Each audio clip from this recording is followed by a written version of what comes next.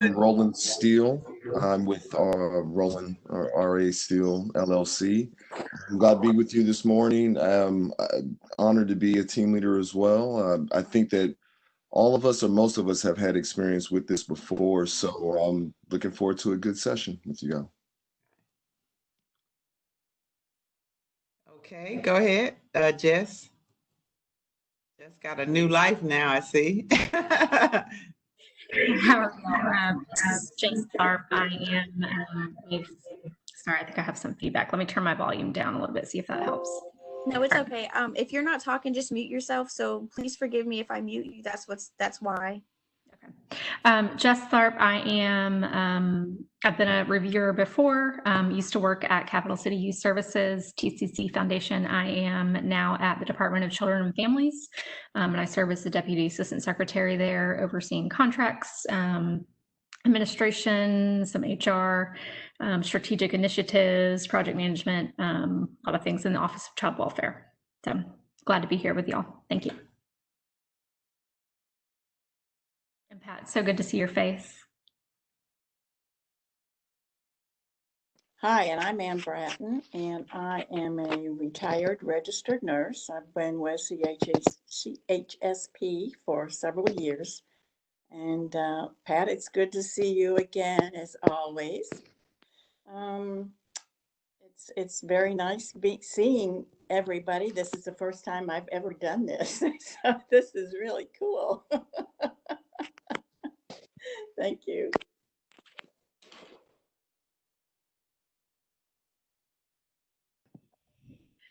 Good morning, Elizabeth Emanuel with the Downtown Improvement Authority.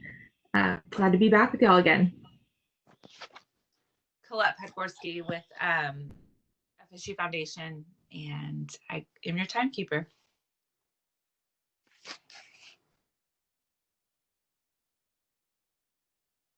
Okay, so this is Virginia with the City of Tallahassee. I'll go ahead and squeeze myself in.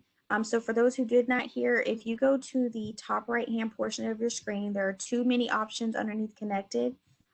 You're automatically in WebEx going to be under active speaker. I don't suggest that. So if you click that button and you go to grid, you can actually see all your colleagues, and then the city and county staff. You won't see our pictures because we're off video, just to kind of help with bandwidth to make the meeting go. Just general items, if you scroll down towards the bottom, and if you know this, just please ignore me for the moment. If you scroll down towards the bottom of the actual program, you'll see a couple of bubble options pop up. The first button is mute. If it's solid red, you're muted. I'm going to mute you throughout the day if there's feedback or whatever. Just please forgive me if we get in a mute war. If I see you're trying to talk and you're muted, I'll unmute you. The next button is your camera. Just during break times or lunchtime, if you want to turn your camera off, which I do suggest. You won't be recorded during breaks or lunch, but you can turn your camera off. The next option you should have is participants, and that will show you everybody in the meeting. I will have that panel up because we're going to have people coming and going, so I got to move them to the lobby, kick them out, unlock the meeting, et cetera, et cetera.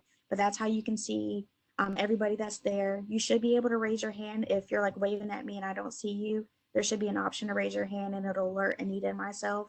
The next one, if you're a good texter, you'll see it's a bubble blurb, and it'll do a chat. It's going to automatically go to everyone. Just please be careful with that, because if you have agencies signed in, whatever you send will go to the agencies as well until they leave the meeting.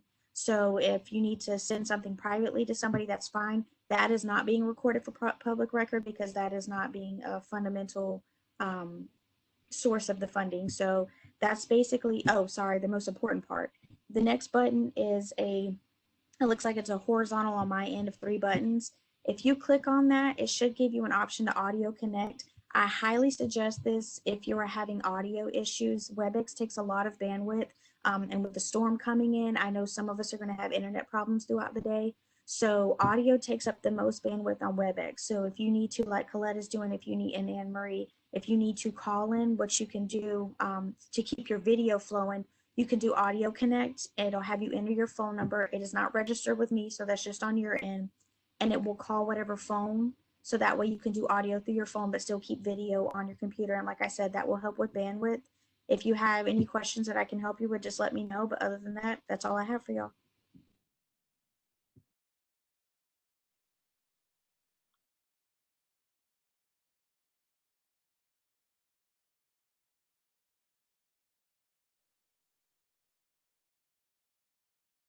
Sorry, I keep forgetting I'm on mute. I'm having a conversation with myself this morning. Left the meeting. So basically, what the way the format has gone, it's 20 minutes is quick. You know, normally we had an hour per agency. Actually have 30 minutes to present their program, 10 minutes to present their budget, and QA was 20 minutes. So we're down to only QA, okay? And so that means that it's going to be very important that we get the questions asked that you have, and we get the information that you need to make these decisions, okay? So what the format so far has been is that we will first, as a committee, the chairperson will start the meeting, and basically you will introduce yourself and then have your colleagues introduce themselves. Now, Colette, and I don't know if Colette can hear me right now, but you want Colette to introduce. Colette, you introduce yourself last, because once you introduce yourself, you will tell them that you're going to give them. What we've been trying to do is give them at least a 5-minute warning before. So once the 15 minutes are up, initially you let the team know that we only have 5 more minutes. And so, and then what you'll do, Colette, is say that the clock starts now. The time starts as soon as you guys finish introducing yourself. That's when that 20-minute time frame will start. Okay. The first thing as a Roland that you will be doing is looking at your team's questions for each agency. I think all of you guys have those questions, right? So make sure, Roland, that you don't have them, Jess? No? Okay. If Virginia, she might have went off. I'm right here.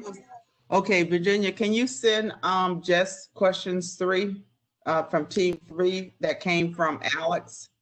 I'll see if I have it. If not, I can send it. If you have it, will you? Okay, I actually have it up already, so let me see. Should have that. I was trying to get did all my stuff go back down once I did this? Okay. I was so organized this morning. I dropped down all my emails for the meeting, and of course they're not there. Whatever happened to me, I knocked out all of my little preparation. But that's life, right?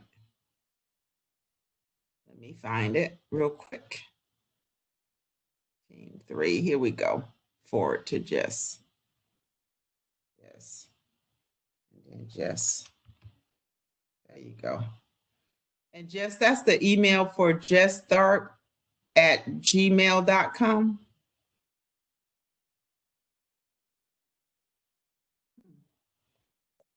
Yes, ma'am. Okay, so I just sent those to you, okay? And so I tell you what, if you weren't computer literate when this started, you better become that way if you're going to survive in the new world order. I can tell you that. But anyway, so what's important, Roland, is that you stay controlled. So you direct them, make sure that they answer what you think are the most critical questions first. I think what's important, Colette, as you manage the time, I want Roland, you'll be paying attention to your team members as a whole to make sure that they have their questions answered. We want to get through those questions that they have initially that you guys submitted, and then have some time for you to ask additional questions. So Colette, I want you to really focus on making sure that once they've answered the questions, we move on and they go to the next question, because I see some people are getting stuck on a question, and quite honestly, some of them are getting stuck on the answering of a question sometimes because that is the answer. Remember we talk about that in training. A non-answer is an answer, or a long or a long drawn out response is telling you something else. So you want to manage your time and not let them hijack your time and take it up so that you don't get a chance to ask the critical questions that you need. And that's kind of how we'll do it. once their time starts, if they want to introduce themselves very quickly. When you guys do your introductions, I think what's important too is that not only you tell them your name, the organization you represent, but even how long you've been a CHSP reviewer.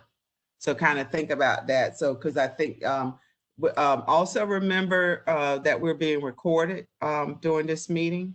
And the reason we're being recorded, of course, you probably already know that because your own systems are impacted by this, is because people don't have the ability to sit in. That's the Florida Sunshine Law that gives citizens the right to observe decision-making processes that will be brought before the city commission, so and county commissioners or government or whatever. But because we can't do that, that's why it's being recorded so that the public later, if they would like to indulge in watching hours and hours and hours of video, they can. Okay, but we know from even when we do CHSP live and agencies and the public are allowed to come. We've never had a person from the public come in. We've only had probably at the most in a given year, maybe 2 people come and sit in during the deliberations. But they will get the so that's the kind of interest. I think that speaks to the fact that people trust the process. I mean, that's a lot of that it's been around for what, 21 years now. So there's a lot of trust in how things are done and the decisions. Any questions from you guys? We built in there's a 10-minute break in between each agency review, but I can tell you right now that 10-minute turns into about 5 and it dwindles. So if you have to go to the bathroom, that's when you need to get up and go because it goes by pretty fast. Okay. Dan Moore has joined the meeting. She's gonna probably remove them until 9 o'clock. Virginia? I already got it. Okay, she's on it. All right. Any comments or any suggestions or anything you guys want to consider? I would suggest that you all do consider the fact that they are very much aware of COVID-19 and that the situation that they have there. But we cannot allow them to avoid it. If the presentation was light on that, let's make sure that we do have them cover those types of things. Yeah. Anything else that y'all think that really should be addressed right at this point in time? I think the first question, I'm glad you brought that up, Roland, because let that be the first question for each one that you give them. To talk about how does COVID-19 affect their ability to implement their program they're proposing. And that's the challenging part of even doing a grant process this year, quite frankly, because particularly on certain teams, we have like youth character building, youth education teams, for example, whereby it's really unknown what the school system is going to look like. And definitely the other thing is that is particularly unknown is that will they even allow outside agencies to come into the school system, considering the security and safety risk factors? Because I'm thinking once schools do open, they're gonna probably be like a cocoon and only have the people who work there or students there be in that facility. Because if they let people in and out, that creates a risk factor in the schools themselves, even more so. So who knows, right? So to some degree, we're making some decisions. Your team is probably a lot easier than others, because these services are critical and they'll continue, but other programs are more questionable. Yeah. Elizabeth, you look very well. You're very kind, Miss Taya. Last time I saw you, and now I heard we have a new baby, right? We do, yeah. He's in the other room behaving right now. Congratulations. Congratulations. Are you sleeping? No. Okay. First question you asked, when the last time you had a good night's sleep? Roland says he hasn't had one in years. Roland, do you have children? Oh my God. Yes, I have 10 of them. Ranges or of ages, excuse me. But great kids though. Wonderful. I'm gonna go ahead and say by comparison, I'm sleeping great. I know that's Get used to it. Okay. Hey, in 2 minutes, she's gonna start letting folks in from the first agency is Ability First Center for Independent Living, known as doing business as Ability First. So that would be the first program and agency that we review. And that'll be, she'll start that process in 1 minute, and so you'll know you're being joined by others. I think that's the main thing. So how many questions did you have for this particular agency, Roland? I probably need to pull their questions. I just sent it to you. I should have. You're on mute. We only had 2 questions for them. Oh, okay. I'm saying this correctly. Okay. And One of the things to think about too, if you, within the 20 minutes, once you've had a chance to ask your questions, etc., if you have extra time, give them a chance maybe, and you have to do it for every person that is in that situation, is just say, is there anything, what do you think, any highlights that you want to leave with us? Like that you want to kind of talk about with your program. Make sure too that there's a program that they're presenting to you, but maybe ask them open-ended questions so they can just say, what are some things or highlights or things that we didn't ask that you would like to talk about with the program, and things you would like for us to consider. The other question I think is critical too, is what happens if they don't get their full funding request, and what are their most fundamental needs regarding this funding request? Because you want to narrow that down, because as Elizabeth know, you're not going to have the amount of money that's being requested. And so you're going to have to, when you start making those strategic decisions, then it's going to narrow down onto what's the most critical funding need of this particular program. What is essential for us to support? okay. Mm-hmm. So Colette, how's your new world order now? Campus is being closed. How's your new world order? It's at home. So yeah, I know, but I mean, working from home. so is it easy? Was it an easy transition for you, or not being on campus and not being able to travel like you normally do for your job? Travel part is hard. I mean, obviously I'm not raising a ton of money right now. So yeah. But being home, as long as I got set up, I was fine. Okay. Yeah. Virginia, Yes, ma'am. you can go ahead and start letting into the meeting, okay? Okay, perfect. So you have Dan Is Moore everyone- from Ability First. okay. Yep. Oh, Dan Moore? Yep. And Hi, anyone it's Dan. else? Nope, just Dan. Hey, Dan, are you on the computer okay. and on the phone? I'm doing both. I don't have a camera on my computer. No worries. No worries. I just wanted to make sure so I didn't kick this other person out and it's you. Oh, okay. There are two. Yeah, there are several in the office that are joining. Oh, okay. So Dan, Just in case. do you have the camera capacity? I don't. Oh, okay. How are you doing? I think I was surprised to hear your voice. Happy retirement. You're still retired, right? Not yet. I'm trying to get there. I got 3 more months. Oh, I thought you had left. Okay, you're still hanging. Okay. Okay. 30th. When is your date? Do you have a date? September 30th. Yeah, I thought you had a date. Join the meeting. Interesting times to retire. Man, you aren't kidding. I hope you get there. Oh, I am.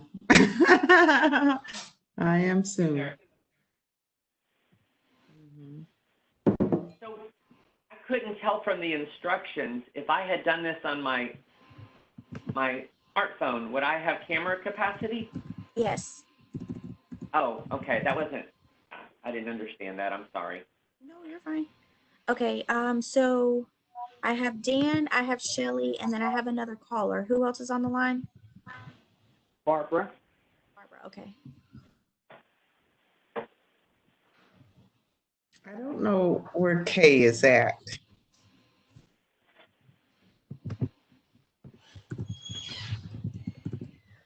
Kay Crawford. I think her conference should be over by now. She's joining again. Kay is. Yes, she's coming back in. Okay, thank you, sweetie. So y'all can hear me okay, right? Yes, we can. Kay Crawford has joined the meeting. I just suggest, Dan, if possible, I think it's more personal if we could see some of your staff. Right now, you guys we don't see anyone. Visually. So we have only low rent. Right now, you guys we don't see anyone. Visually. Only low rent. We only have low rent desktops. Okay, that's fine. We'll make this work. But There's so another caller that just called in. I'm sorry. For Team 9, we'll call in on our smartphones now that we know we can do that.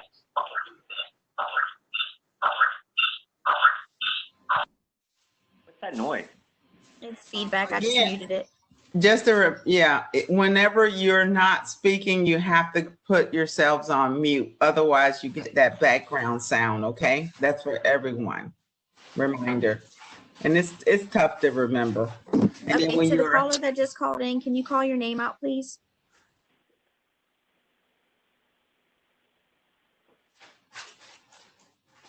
Marquesa, is that you? So I have Dan, I have Barbara, I have Shelly, and then I have somebody who just called in. I need your name.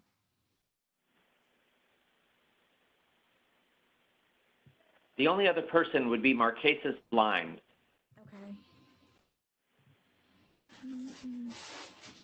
You may have muted her phone. No, I don't have her muted and there's no feedback, so.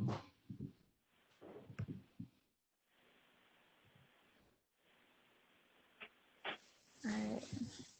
Marquesa can hear me. She can put on a mask and go in Shelly's office.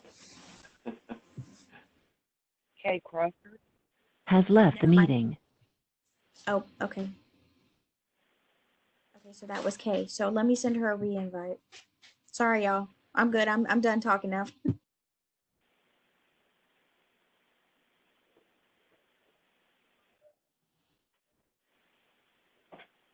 All right, Dan, are you all ready to give your presentation? It's 9 o'clock, and we do have a tight schedule today, so. So when you say give a presentation, you mean answer your questions? Well, no, at this point in time, just to start your presentation, yes. Oh, hold on. Well, let me talk. There's some things that I want to say before we get started. Make sure that you're properly timed and everything. So, just making sure you have all the people in place that you need. Yes, we're ready. Okay. Well, I believe we're all ready to start as well. Dan, for you all, we're going to start by introducing ourselves as a team.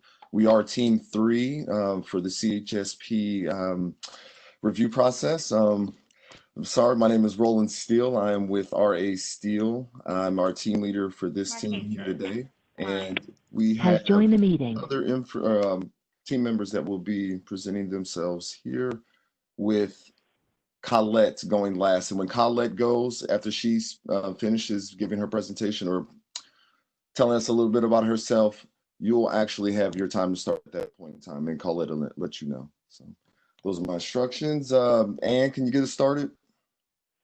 Hi, Hi, I'm Ann Bratton. I'm a retired registered nurse, and I've been with the program about 5 years.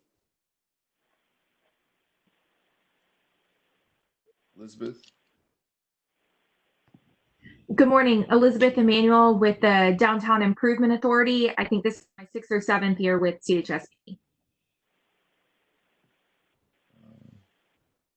Jess, can you go ahead? Hey, Jess Tharp with the Department of Children and Families, Office of Child Welfare, and this is my 2nd time reviewing for CHSP. Okay. Hi, Colette? I'm Colette Podgorski. I am the development director at Florida State Foundation, and this is probably my 12th or 13th year doing this. So you'll be giving 20 minutes for questions and answers, and I'll give you about a 5-minute warning as we're getting at the end. And as soon as I finish, your time starts. So I'm turning it over to Roland, who will ask the first question.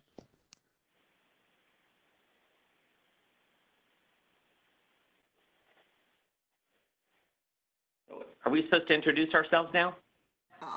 Yeah, Roland, you're on mute, but yeah, you can introduce as you like. The first question, just a reminder, Dan, will be for you to talk about how how the CHSP process has impacted your ability to implement the program that you're coming to CHSP for funding. We also have another team member who has joined, and that's Kay Crawford as well. And I'll let you start, Dan. I'm sorry, I didn't hear you. I didn't hear you, Pat. The first question you said we should answer is how CHSP has affected our ability to apply. No, the COVID-19 virus. The question that was in the memo regarding how the COVID-19 virus has impacted your ability to effectively implement the program. Gotcha. Okay. So my name is Dan Moore. I'm the executive director of Ability First. Ability First is the Center for Independent Living of North Florida. We are an essential service, and it has COVID has affected us in that we have limited our traffic in our building, and we adhere to, CDC guidelines on use of PPE, but business has not slowed down at all for us.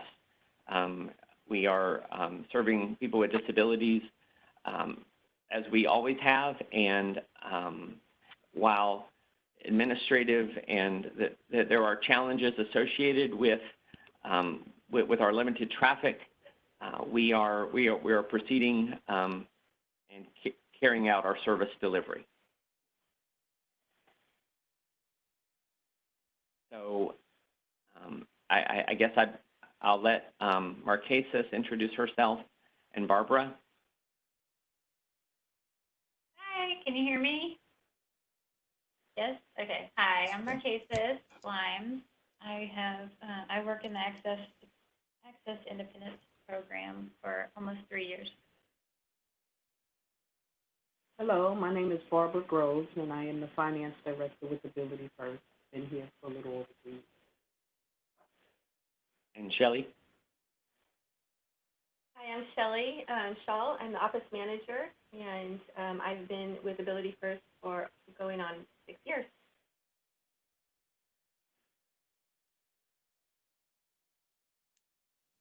Okay, Dan, I just want to be clear about this. Are you saying that COVID, although it has affected your clients, it really has had no effect on you? Of course, that's not true. I'm sorry. What I'm saying is that when this crisis occurred, we looked at what we delivered to people with disabilities and saw that we needed to continue to find a way to deliver those services. So while I've had a couple of staff work from home during the worst part of the pandemic, our office has been staffed every day since the crisis began.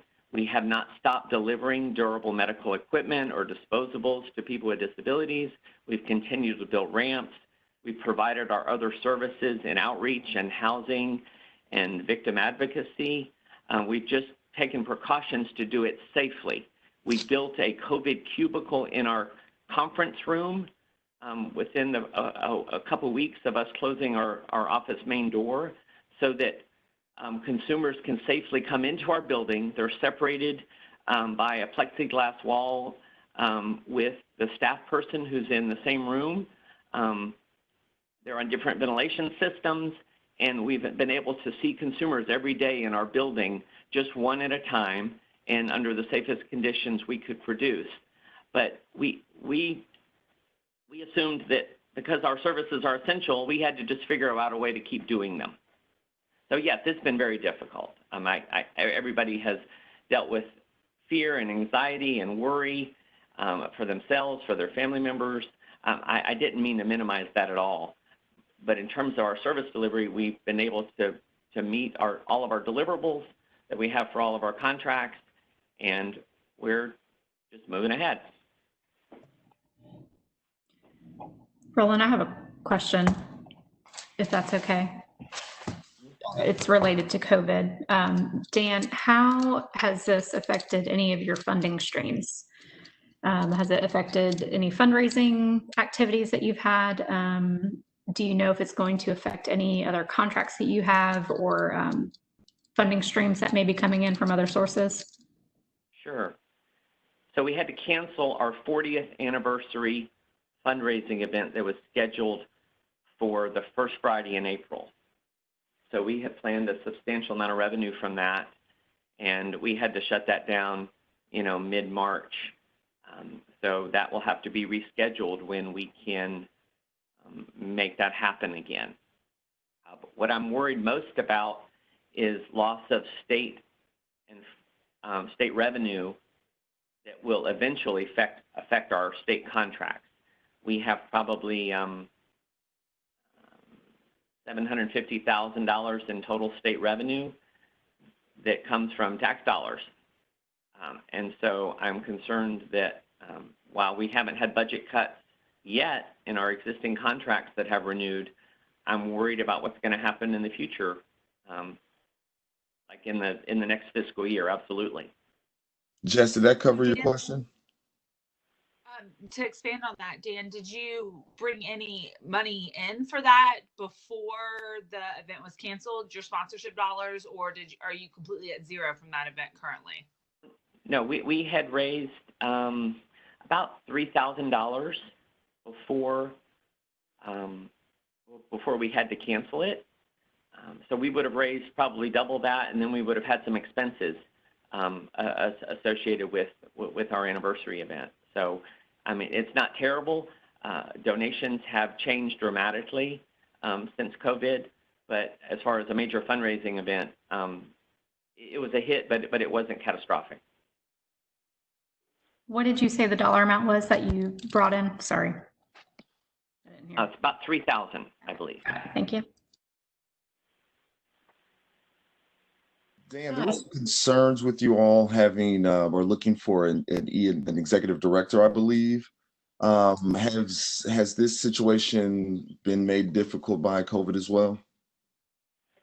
Well, it certainly changed the process. We've done, we formed a selection committee, which met one time in person and then has met on Zoom meetings thereafter. The selection committee did Zoom interviews with our initial candidate, and then we did final interviews with a couple candidates last week and the week before, partially by conference call, and we had a socially distanced interviews in our conference room with 3 of our board member selection committees and each candidate. We were all donned in masks, and we got through the process, and we're about to conclude it. Thank you. That sounds like you all have really been working this situation out as best you can in all aspects. Congratulations. Was there any other questions? Elizabeth, I think you had a few other questions that you were thinking about. So I will just pull these up real quick. Thank you. I think one of the biggest ones was I noticed there's an overall budget reduction this year that's pretty substantial. So I was wondering if you could speak to that. And the second part of that question is, could you also explain the increase in the ask for this program specifically this year through CHSP funding? Sure. Like a reduction in budget, but an increase in the ask for CHSP. Gotcha. So we have about a $1.8 million budget that funds 8 different programs. And those programs are really siloed, as in the money I get for one program I can't use for another, and vice versa. So an increase or loss of funding in one program does not necessarily impact another unless we lose a contract that paid for administrative expenses, and then that could affect the whole agency. So all of our are being renewed for next year. So mostly what that is I budget very conservatively based on the demands of my board, which is if I don't have a contract for it, then I can't budget it. So my budgeted income is almost always less than our actual income, because that's based on contracts versus good things that may happen for us in the future, but I can't budget expenses against them if I don't know where that revenue is going to come from.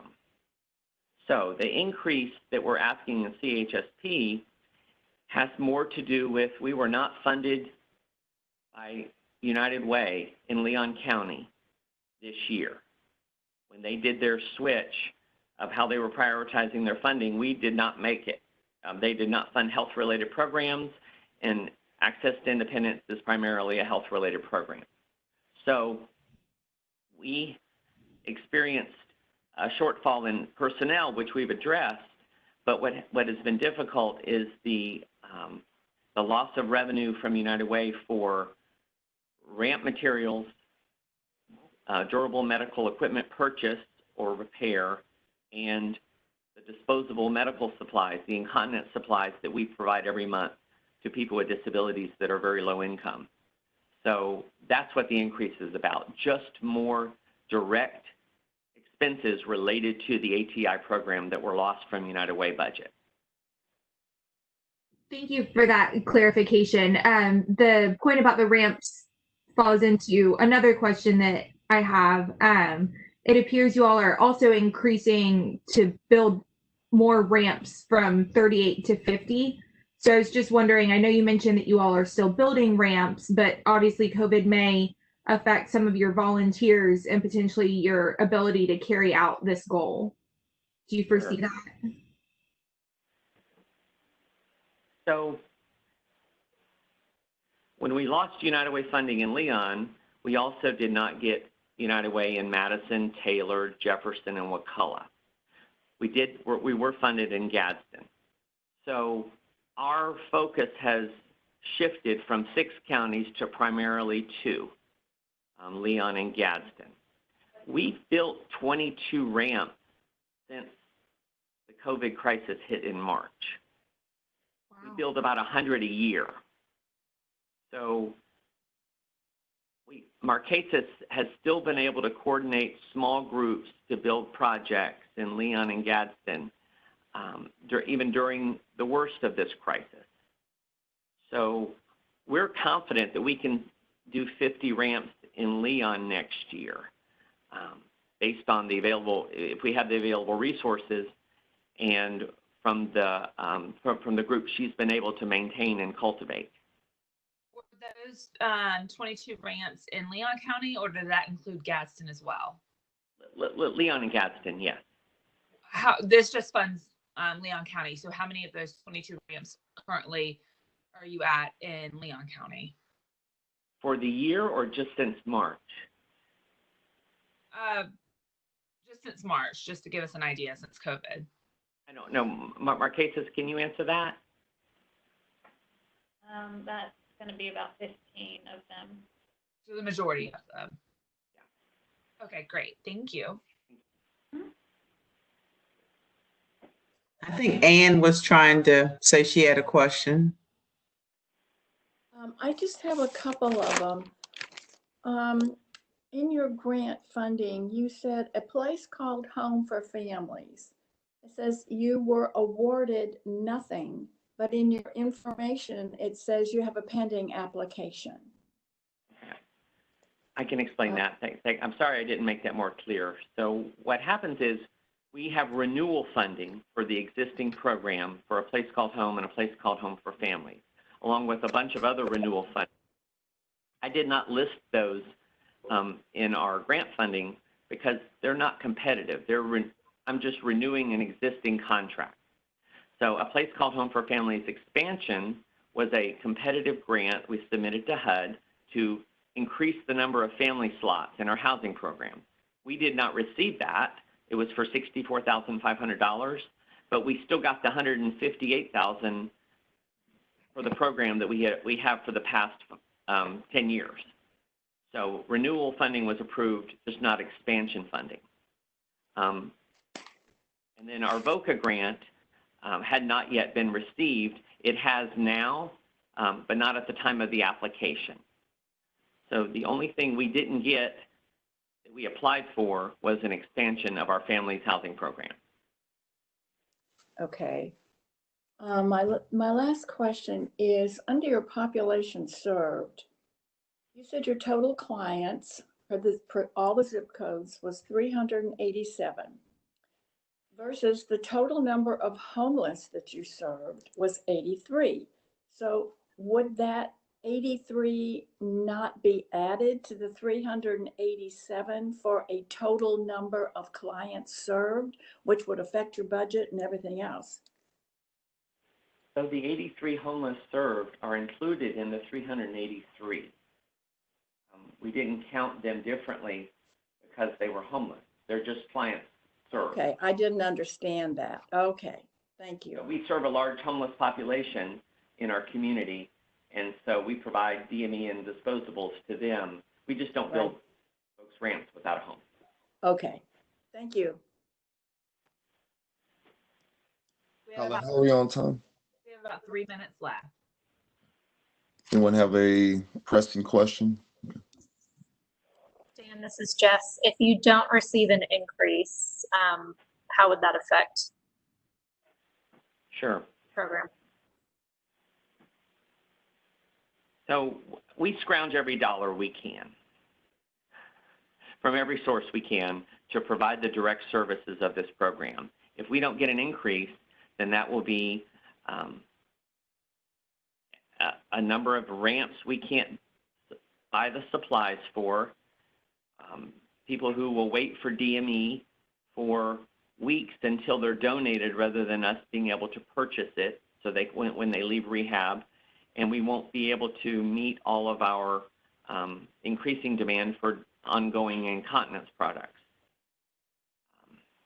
We have a history of trying to figure it out, but there is a limit at which we can continue to meet the demand without an increase in the direct service resources that we have to spend to buy stuff.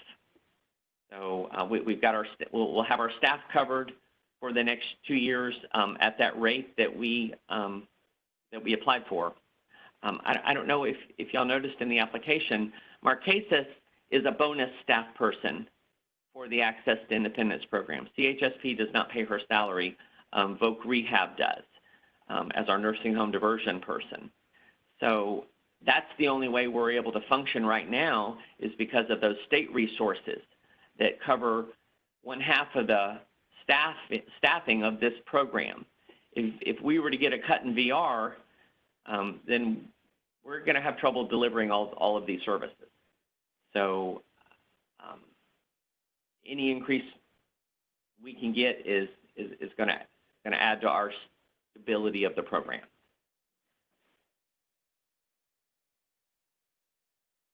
We have 1 more minute if there's any other question. Not. We appreciate you guys and a great presentation. So much. I'm sorry we didn't have video available for us. We're all at interesting times, but we appreciate you guys. Thank you. Thank you. Thank you. Thank you for your hard work in going through this day. you. Thank you, guys, and have a wonderful day. Wish your agency well and yourselves as well. Thank you, Pat. Thank you, Pat. Bye-bye, everyone. Bye. Bye-bye. Dan Moore. Has left the meeting. Barbara Grove. I'll let them introduce themselves. Ann? I'm Ann Bratton. I am a retired registered nurse, and I've been with the CHSP program for about 5 years now.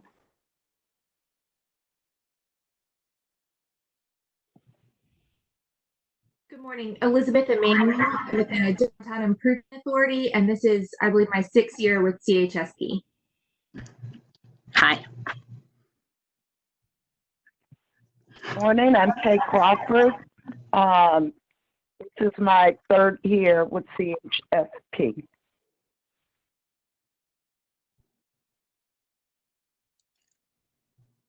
Good morning. My name is Jessica. I'm with the Department of Children and Families, Office of Child Welfare, and this is my 2nd year reviewing CHSP applications. Hi, Jess.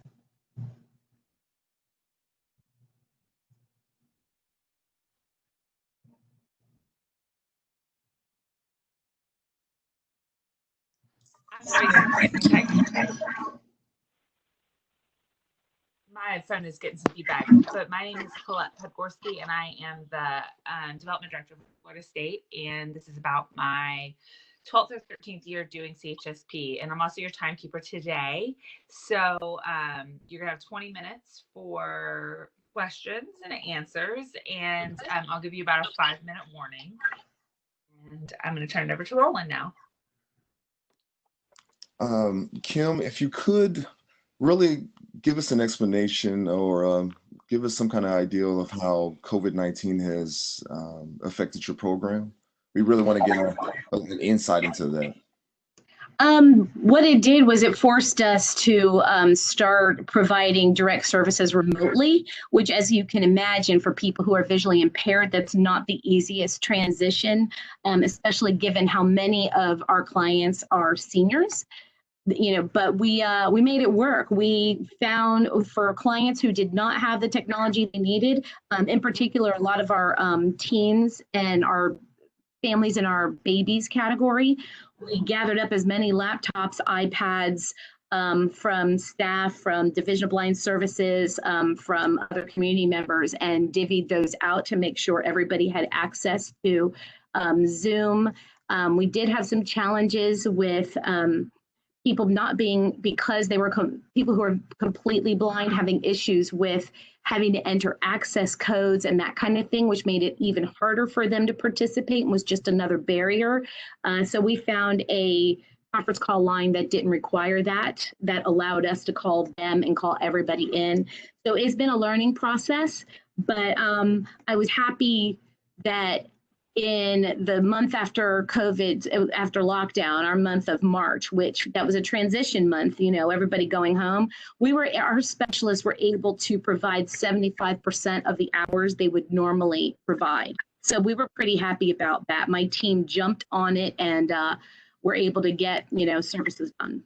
So it is impacting because those will that will impact our budget because we have a lot of funding from the Division of Blind Services that are tied to hours provided. So we do expect hits on those contracts over the summer and are waiting to hear what the state budget is going to be because that will impact us as well.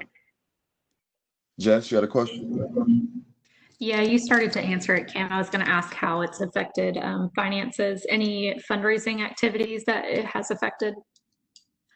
Not so. The only impact we have is we had been planning a gaming tournament for the fall. I've already talked to a couple of the partners who are still like, we still want to do this.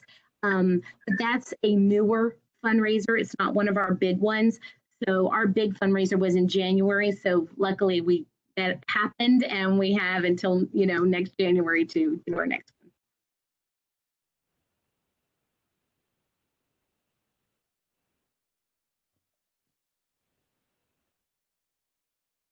Sorry.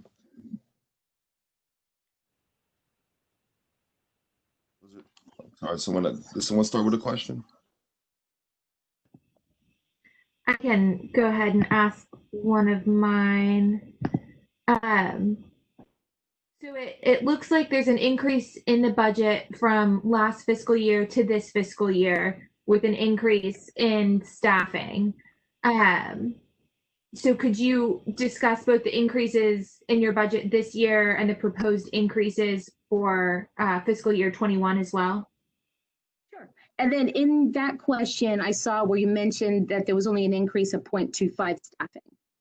Right, but then you have much larger proposed increases for the upcoming year. Right.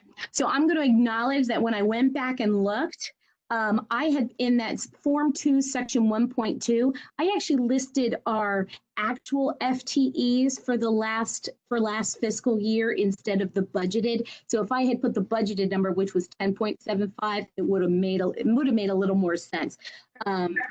So I did. That was the one where I actually included actual instead of budgeted. So the budget increase, I'm just going to read because I typed up all these notes and it'll be quicker. The budget increase from last fiscal year to the current fiscal year was $100,303. This increase is in, there was an increase in compensation and benefits of $109,365. So we were able to rebid for some of our insurance contracts and save about $9,000. So that increase you see is going to be in compensation and benefits. And same with the next year. Most of that is going to be out of $152,000 increase. $120,000 is for compensation and benefits. $35,000 of that increase is from our United Way grant. This is the first year we got a grant where we are paying clients directly for paid internships and job experiences. So I can pay them to go into a company and get some work experience. So I want to explain the increases in compensation and benefits is a top priority for me. When I took over this organization in 2015, I had lots of people with master's degrees and been here 10 years who were making $30,000 a year, and our support staff making minimum wage. So I have been working really hard to streamline our other expenses and cut costs in order to pay a competitive wage for my CVRTs and TVIs. Those are in short supply over the entire country. Getting them is hard. I'd like to keep them. And also bringing our support staff up from minimum wage to a livable wage. That's it. I had a kind of follow up to that.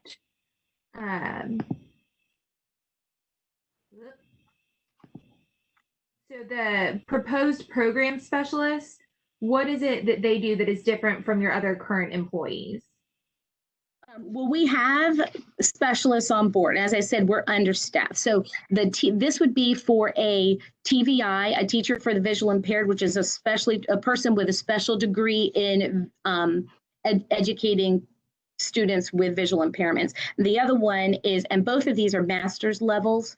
A CVRT is a certified vision rehabilitation therapist. Right now, I have one CVRT and 1.5 TVIs. I'm utilizing MSWs to come in and do training as well, but they have to be supervised directly by someone with a CVRT or TVI designation. So what this is going to do is bring in these qualified employees who can do one-on-one, which is what this program is about. I want to make sure that the most qualified people are working on this program. Great, thank you. I know that you had some of the same, Kim, I'm sorry. I know that you had some of the same concerns last year. Are any of these positions or either of these positions being held over from what your requests were from 2 years ago? Yes, we've only had one CVRT on staff for a while. And like I said, there's a national shortage in CVRTs. Unlike the TVIs, there's a shortage of those, but at least we have FSU right here and I can, kind of recruit from there. CVRTs, there's only 4 universities in the entire country that provide the education for that. So we're competing with New York City, with Miami, with, you know, all these other places to get these folks here. And they're the ones, and when it comes to anybody over the age of 18, they really need to be a CVRT to do that work.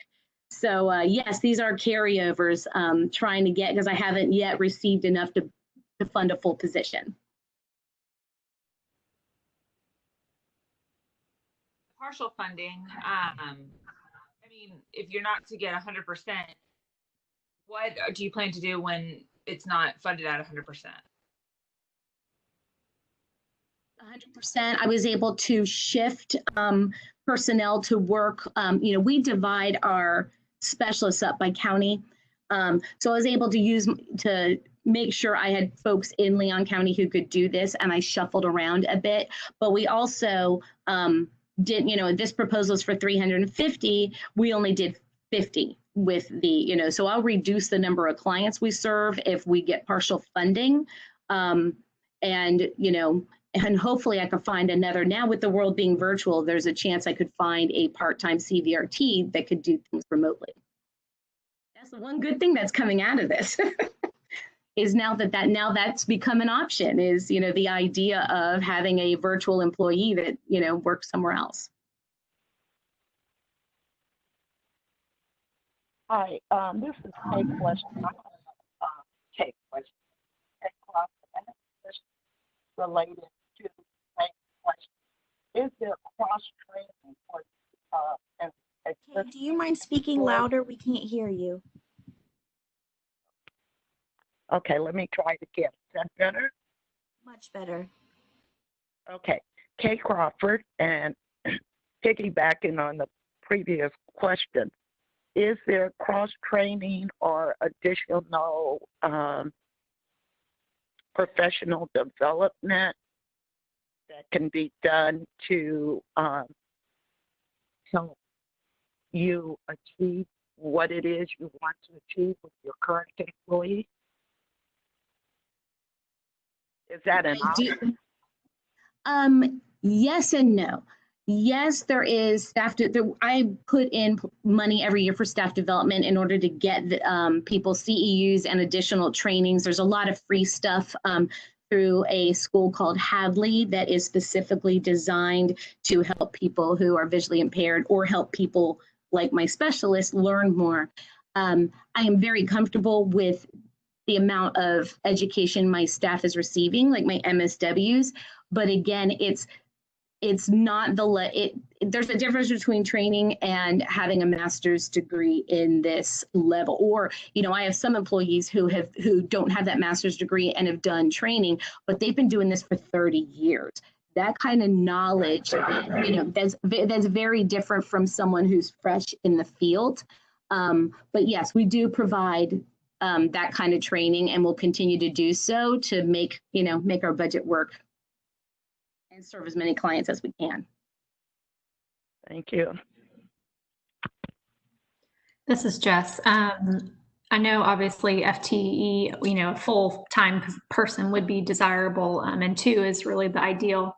Is it possible to do for this position to offer part-time employment if you don't get the full request? We could, but like I said, that might work for a TVI who like maybe has a job in the school system and works for us part-time, which is one of our TVIs is that's the scenario for her. She works for Wakulla County Schools and then works for us part-time. But when it comes to the CVRTs, that's a lot more difficult. These are folks that are wanted all over the country. So we really, and even though, you know, I went to one of the chamber conferences and got information from them on how to attract young talent and how to advertise Tallahassee as the place to be. And some of that has worked. That's how I got my latest CVRT, because, you know, when they're out there looking at salaries on Indeed, and I'm coming in at 40 and New York is coming in at 80. But I've got an amazing benefits package and the cost of living here, et cetera. So a part-time CVRT would be a little more difficult to figure out. Most of them are going to want full-time employment. Thank you.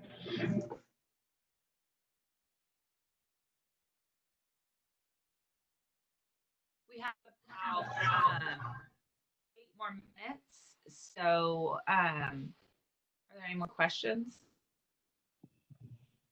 Sure. Elizabeth, again.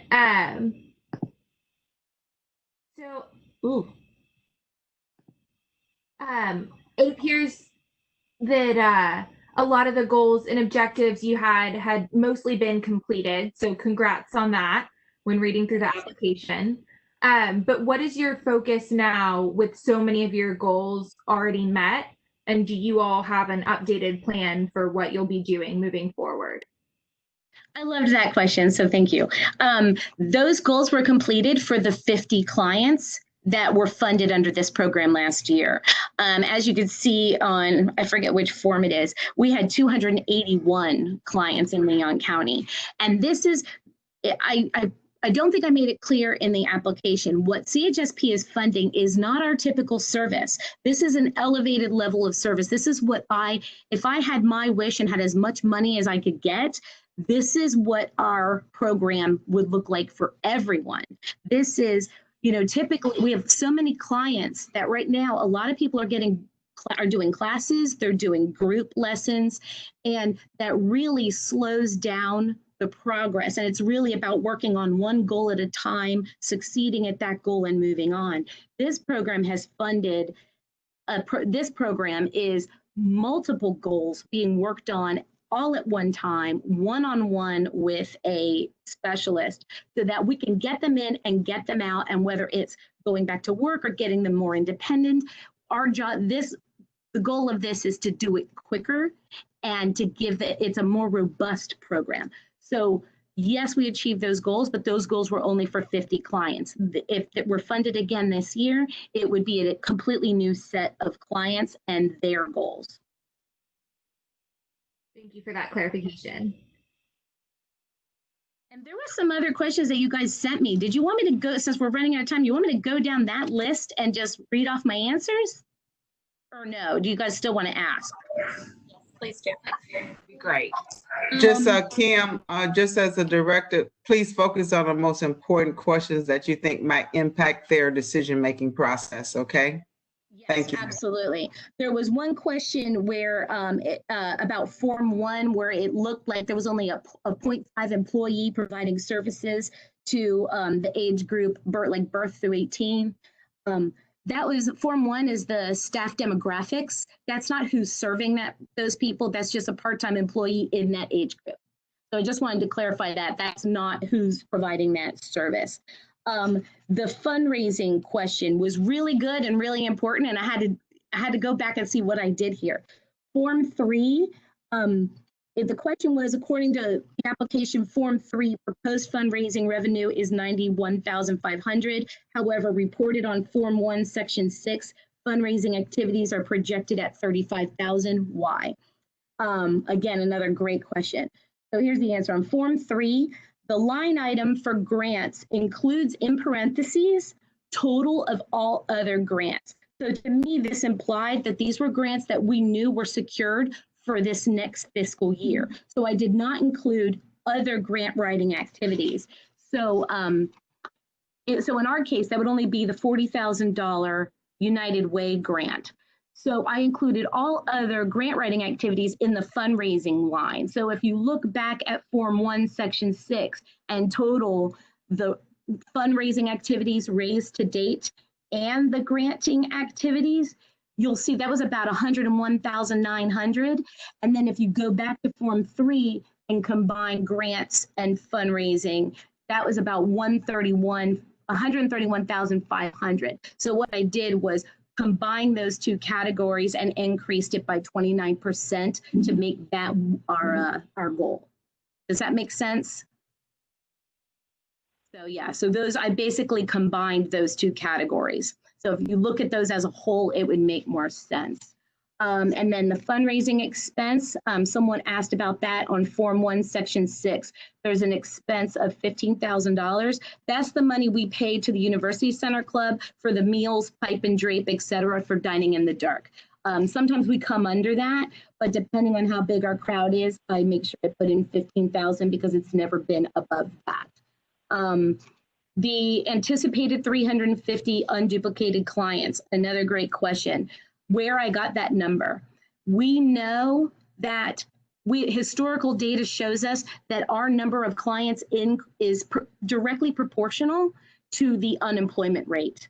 The more people who are unemployed, the more clients we have because they're not able to pay for services other places. Plus, we're getting a lot of folks, teenagers and adults, who need employment services. So for example, in 2009, when the unemployment rate was 10%, we had 150 employment specific clients. 2013, that went down to 7% unemployment, 105 clients. Bring us back to 2019, when that was a 3.4% unemployment rate, we only had 55 of those clients. So right now, unfortunately, our unemployment rate is 14.7%. So we're looking at an increase of, we're guessing an additional 100 clients will be coming our way. And if you look at all the numbers on our forms, about 69%, 65% of our clients are from Leon County. So I added 69 clients to the existing client base. It was all based on math and unemployment rates and projections. So that's what we are projecting. And I think those were the most important ones that I could see that you guys were asking. I think I answered almost all of them. Let me double check. I think you did great. We have 2 more minutes if there's anybody else on the team that has questions. I did just have one more question on the transportation for accessing your services. Could you provide clarification on how your clients, I know it might be a little bit different right now, mentioning a lot of the services have gone virtual. So is there a proposed plan for virtual transportation, or how does it work on a normal day? On a normal day, we have a fleet of vehicles. That was one of the things that saved us a lot of money in the long run. When I came on board, people were with mileage and renting cars. So we got a fleet of cars and we have drivers. Sometimes the specialists drive themselves to go out to clients. Sometimes it's beneficial for them to participate in a group or be here in our computer lab, and we'll send either a driver or the specialist out to pick them up and bring them back here. If they are employment-related clients, employment services, we provide them with orientation and mobility training so they can plan their route, safely get to a fixed route on the Star Metro system, because they're going to have to do that for work. So it's really important to us to encourage them. No one's going to come from their office and pick them up. They're going to be required to get to a bus stop. So we incorporate that into our training and have them use Dial-A-Ride, Big Bend Transit, or Star Metro. Well, Kim, thank you for your time. Thank you for the work that you guys are doing. Again, thank you. Good luck. And thank you all for your volunteer work, and stay safe out there. Thanks, Kim. And also your board member. Thank you for participating. Yes, thank you. And I wish you all well. All right. Thanks, Pat. I'm glad that you are able to join us today. Each of our members are going to, excuse me, I'm sorry. I was really caught off guard here. Our Citizen Review Team 3 for this process, persons with disabilities. I want to make sure that each of us has introduced ourselves to you. So I'm going to start with myself. I'm Roland Steele with RA Steele, LLC. I've been in this process for 4 years. And I believe, Elizabeth, could you help me out here? Are we good? You're good to go. Improvement Authority. I've been a part of this process for, I believe, 6 years now.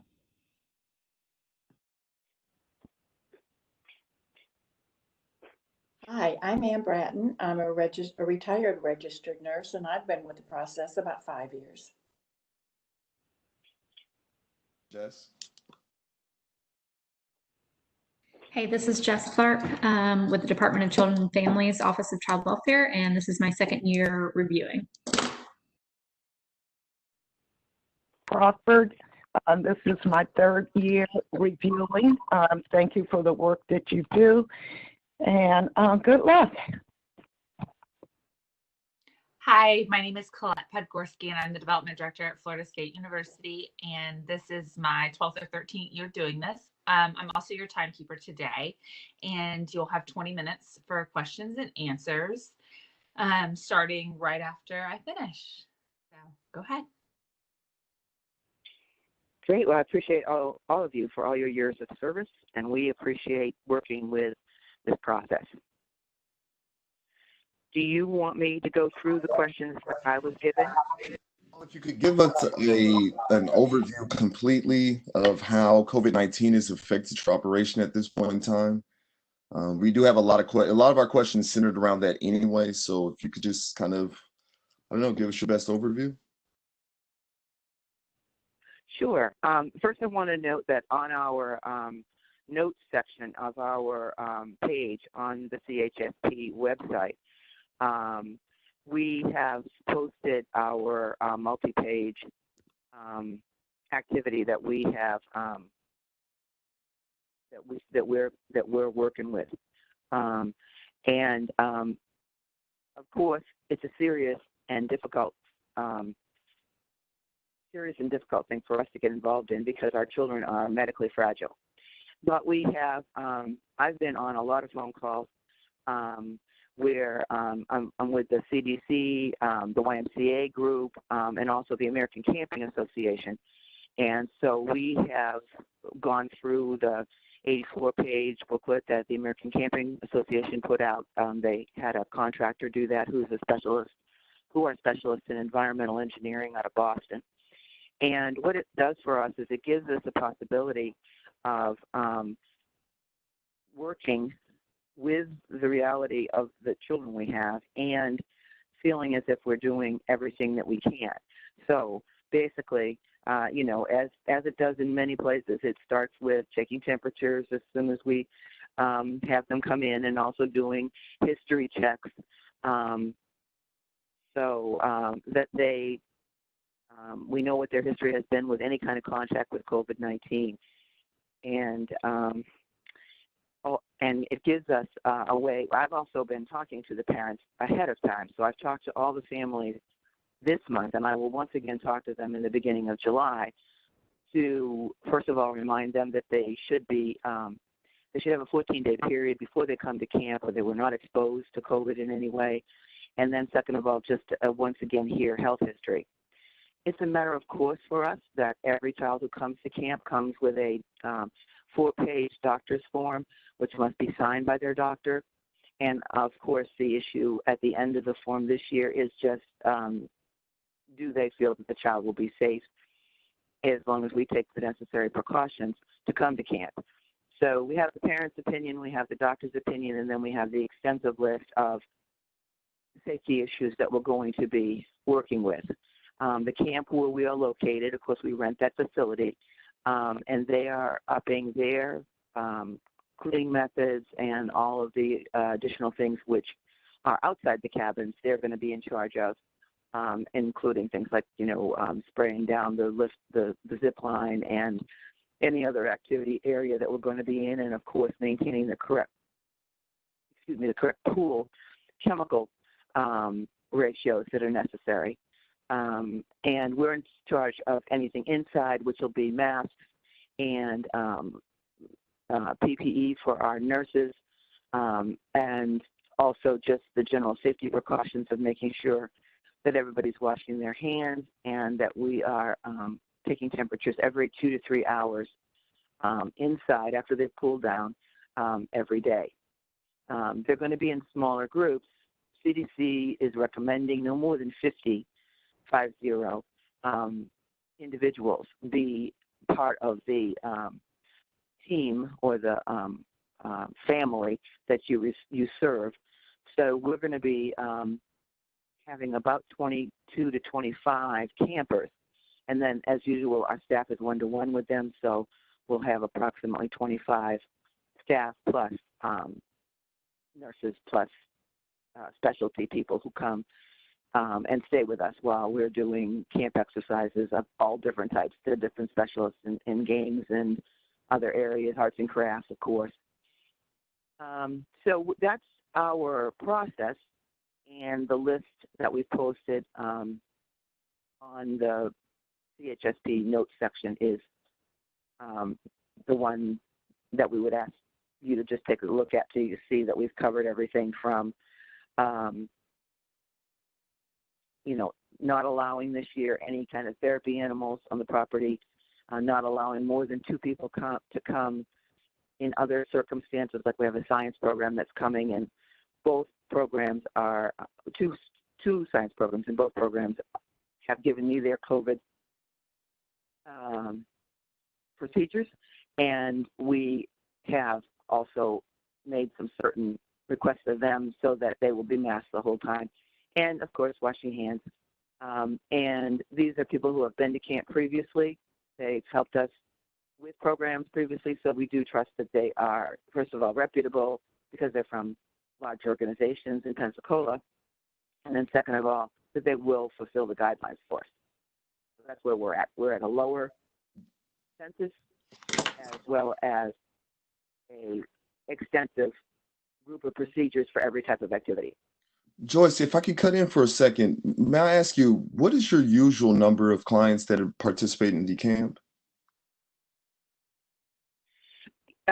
On a normal week, we would have 40 to 50, depending upon the age group. And you said that the 25-person or 25 client restriction that's been placed on you guys, how are y'all working that out? Will there be people that are turned down, or will they have to come at another time? How are you working with that? Well, so far, we'll be open the whole month of July. And what we're finding is that a certain number of our campers from previous years, their parents just don't want them to go anywhere this summer. Particularly, some of them have more compromised immune systems than others. And we're dealing with this with every child. So, there is a certain number of children whose parents are saying, no, we can't go. And then there's a certain number of parents who just by happenstance have made other plans. And so, of course, they're not coming. And so right this minute, I have not turned anyone down, and I still have a few beds left in every week. So my anticipation is that the community itself, because of the nature of what's going on, will diminish interest for the summer, and will probably end up, taking pretty much everybody who wants to come or whose parents are letting them come. And what is that number that you're anticipating to serve? Well, between 22 and 25 per week. For 4 weeks? Yes. Got it. Thank you.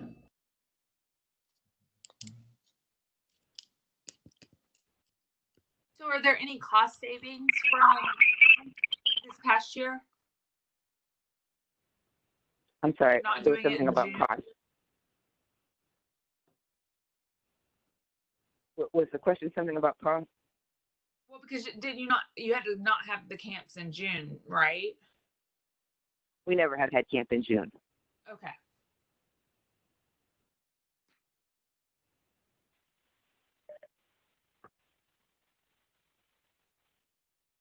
I had a question about the number of board members that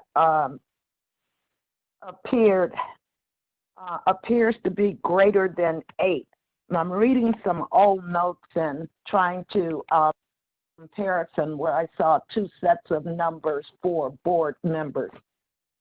I'm thinking it was 8 versus 10 on one section or another.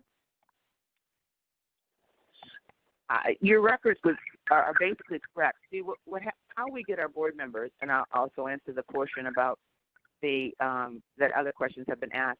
We get our board members by any Rotary Club in the district who gives funds can nominate a board member. And so some years we have a few more, and some years we have a few less. We have 50 clubs in our district, and of those clubs, approximately half do give funds to the camp, and others provide other gifts or dinners or things like that. But the ones who give funds to the camp, they're eligible to nominate a person for the board. So we do go up and down. It's not a specific requirement in our bylaws, except to say that any Rotary Club who has given funds may have a seat on the board.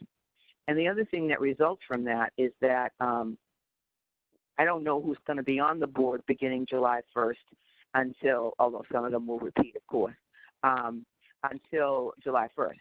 And so all these presidents incoming, our fiscal year begins July 1st, so all these incoming presidents appoint someone to sit on the Rotary Club board.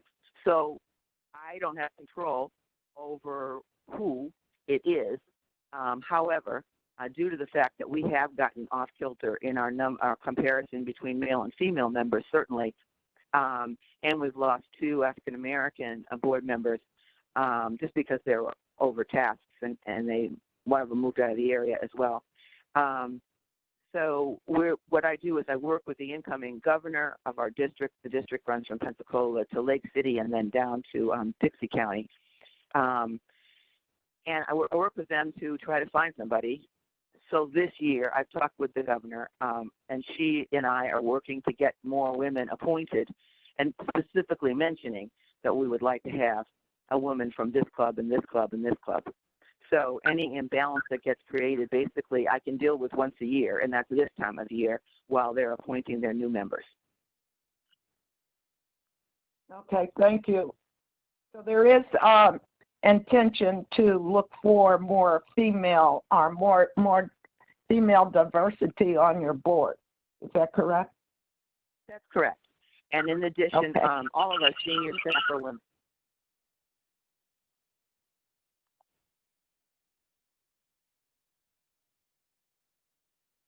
There had also been a question that had to do with the budget comparisons.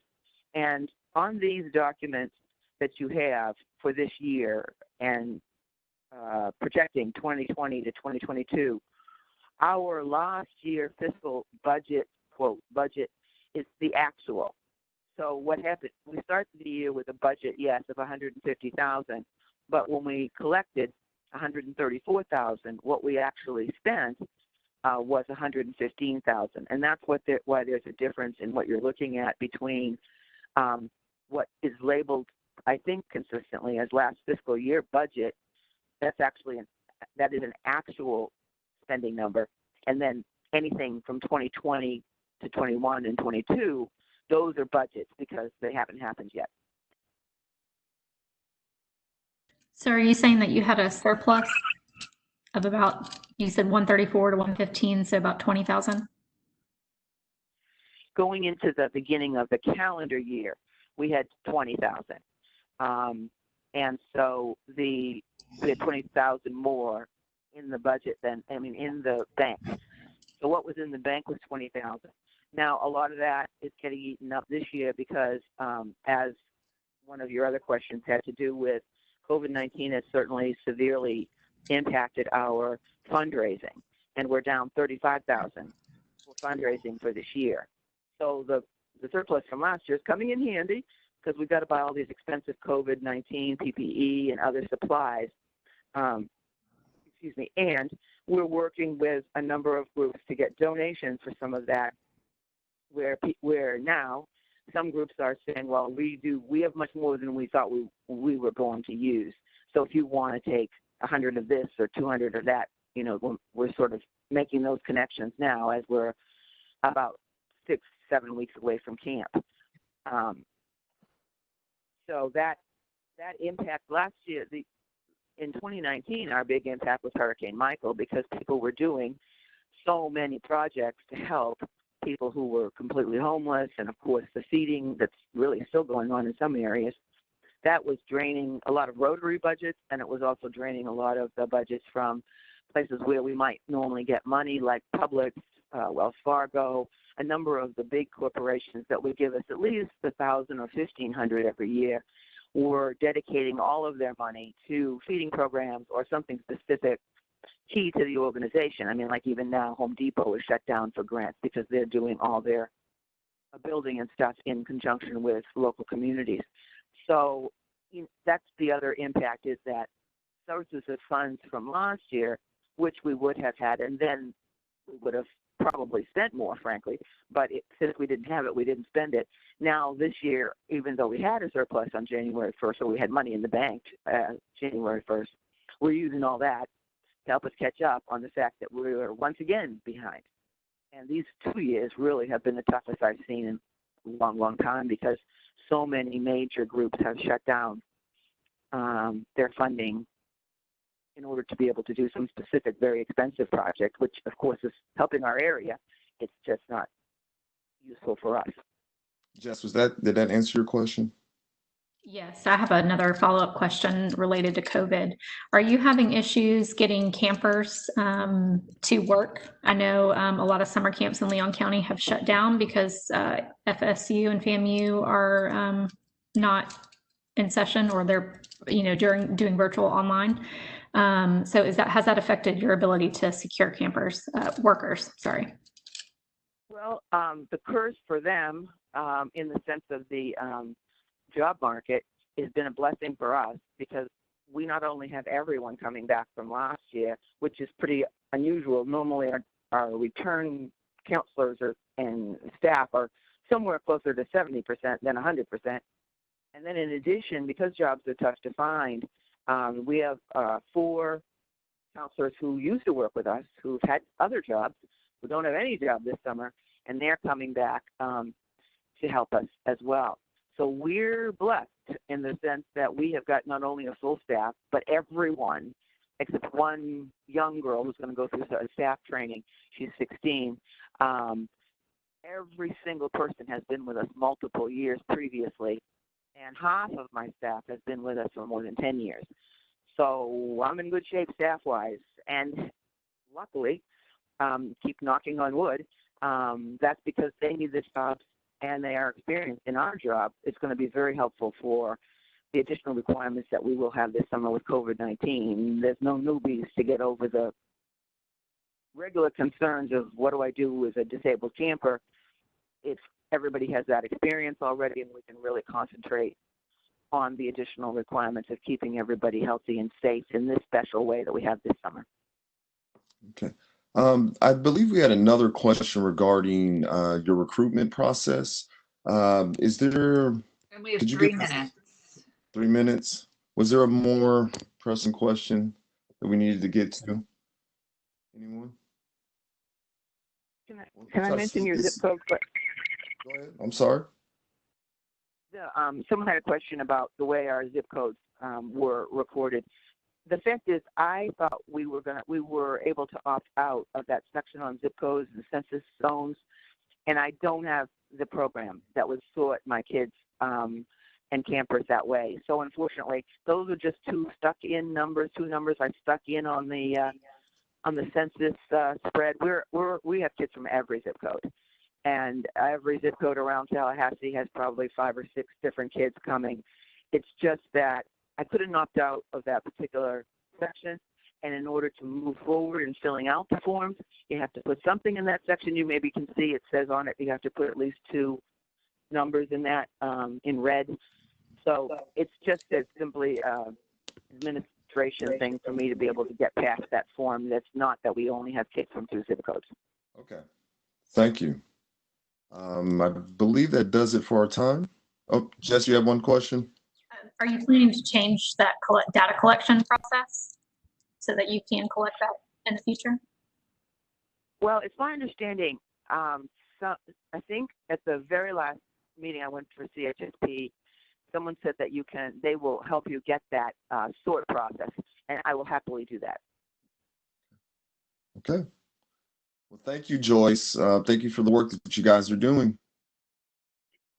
You're welcome. I appreciate you guys listening today. Thank you. Thank you for joining us. We are CHSP team, Citizen Review Team 3, persons with disabilities. You're going to have 20 minutes to give your presentation, or actually answer our questions at this point in time. We're going to start by having our team introduce themselves to you, and we'll end with Colette, who will get your time going at that point. I'm Roland Steele. I'm the leader of this team here. I'm with RA Steele LLC.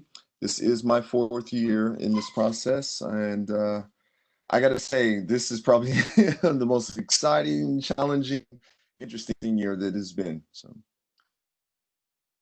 Elizabeth?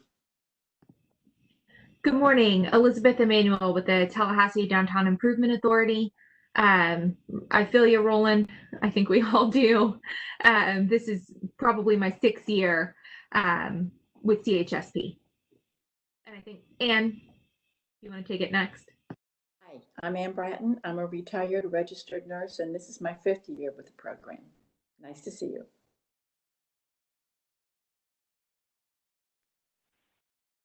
Good morning. This is Kay Crawford. This is my 3rd year with the program. It is challenging, but we're getting through it.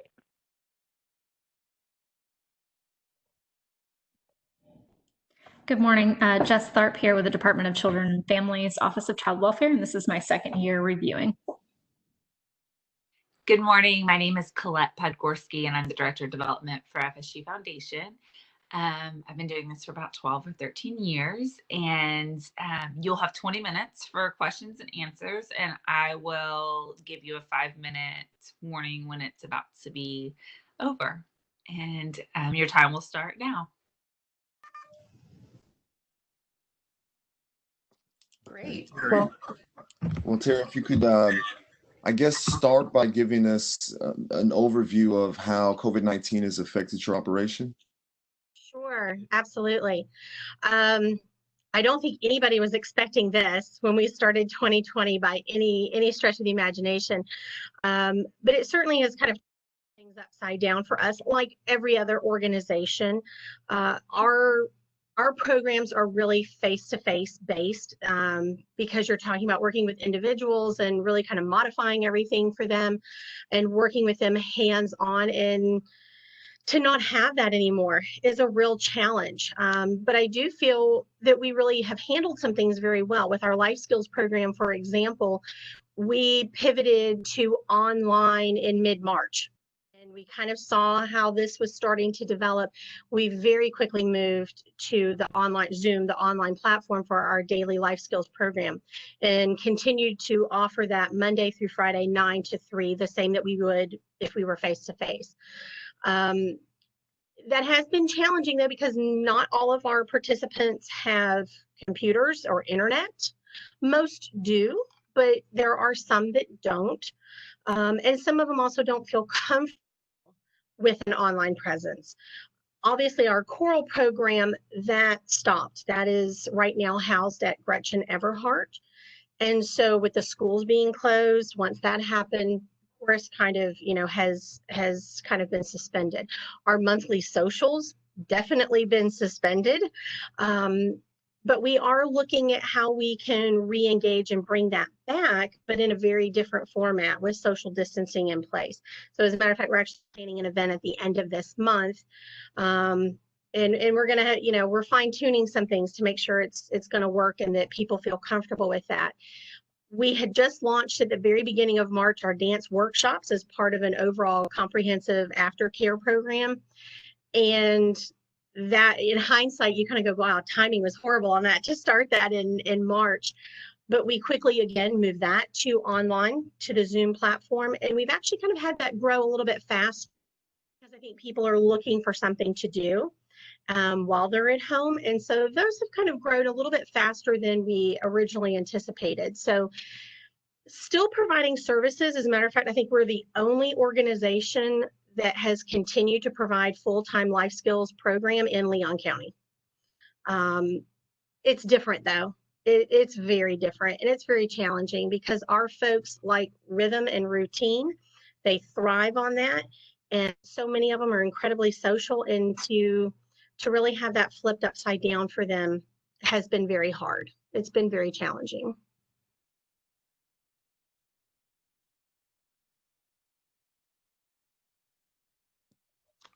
Question, and thank you for your information. I had a question regarding, excuse me, sorry if I could just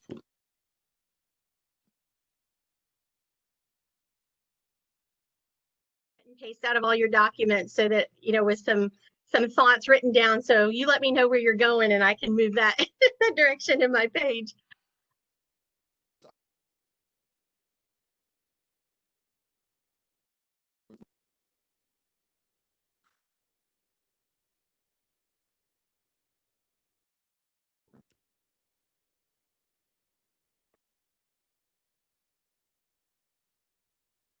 I lost audio. Can you hear? I lost audio on what you were asking. I got staff. Are you asking about the increase in staff? I can't hear anything. I'm sorry. Yeah, Roland, you're coming in and out, and you might have to do it. Yeah, you may have to do it. So right now, Roland, you're kind of coming in and out. So Colette, you need to step in when we have technical problems with Roland, okay? Yes, yes. Okay, so we'll move on to the next question. Elizabeth, you want to ask one of yours?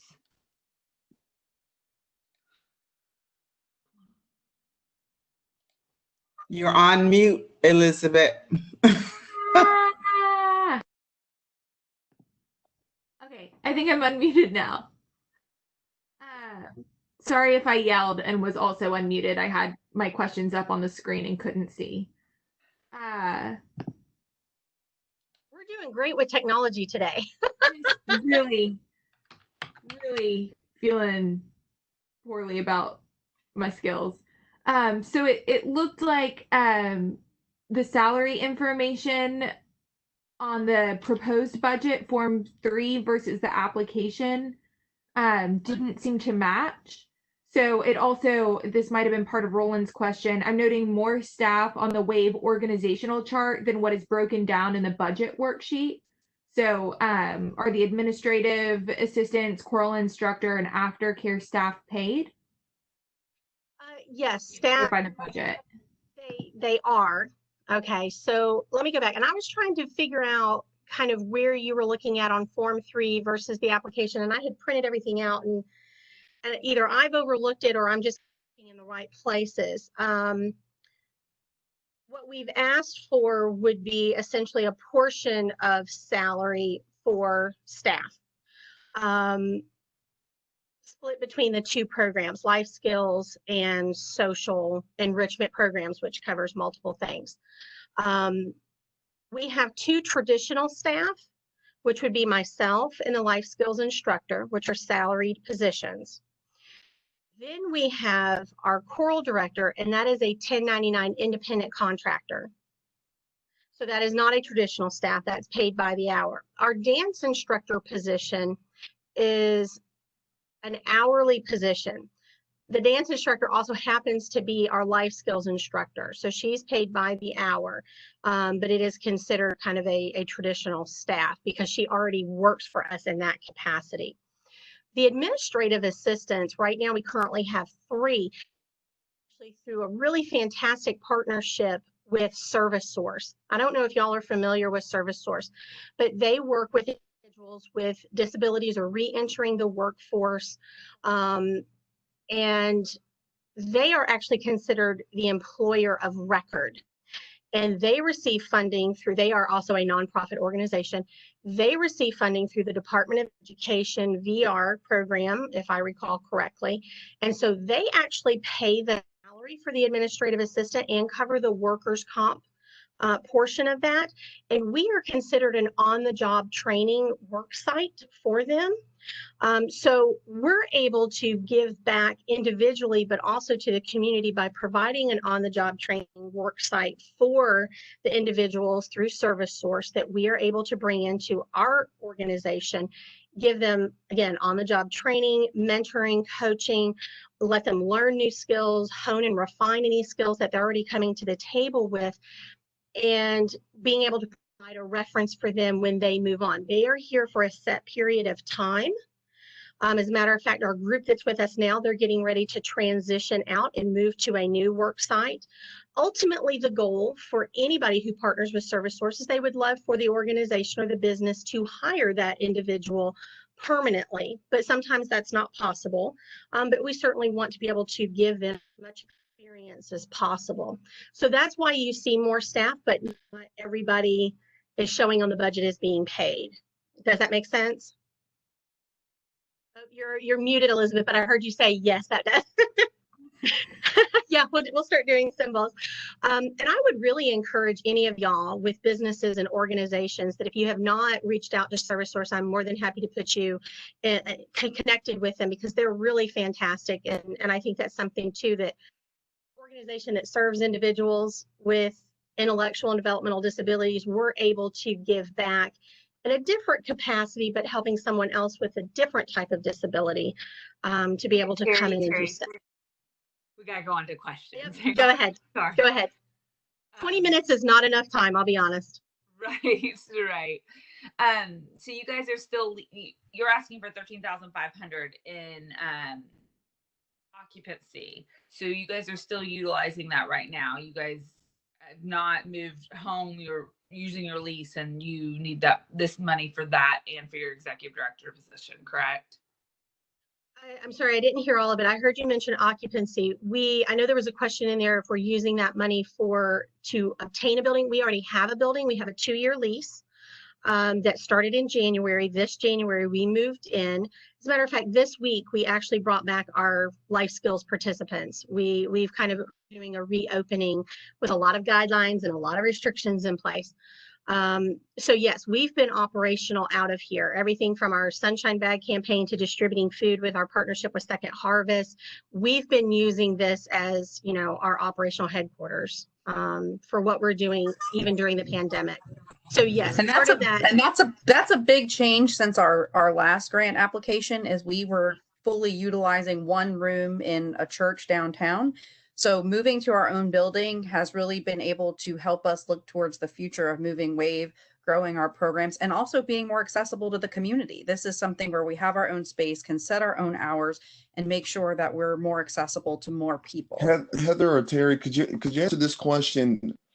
Are the funds being requested there? Are they for like lease, or are you? How is that money being spent there? Is it like for the lease payments, or are you just using that to cover the cost of getting in the building in the first place? No, what we would like to do is to have that to utilize as part of, our rent. One of the challenges, and I'm trying to condense this because I know we're on time. One of our goals has been to become a med waiver approved provider. This becomes a real challenge because we couldn't do that when we were in the church. The church was a non-ADA building. We didn't own the building. We didn't lease the building. We had one space. We couldn't set hours. We couldn't even put things up on the walls because it was being used for other things. So in order to become a med waiver approved provider, which enables us to serve more people because more people have the ability to pay through their Medicaid money, their funds, we had to get our own building. So in order to grow our programs to serve more people, we had to get our own building. But in order to have that building, you need to have more people, right? Because at the end of the day, it's a numbers game, right? How much money you're bringing in, being able to offset costs. So it's like this chicken and egg. Which one comes first? Because you've got to have one in order to get the other. So we did have money saved up to get us, but going through the med waiver process is not easy. It's not fun, and there's no time limit on it. They can take as long as they want. It has taken us a lot longer than we anticipated, and that's why we're asking for that funding. Now, I will say the good news is we're like this close to being approved. We've been able to move a lot of mountains recently to get our application looked at and approved and whatnot. But now with COVID, I don't know what's going to happen. How many people can we really have in our program at one time on a single day? Are we going to be limited for an extended period of 10 people in a space?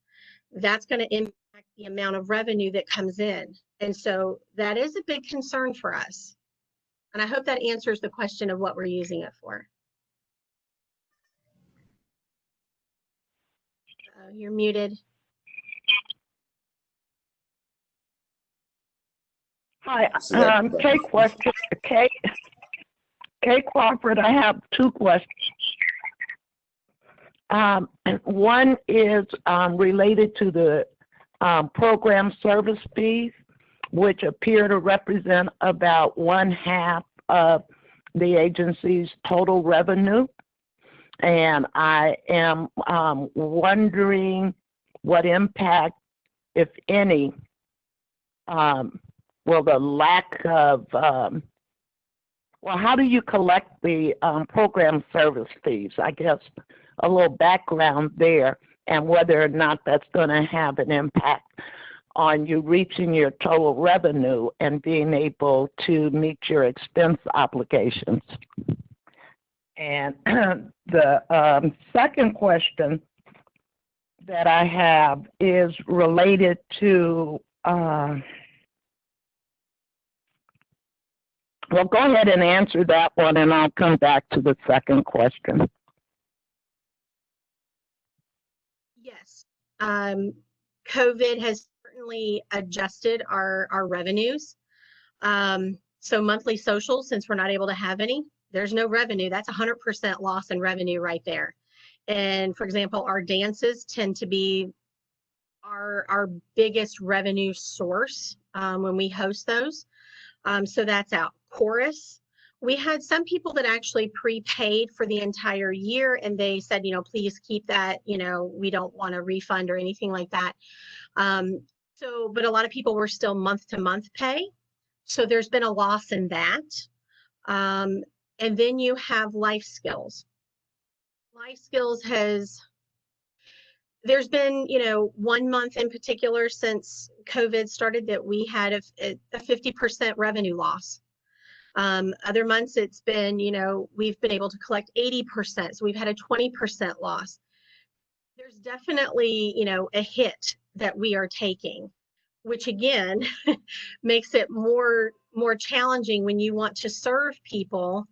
And how do you do that but still be able to keep yourself afloat and make good business decisions? And so it's a constant balance of trying to serve, but also trying to make sure that you don't sink, because if the organization sinks and you go away, then you can't serve anyone at all. So in general, you also asked about how we collect fees. Every month, invoices are sent out using QuickBooks. They're emailed and people can pay online, which we implemented that. Gosh, I want to say last year, we started moving everything to an online registration for our socials and things like that, using QuickBooks. And that has helped us a lot in ensuring that people are paying and things can be tracked. So we send out email invoices. Folks can bring in their payment. They can pay online, mail a check or a money order, a cashier's check or whatnot in. So we try to make it as easy as possible. And we are always more than happy to work with somebody on a payment plan if they run into financial difficulties as well. Elizabeth, you had a question? Hoping that answered everything. I just wanted to ask a question about the increases in budget from last fiscal year to this current fiscal year. It looked like the majority of it was based on the fundraising that you all had hoped to get, the annual giving fund. So I was hoping that you could provide clarification on that. I see that for the next fiscal year, you have reduced that that specific program, but you've also mentioned you wanted to increase your fundraising. Right. No, here's the challenge. And Pat, don't get mad at me. I love the fact that everything was online, but one of the challenges was getting everything on those budgets. Even when I went through and I worked on it on paper before I went online and did it. And so for me, the budget, you know, you see a discrepancy between 112 and 113,000 from one year to the next.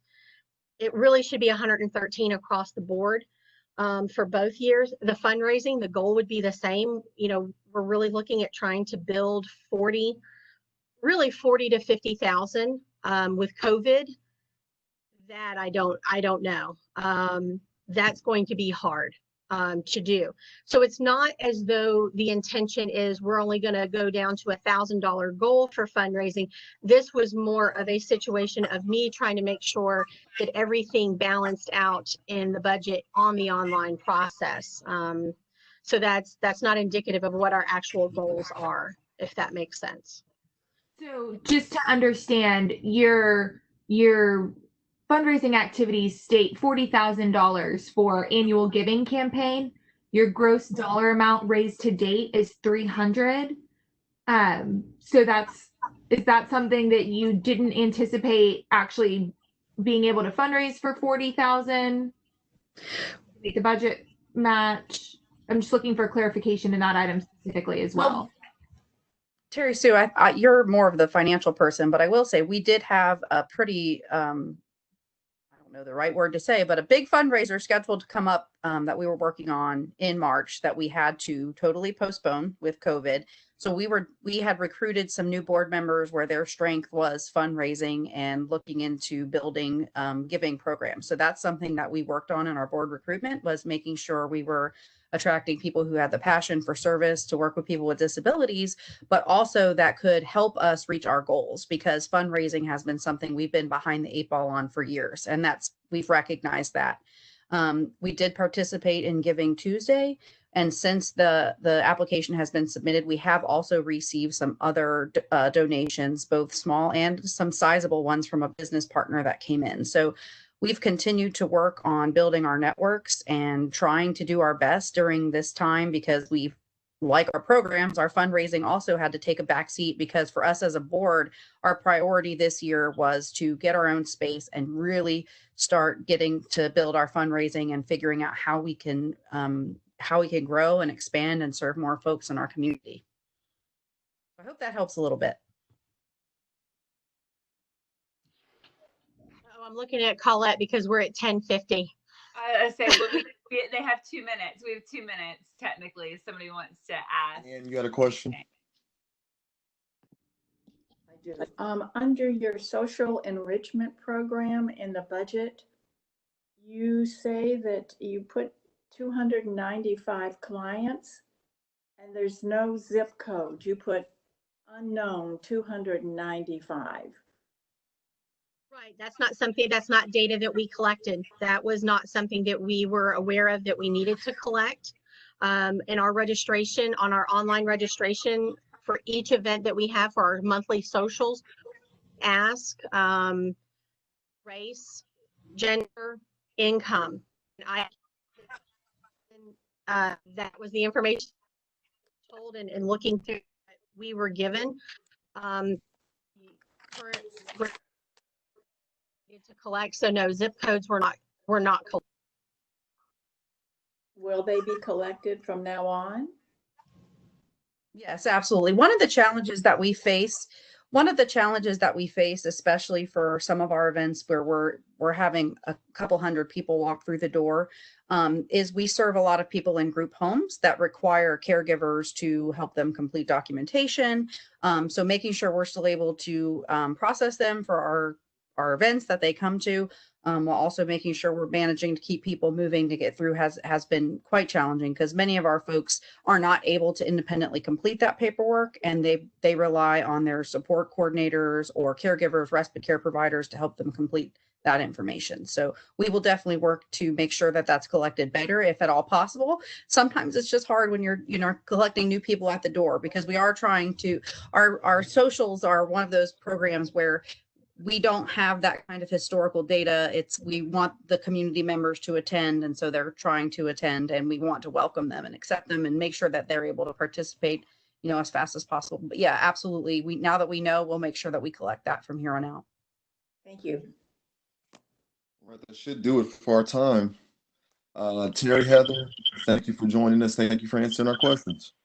Best of luck. Thank you so very much, and I appreciate your service on doing this. This was my first go round, and it was certainly very interesting to see the diversity and to expect the questions. So we appreciate you taking the time to hear us out. And sorry we didn't get to answer all your questions, but hope you all have a great day. You too. Okay, you take care, both of you. Our CHSP team, Citizen Review Team 3, Persons with Disabilities. My name is Roland Steele. I'm the team leader for this team. I'm with RA Steele. This is my 4th year in this process, and it's been a challenging year, but exciting. Elizabeth? Good morning, Elizabeth Emanuel with the Downtown Improvement Authority. This is my 6th year with the organization. Ann Bratton. I'm a retired registered nurse, and this is my 5th year. Kay Crawford. This is my 3rd year. Jess Tharp with the Department of Children and Families, Office of Child Welfare, and this is my 2nd year reviewing.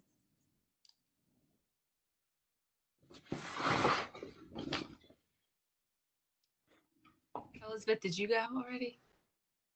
Oh, sorry, I'm Colette Podgorski. I'm the Development Director for FSU Foundation, and I've been doing this for about 12 years. I'm also your timekeeper today, so you'll be given 20 minutes for questions and answers, and then I'll try to give you a 5-minute warning, and your time will start when I'm finished, and you can introduce yourself and then go to the first question. So, welcome. Thank you. Bridget, Dr. Fields, if either one of you could go ahead and get us started by just kind of giving us an overview of how COVID-19 has affected your operation, it'd probably be a good place to start. Okay, I'm Bridget Hawk. I am the Director for Special Olympics Florida, Leon County, and I have been working for the organization for the past 7 years. This is a first for us, with COVID as well as everyone else.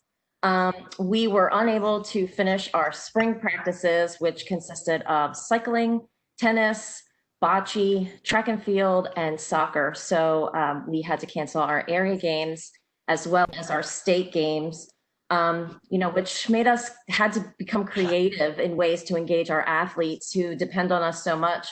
Over the last 8 weeks, we've implemented health programs via our social media platforms, as well as Zoom and MS Teams. Special Olympics Florida has teamed up with health officials, as well as professional sports teams throughout Florida to host to host workouts online. We've had, sorry, I'm getting feedback from someone. Dr. Fields, can you please put yourself on mute while she's speaking? Okay, I'm sorry. There's an icon at the bottom. It looks like a speaker, or either Virginia, are you on the line? She stepped away. Muted her. She's muted. Okay. So we've, let me go back, partnered with professional sports teams throughout Florida to engage our athletes in virtual workouts. We've taken on some mental health experts who have helped with mental health breaks, as well as implementing some healthy lifestyle challenges. In addition, we've engaged athletes in social events like craft sessions, chat sessions, live dance parties, and even had a spirit week, which was really exciting. Our program continuation guidance continuously comes down from Special Olympics International. We currently have a timetable of July, August for return to play, and we still have many sports to go. We have flag football, gymnastics, bowling, gosh, what else do we have? And powerlifting. I'm sorry, that's Anika's sport too. So for the rest of the year, we still have many sports to go. Of course, this is all subject to change. With Florida youth recreations beginning to start up again, we have hopes that Special Olympics Florida will be able to return to play as well. What we have learned through this time is that we are able to engage our athletes on different platforms, which has been, very rewarding for us because, they're in that population where they are, lonely and disjointed from the rest of, the community. So this has been really great for us to do that.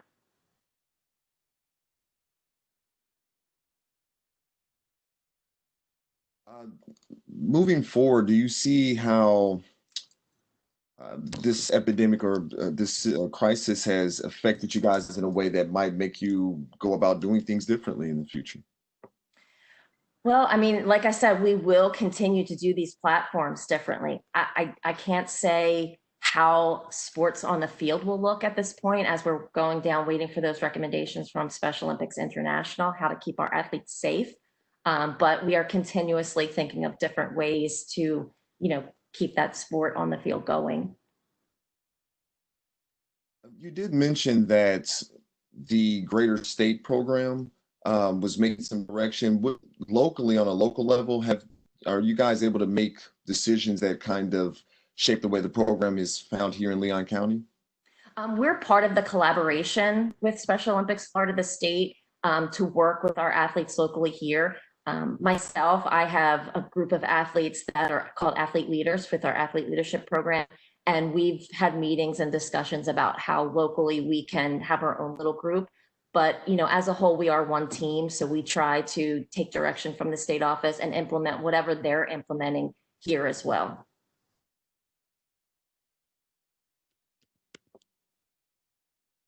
Any other questions? Jess? In the application, you said that you served 911 clients last year. And then later in the application, your proposed number of clients to be served is 81 per quarter. So that equals 324. Is that correct? No. Yes, we served 911. In the application, we're saying how many we're going to be serving with the CHSP money.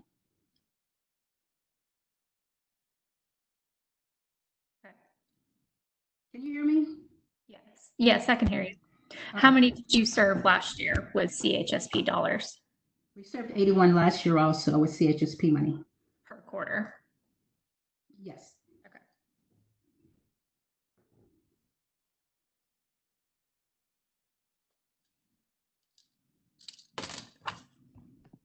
If I could just ask for clarification, piggybacking off of that, is your cost per client based on that 81 per quarter? Or is it of the overall 911? Overall 911. Okay, so the cost per client then for the CHSP dollars and the funding requested of this program would probably be a little different. Yes, but in the application was asking for overall, so that's why we gave overall. Okay, sure. Just trying to understand that there's overall it's 911. This program specifically is 81 per quarter. Absolutely, yes. Okay, thank you for that clarification. You're welcome.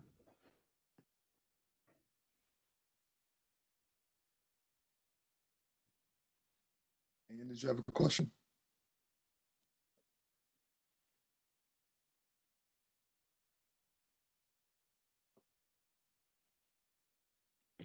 Kay Crawford, I have a question regarding the athletic leadership program.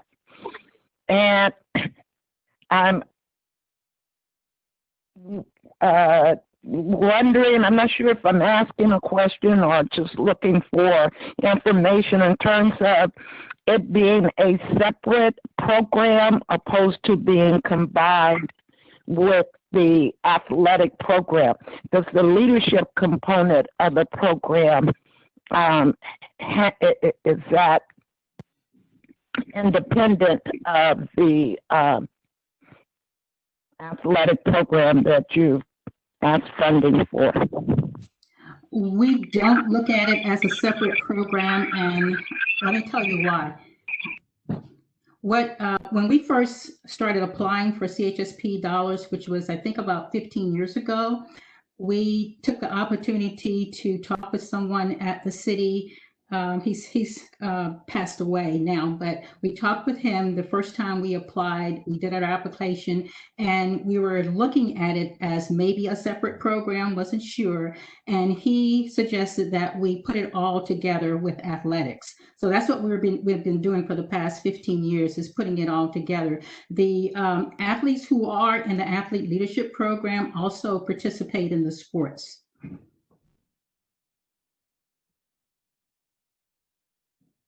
However, all the money from CHSP goes directly to the clients for direct assistance to travel. So, right. And so if it supports 324 athletes and dividing that 20,000, it's lower than your cost per client. So do you give? It's supporting the 81, not the 300. It's CHSP money is supporting the 81. 81 per quarter, yes. So I was saying it ends up being 324, not the 911. Got ya. Yeah. So it ends up being $61, which is lower, which is good. So Yeah.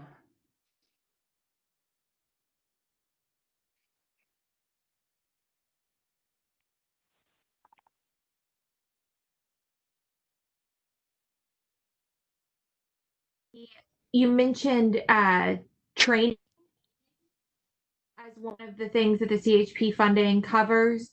Could you all describe what that training consists of? Is there staff time that is included in that? Is that the volunteers from the schools? I was just looking for a little bit more clarification on specifically what the training costs would be. Okay, the training is when they're with the sports, we have coaches and we have other volunteers. They're out on the field or at the bowling alley or wherever they're practicing. So the training would be the practice. There's other training with athlete leadership program, which would be teaching them leadership skills. And then who is it that does that training? I do most of it, and sometimes some of it is done at the state office with the people who work at the state office, but I do most of it here in Leon County. And is that both the training for the athletes as well as the leadership? I'm just trying to get clarification. I'm a coach for two sports. I coach track and field and also coach powerlifting. So that's that training. And then I also teach leadership courses. Okay, awesome. And then who does the other sports programs? There are other coaches. Most of the coaches are volunteers. Well, all of the coaches actually are volunteers, but they may not be like on the leadership team like I am or doing other things like I do. Okay, great. Thank you. That helps a lot.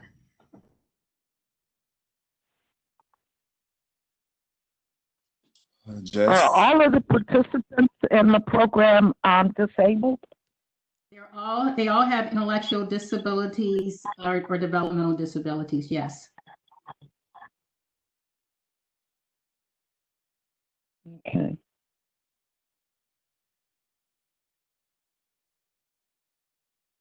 We have 5 more minutes. Just wanted to give everybody a heads up.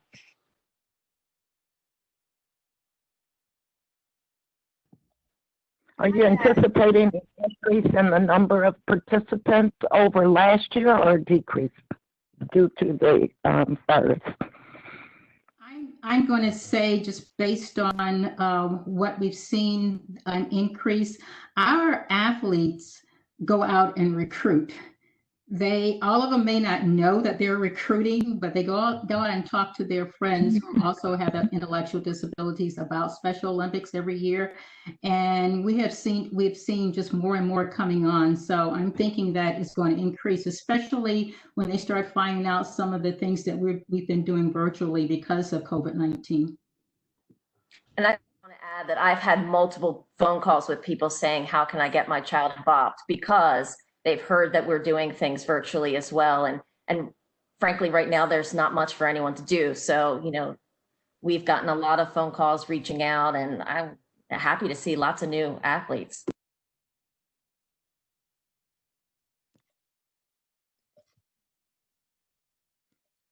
If you did not receive the CHSP funding, how would that affect your program? You want to go, Bridget? Well, I hate to say how it would affect our program. I mean, obviously, we want to continue with as many athletes as we can, and we would have to look elsewhere for different funding. We have increased over the 7 years that I've been here.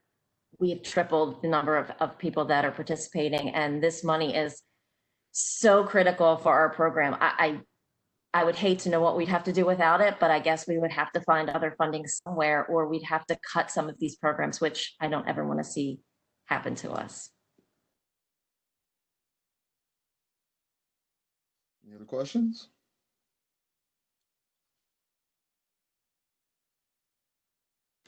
Were there any other things that you wanted to highlight? You still have a little time.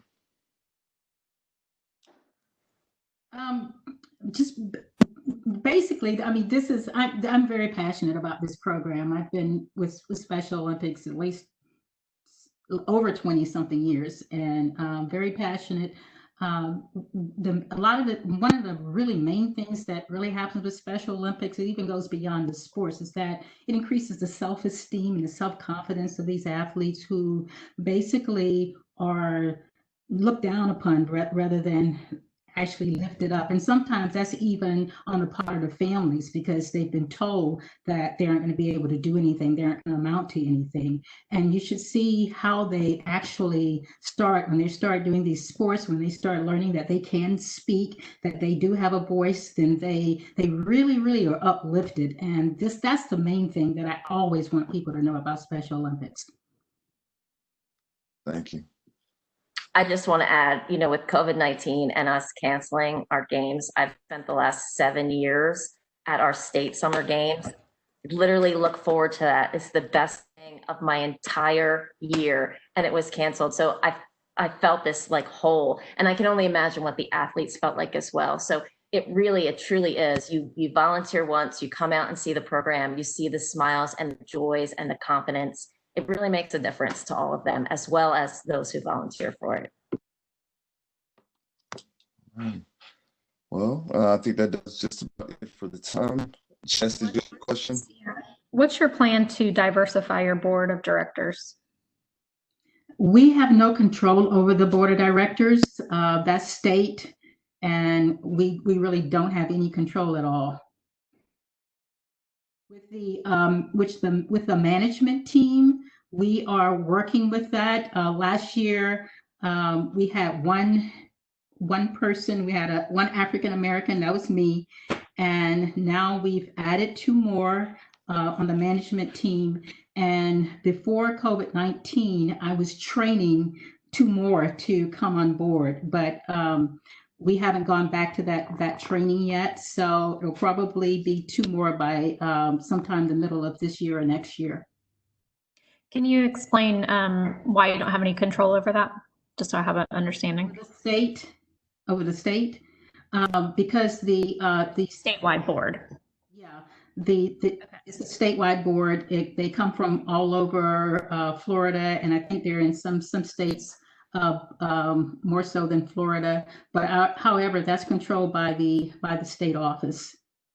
We're not. We're just a branch. So that's why we have our own management team. Is that your advisory board? Yes. Okay. Thank you. Well, guys, thank you for your time. I have a question of budget decrease. Colette, do we have a question or enough time? We can fit one more, sorry. Go ahead, Kay. Last year,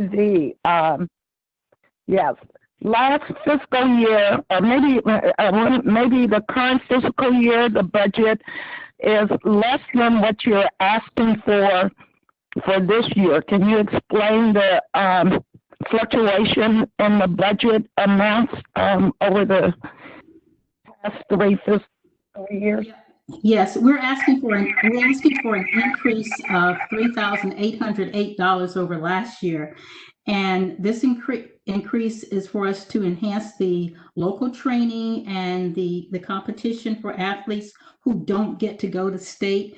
Every year we have many athletes who don't get to go to state, but the state gives us a certain number that we can bring. And these are athletes who've done really well through the training. They've gotten first place in area games and all of that. So we're wanting to enhance what we do here to be able to at least do some type of simulation of the state games so that they can get some of that glory too, and also get medals too. So what we're proposing, what we're hoping to do is that for spring, summer, fall, and winter games, take a couple of those sports, one in winter, because we only have basketball in winter, and take some of those athletes who can't go to state and do a simulation of state here.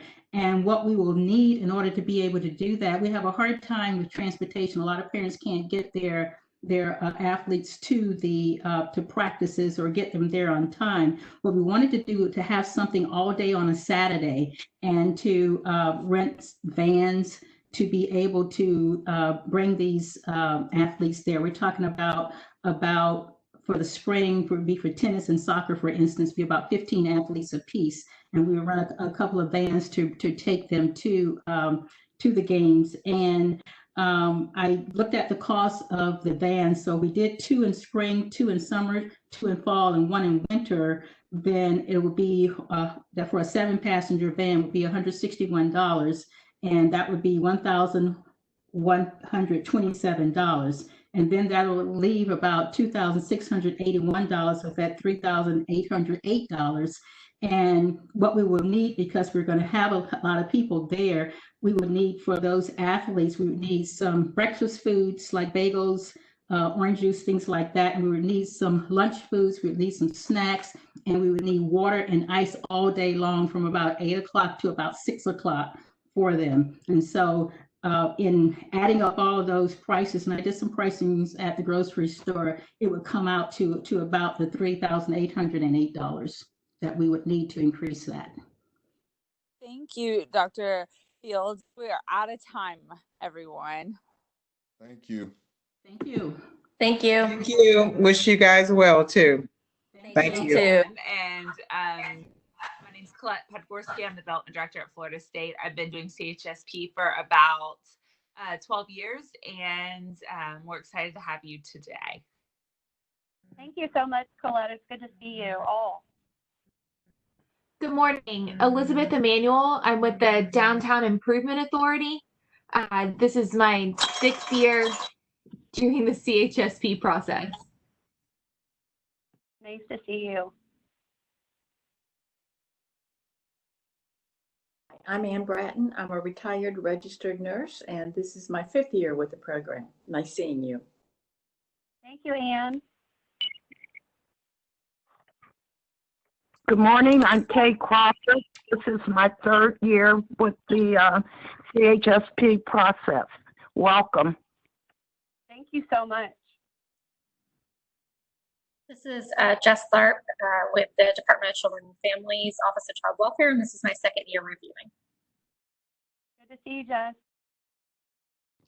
And I'm Roland Steele. I hope you can hear me. I'm with R.A. Steele. I'm the team lead for this team. This is my 4th year on the process. And with that, I would ask, it would be really helpful if you could give us an overview of how COVID-19 has affected your operation at this point.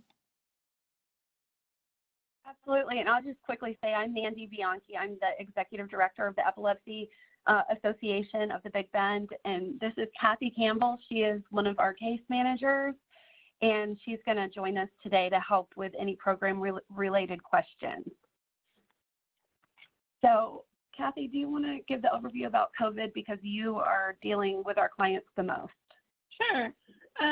From a case management and client point of view, many of our clients found their neurological healthcare providers close their offices, so that increased the case management needs as far as navigating that. I would say the great majority of our clients already are facing disparities in healthcare, so having more obstacles placed in their way was very traumatizing, and they really needed the encouragement and support to figure out how to navigate all of these closures and the new obstacles that they found in the way to their healthcare and wellness. In addition, of course, many of our clients faced wellness issues because they have been diagnosed with a seizure disorder. Stress management and overall wellness are a very important part of their healthcare.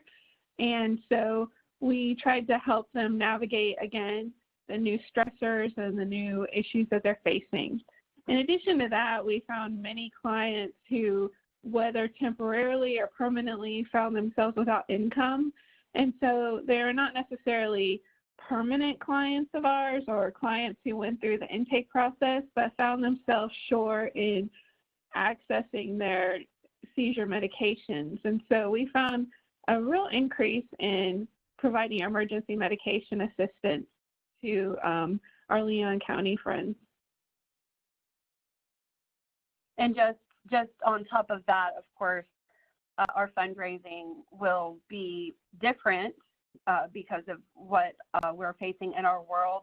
And our signature fundraiser that typically happens in November we are really taking into consideration the support that we've gotten from various businesses and restaurants, and we're looking for more creative ways how to not just take from them, but to also work together from them with them to, you know, almost do a reverse type fundraiser. So we don't expect restaurants to donate food like they have in the past. And so we're just working really hard to be sensitive and creative and cognizant of what we're going through in this time.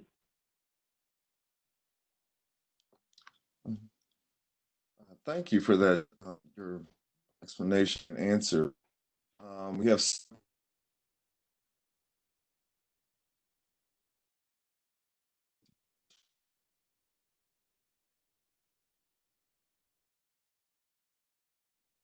I do have I'm still not understanding, excuse me, not actually counting the number of people you served. If they just call you to help them with their medications, you don't count them as a client, but you're using your time and your resources to help them. So I'm not understanding why you don't consider them as a regular client.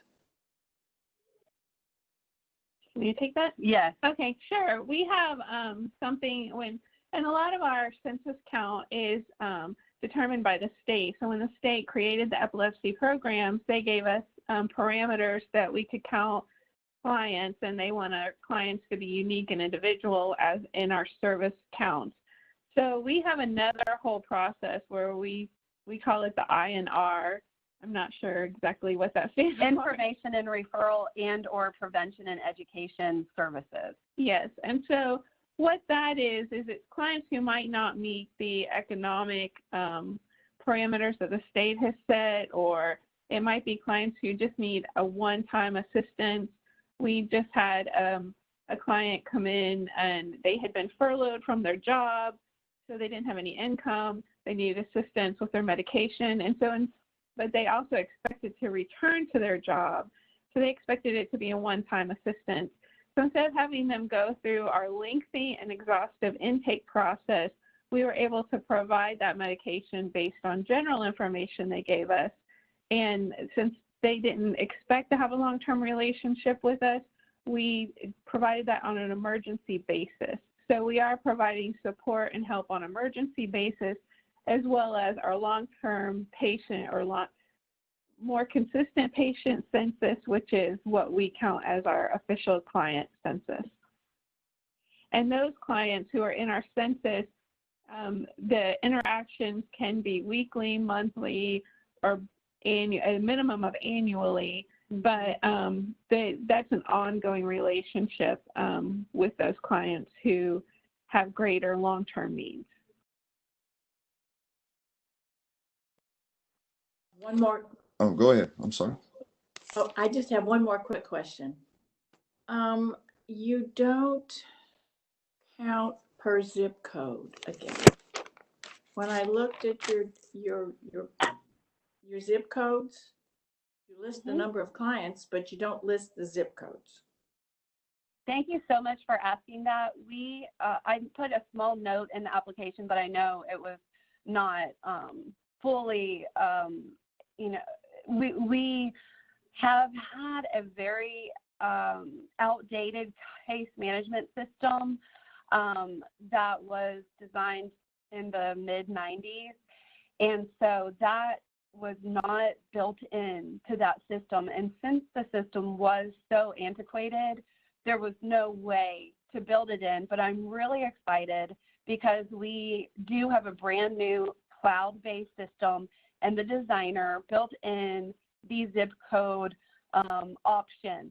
So I have those numbers right in front of me, and I can tell you that our highest concentration of clients are in the 32301, the 32303, and the 32304 zip codes.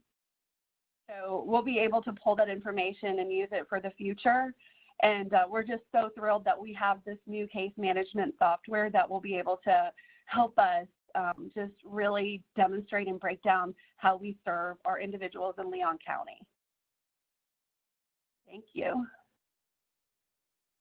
Kind of piggybacking on, or in that same realm of questions, could you kind of explain or give us some kind of insight into how your referral process kind of works? How do you actually attract the attention of your clients? That is such a great question, and Kathy will expand on that, but one of the most prevalent ways that we attract clients is when they go through the emergency room, unfortunately, with seizure or epilepsy issues, they're referred to a physician who refers them to us. So it's actually a pretty holistic way that we find clients, but we also really try to work together with other direct human services agencies and nonprofits in our area, so people do know we're here to help and what we can do for them. And I'm going to let Kathy just share a little bit more because she works day to day with incoming clients. Yeah, we have great community partners. The Bond Health Clinic, National Health Services, Neighborhood Medical Services all refer us clients who may have an ongoing or brand new diagnosis of a seizure disorder.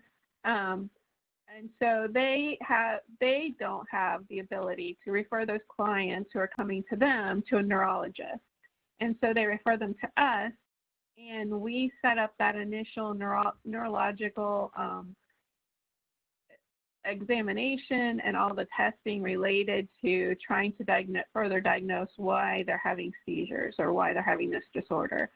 In addition, we receive referrals from pharmacy. We've had Walgreens and CVS send us clients. They have someone who comes to pick up their neurological medication. They didn't realize how expensive it would be. They can't afford to pay for it, and the pharmacy are referring them directly to us to receive that assistance. And we also have referrals from, as Mandy said, other human service programs. We work with clients who are facing homelessness, post-incarceration clients. Even because seizure disorders often are a comorbidity of addiction issues, we've even received referrals from Disc Village and other organizations who are working to help people with their addiction issues. Thank you. As a follow-up on that, are your client breakdowns like the state and national breakdowns? The reason I ask is I always thought that I was always kind of taught that epilepsy was big in the Black community, but it seems to me that that's not shown necessarily that in the way that your clients are broken down. I don't know if that's just numbers or that is what the numbers are, what they are. You know, I'm sorry if that wasn't the best question. We couldn't really somehow hear the first part of the there. question. We couldn't hear the first part. It broke up a little. Are your client breakdowns indicative of the state and national numbers for epilepsy? Meaning, I guess what the specific question is, I saw in the numbers that a portion of your clients were from the white community, but there weren't a lot of Black or other communities involved. Well, there were, excuse me, but I just believe that number was skewed. To me, it would seem that it would be numbers for Black and white would actually be closer than they were actually found in your numbers. And I was just finding, is this indicative of Leon County or what? Well, so for the state, there are about 400,000 individuals experiencing epilepsy. From our numbers, it's actually very equal almost between Black individuals and white individuals, but we don't have every single number. We just have our clients.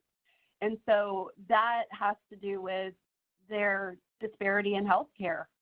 And so we really see a range of individuals experiencing epilepsy who need assistance. So that's how we categorize, our clients and the ages and the race and it's almost half and half male and female. It's very interesting. And so we are just, the funny thing about epilepsy is that it's 1 in 26 individuals. That is how the national and international doctors break that down. So that's really, really a lot of people when you look at our populations. And just in a city of Tallahassee, 300,000 people, 1 in 26 of those people could have epilepsy. And it doesn't discriminate. It doesn't discriminate on age, gender, race. They say it affects the very young and the very old, but we don't really find that to be true. So the bottom line is that epilepsy is very mysterious. It's very confusing. It's very damaging to individuals' lifestyles and lives if they don't have it under control. And that's what we're here to help people do. And I would also say, again, the access to initial diagnosis and healthcare related to a seizure might also be reflected in the access to knowing we're here and knowing that we could help them in that diagnosis. As Mandy said, epilepsy, what we address is not just the traditional epilepsy that we think of as a genetic disorder in a way or something or a condition. We also help people who have seizures ranging from a variety of reasons, from a car accident to head trauma to addiction issues, other comorbidity diagnoses that have caused seizures. And then, of course, a lot of people just never know why they had seizures. But we help anyone who has had a seizure. It's all covered under that epilepsy name. But the clients we see often, that's not their biggest problem. It's just part of their overall health problem. And, seizures. I'm going to move you on. Excuse me, just so I can make sure, we want to make sure that all the volunteers have a chance, and because this is not a formal presentation. Thank you very much. Thank you, Pat. I have a question regarding your relationship with TMH Foundation.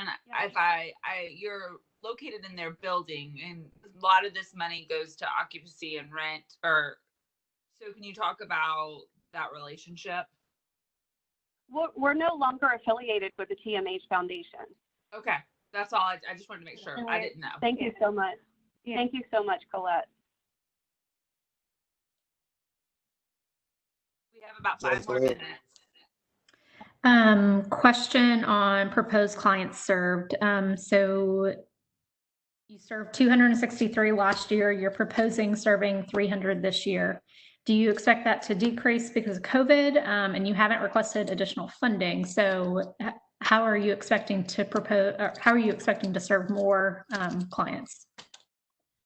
Luckily, we have hired even more skilled staff members, and we strategically hired the case manager position to be 2 part-time individuals.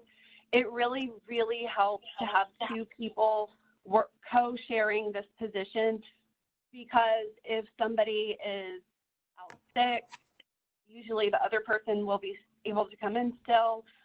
It also prevents burnout, because social work is such a challenging type role. So we feel more comfortable with these 2 individuals who have so much experience and so much compassion and passion for this population. So that really will help us if we do have a much bigger influx of clients.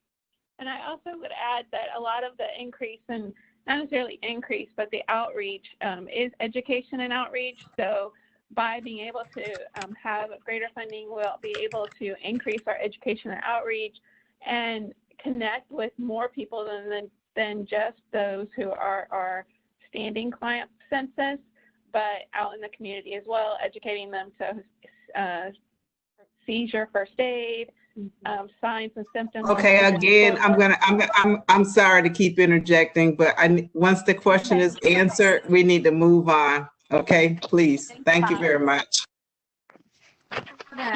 A question, and I'm not sure, I apologize if this has already been covered, but I was wondering if there's any updates in the grants that you all had received, and if you had, I know there's a big DOH grant Right. wasn't Well, recorded. as you probably know, the governor still has not yet signed the budget.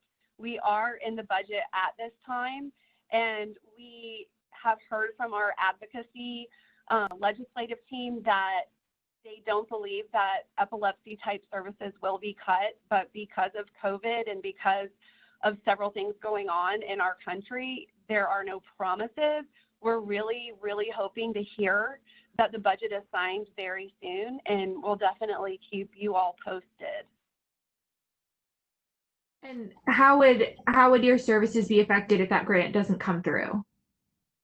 That is definitely the bulk of our funding. We are really, really taking on a more strategic approach for fundraising. I've spent the last year working with a consultant on fundraising opportunities and strategies, working with private and public donors and organizations, and that is something that we have really needed to improve over the years, and it's something that we're really, really focused on because we can't continuously rely on such a big grant for such an important program. We have about 3 more minutes.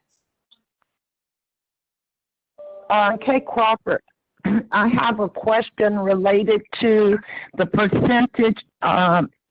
Well, I'll ask this question straightforward.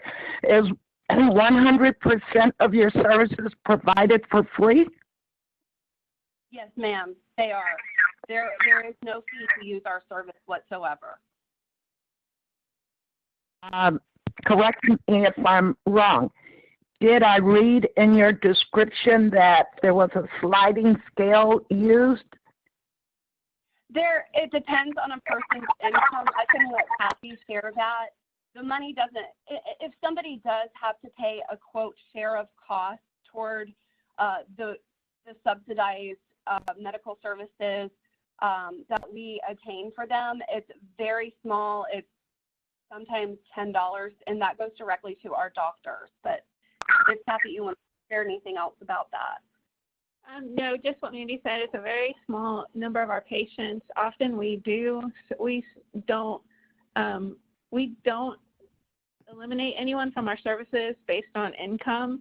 So if someone came and they were uninsured and they did not have the money to pay for a doctor's visit, which a simple office visit can run around $400, $500, then we help them with that office visit by them being able to visit the neurologist at our cost. And then if their income is above the federal guidelines and our sliding scale, they would just pay what the neurologist charges us, and that money that they've paid goes directly to the neurologist. So we don't want to eliminate anyone because we know people find themselves in crisis situations, and neurological care is so important. Are there any other questions?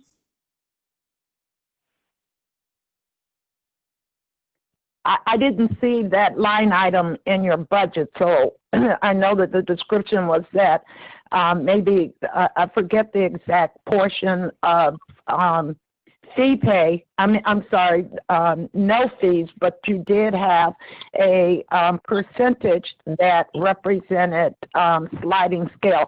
I was looking for those dollar amounts in your budget revenue, and I didn't see it. It's not considered revenue. It's so infrequent. Almost none of our clients pay any type of share of cost on that sliding scale. And like I said, it goes to the doctor. Yeah, they're paying it directly to the physician, basically. So it's not counted in our revenue. Okay. And we also... And did you have a question? Okay.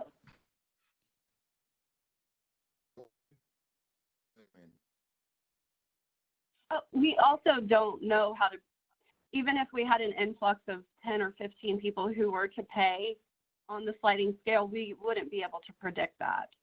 And as of late, almost every single client we've helped has not had any type of medical fees that they would owe the doctor. Any other questions? I'll let someone else talk. Go ahead. Colette, how are we on time? We are just out, so I was just seeing if anybody else had any, but we are out of time.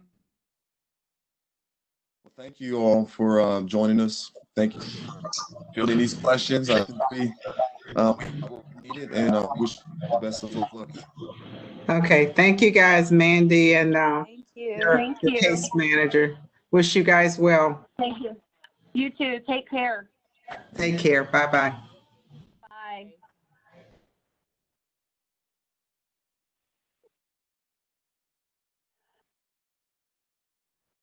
Mandy Bianchi. Has left. I think we need to make this statement. Okay. That's my personal opinion.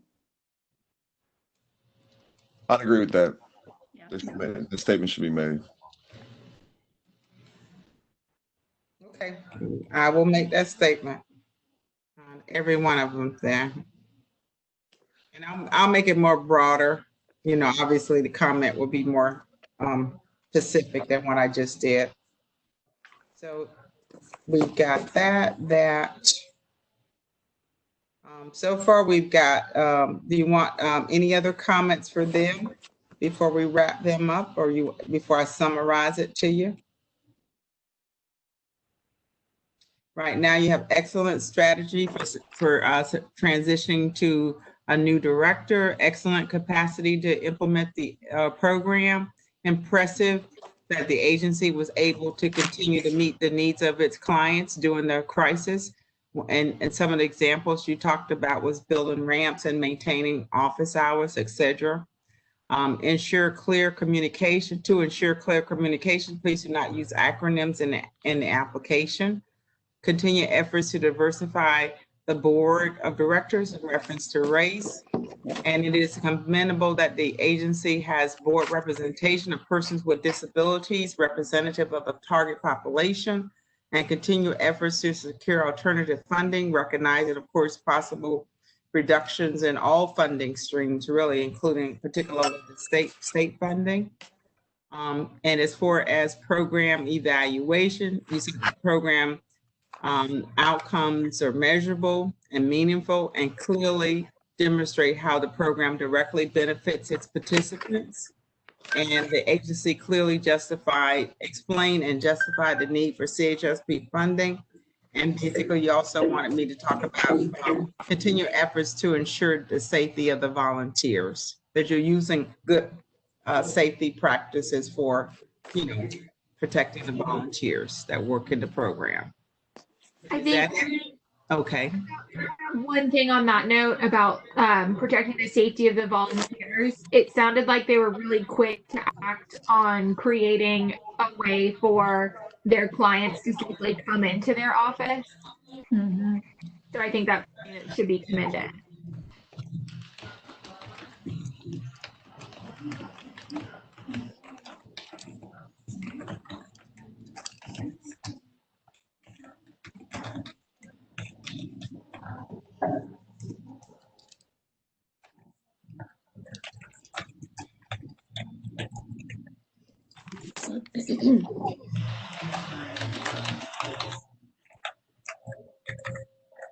Okay. I have a more general topic that I don't know if it's there's a lot of you'll make me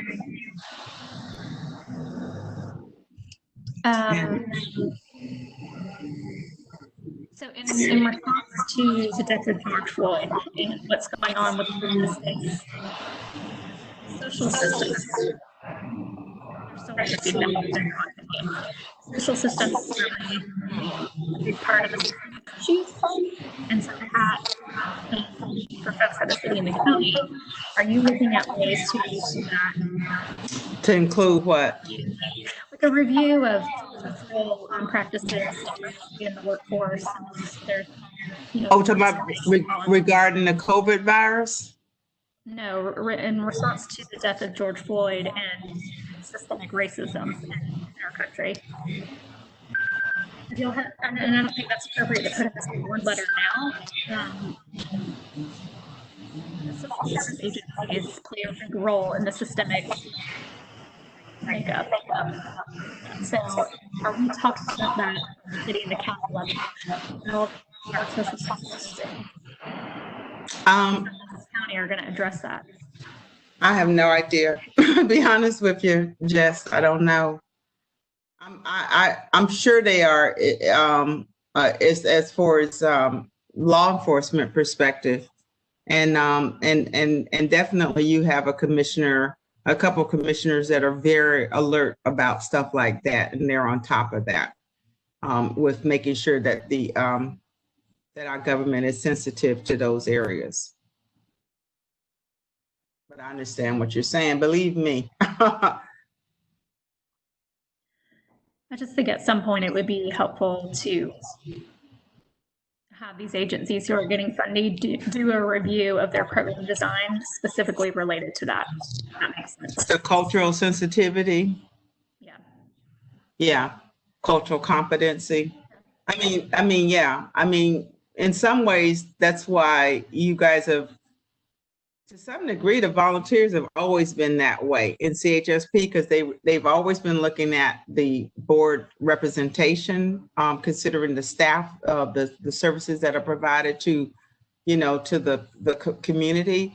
And they also have made many comments about not the staff as well as board representation, because a large part of how you're going to serve people better is that that you have a voice, that you can hear other people speak to the needs of diverse populations and how they need, what kind of intervention strategies that work for them. And that's something that it takes knowledge as well as sensitivity and compassion, but it also takes skills and knowledge to work cross-culturally. I agree with that. I think my point is, and I think a lot of y'all will agree with this too, that a lot of these boards are not involved in the program design or program evaluation. Right. Yeah, so how are they going to really look at their programs? How are they doing outreach? It's fine if you have a diverse board, but if they're not involved and looking at program design, just for conversation. Okay. I think it's premature for this award letter, but I just wanted to know if anyone else had thoughts on that, or if the city and the county were starting those conversations. Okay. And I'll probably talk to you further about that too, Jess, when we get a chance, okay? Because I'd love to hear your ideas. Thanks a lot for bringing that up.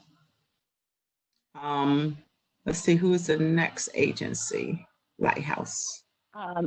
Pat, before you go to the next agency, I have a general comment about goal number 2, how they want to promote more community awareness. In light of their 40th anniversary, and I would encourage them to partner with some of the other organizations, persons with disability, organizations that serve that population. So are you saying that's a general call for them to work with other organizations, or specifically to meet that particular goal? I guess I'm looking specifically at the goal, but it could be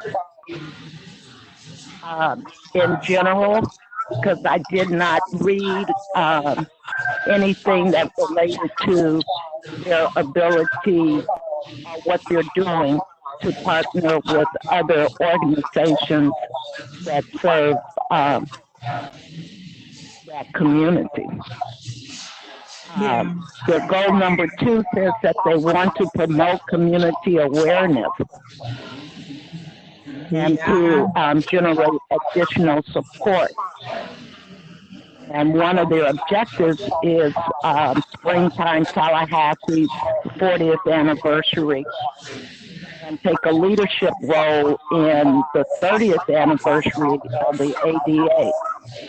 So I would just, my comment is in their objective to take a leadership role. Does that involve partnering with other organizations that serve that community?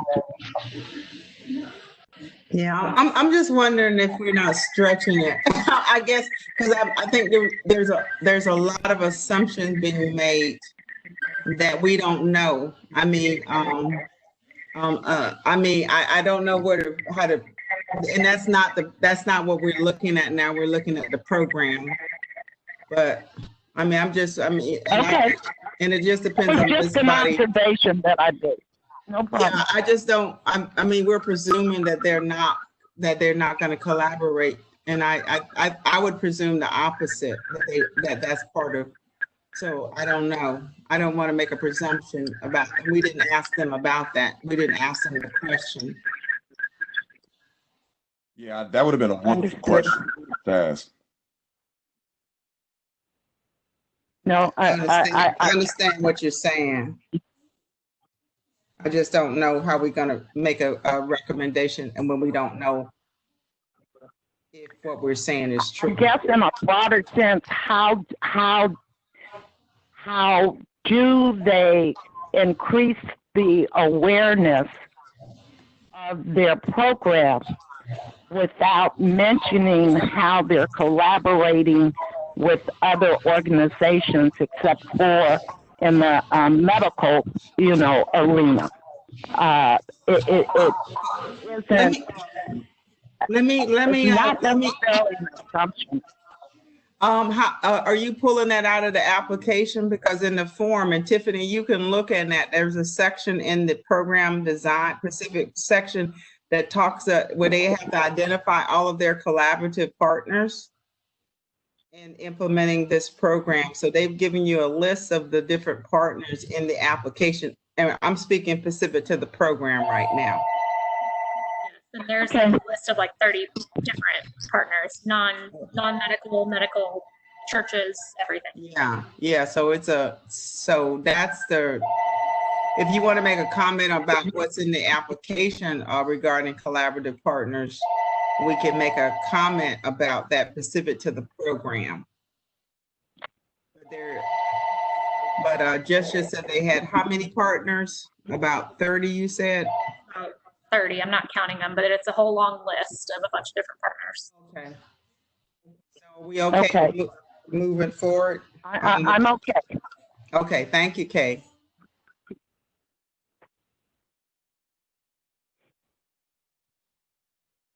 And now we're on Lighthouse. Okay. Let me highlight that so you can see it.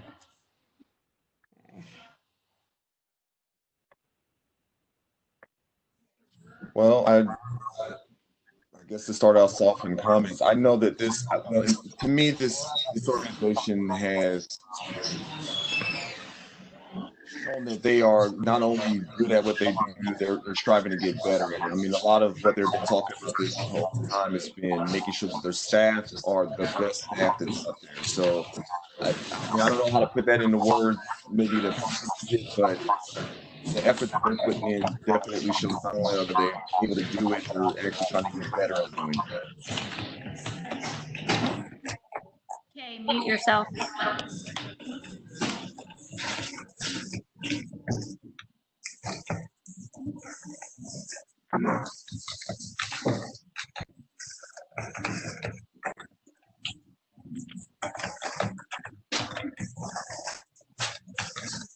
Does that kind of get at it, Roland, what you were saying? Oh, I'm sorry. Can you guys hear me? Yeah, it's difficult. It's more difficult to do the deliberation process like this. That's for sure. It's a lot more difficult. Yeah, and then you have weird things going on. Like right now, I have a rattlesnake outside the house. I have children trying to run around, things like that. Kind of just don't know. Yeah, 6 teenager boys in my front yard needing to go on bike riding. Why they just chose my house to go do it, I'm not sure. This is happening right now. Life, it's called life, y'all. We just have to make the best out of what we're given. But they said the courage that you have. Anything else about the agency's overall capacity? Or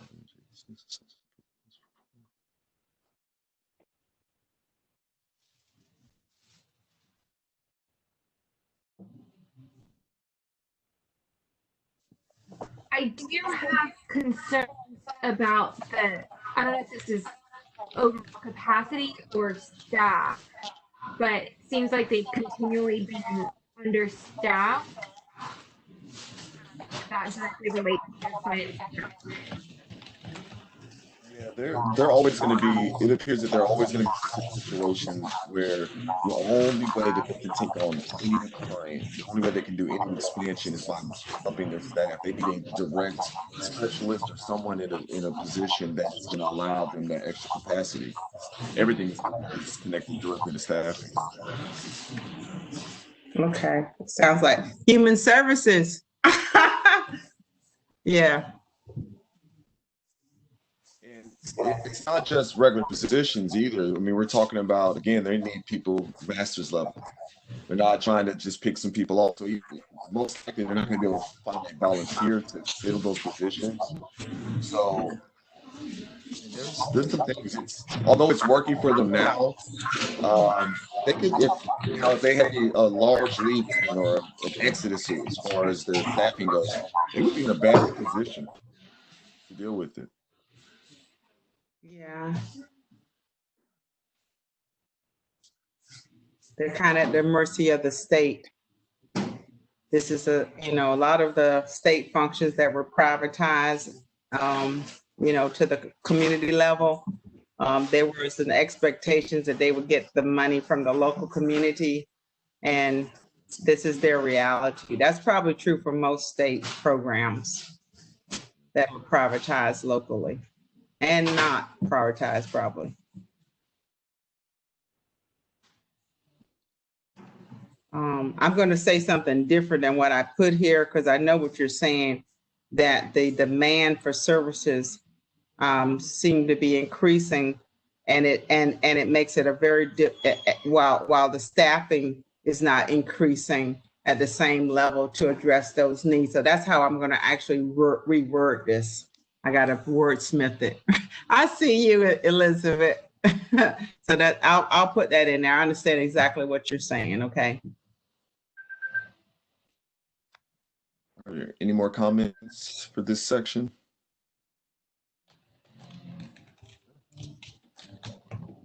Can we move on to program design now? Okay. Nobody seems opposed.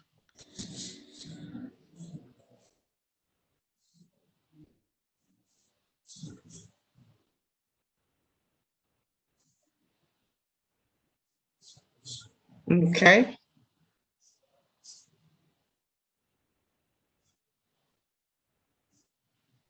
So you can look at the outcomes. I do need you to actually directly speak from outcomes. So what's in there, and that's in the application itself.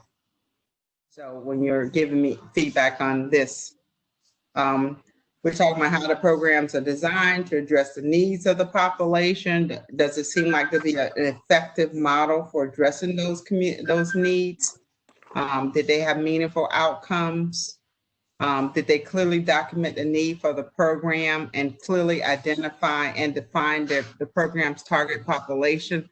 Does the program design, based on the program design as they describe how they implement services and provide services, and the activities that they provide for those services, are they adequate to address the needs of the population and arrive at the specified outcomes that are reported in the application? That's what F is about. Item F.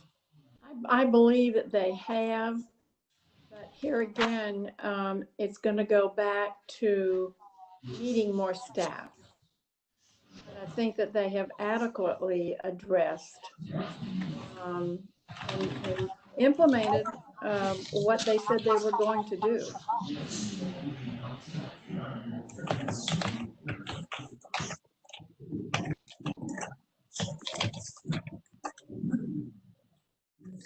I think they're making ongoing progress in addressing last year's concerns.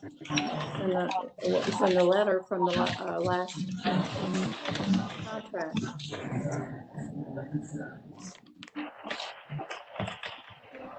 Question. Are we talking about Lighthouse or epilepsy? We're talking about we're in Lighthouse right now. Lighthouse. Okay, that's what I thought, but I just wanted to make sure. Yeah. When we talk about the previous CRT concerns, which particular concerns are we talking about? Okay, let me pull it up.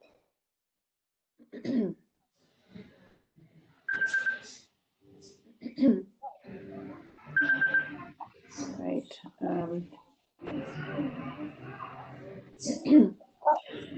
Hang on, let me pull it up.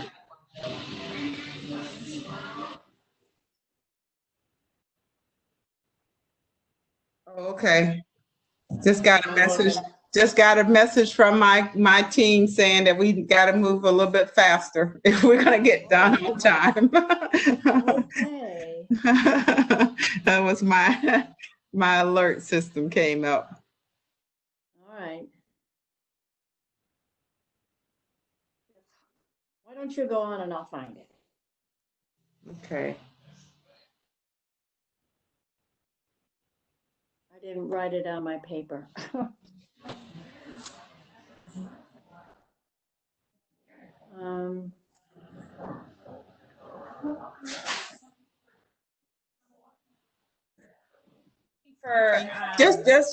We'll just keep on going as a team while you think about it. It's no big deal. If I mean, you're just looking at the award letters. Yes, So, yeah, it's a justification for CHSP funding request. Okay, so that's talking and they about. needed to be more specific in their funding request in this application, and I thought that they were, from my perspective. Okay, I totally get you now. Okay. They shared it, they spread it out all over their agency and filled in gaps. So I think and they showed it and it was equal funding. So they did that. They did that role.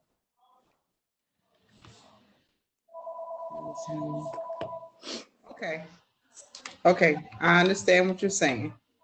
I'm ready for my next comment. As far as justification, I think you can say that they have justified the need for the funding, but it's a very large request. It's a significant increase. You can justify the need, but you can't allocate what you don't have. Or what's not even possible, right? And so I think they've submitted this request several times and have not gotten it. So they need to, I think, identify other sources. Or think outside the box. Train. They keep talking about this specific certification. Maybe train the current people they have to work with it, and if this certification is what's costing. I don't know. They may need the certification for something, but they might need to look at some other grants. I don't know. Very niche.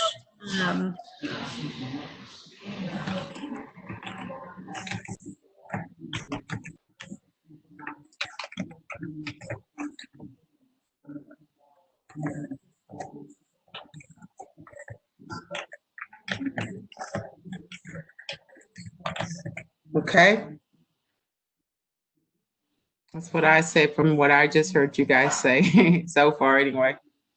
Continue efforts to explore alternative funding to support the agency's efforts in improving its service delivery systems. Because recognizing CHSP doesn't have it, but we're gonna remember you told me to put that comment in every single agency about exploring alternative funding sources, so that language is gonna be universal. So let me make sure I put that though, that I need to add that to every agency.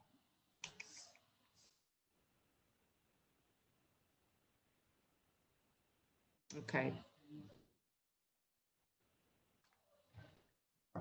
COVID related, it sounds like they immediately moved to doing services remotely, but they did experience a decrease in being able to provide, I guess, hours served, which affects their ability to probably get reimbursement from the state. I think that reduction was about 25%. They're looking at a 25% reduction in revenue because of COVID.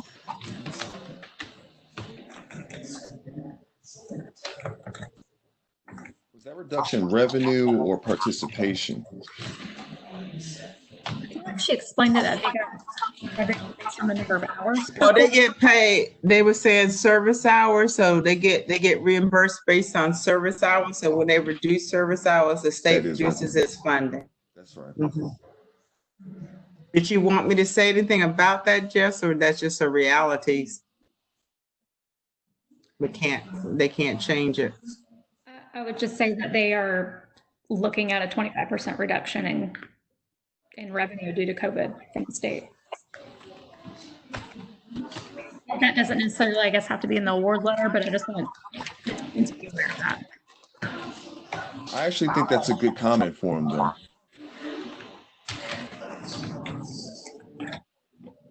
I mean, what you're basically saying, don't take this as this is a one-time happening thing. There's a lesson to be learned there from this. And really, that's a major effect. If this was any other organization, any company, a 25% reduction, you'd be looking at what went wrong. Yeah. Every system is probably going to have to look at that. This is a long-term issue.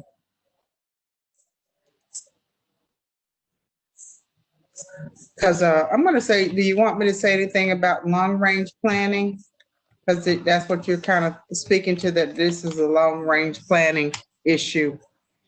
I think that, and I know at the state, we have had to update our disaster management plan to include pandemics.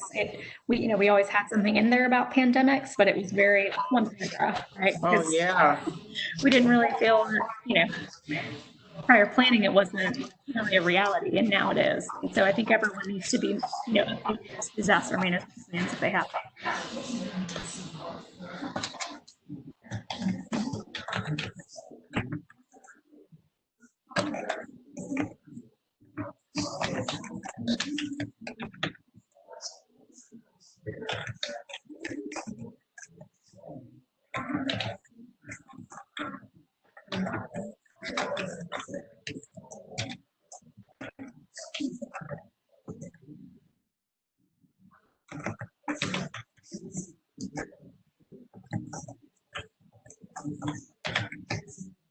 And I'll put that in all agencies is what I'm kind of hearing you guys say. Something to the effect about that you recommend all agencies incorporate disaster management planning, so that they can do look at long range impacts on funding and just really structuring and the agency itself for sustainability, right?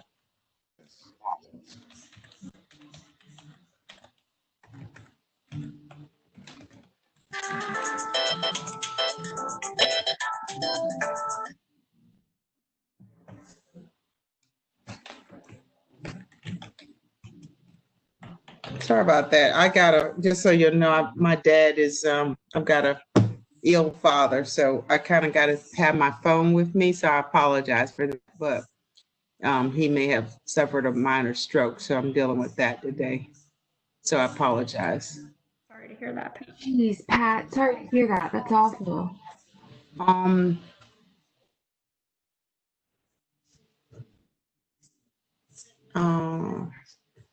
Let's see what else we got here.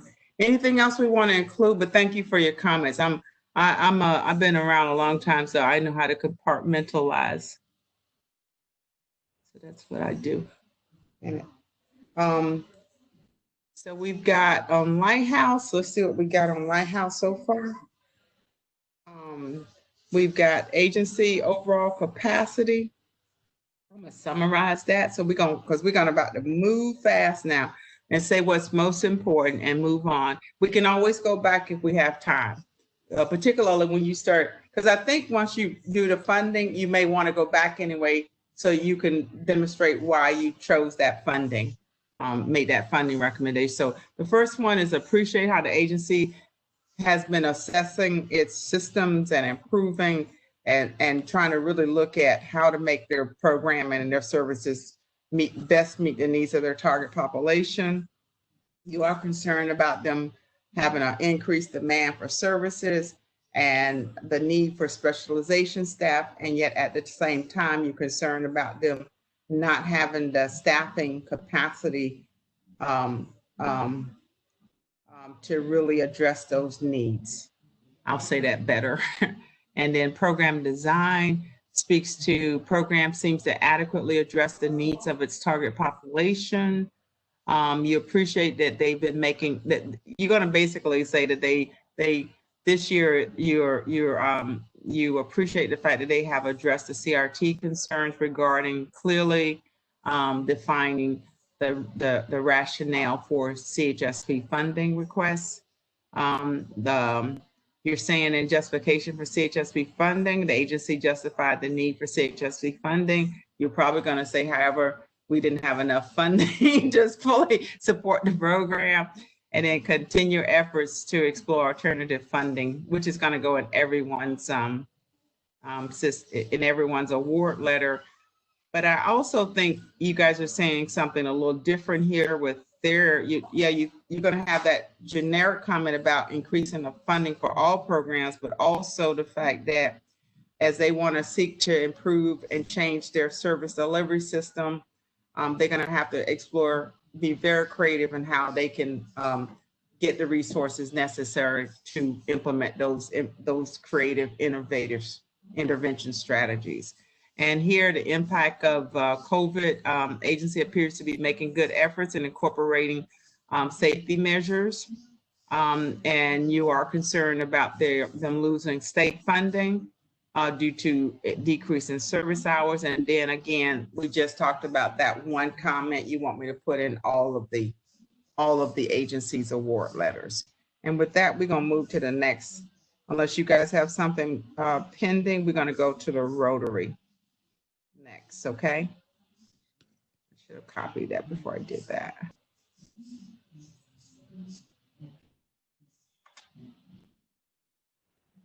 Rotary.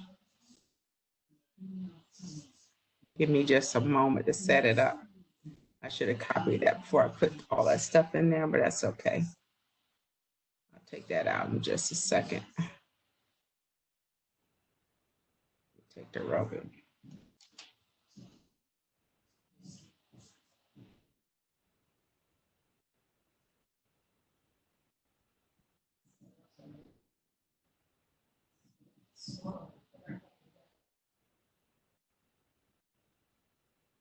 I guess I should have looked to see if there was something that, nah, that's okay.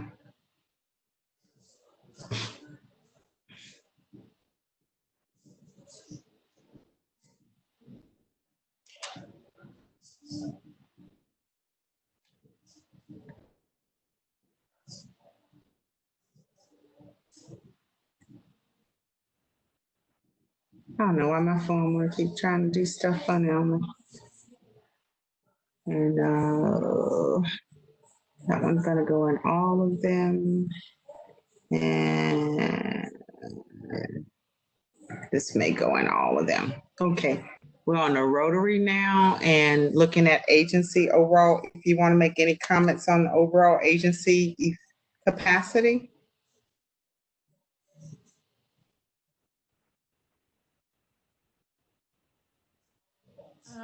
From my perspective, reading the entire application, I was not impressed with the entire application. I didn't think that they made a lot of their letter from last year.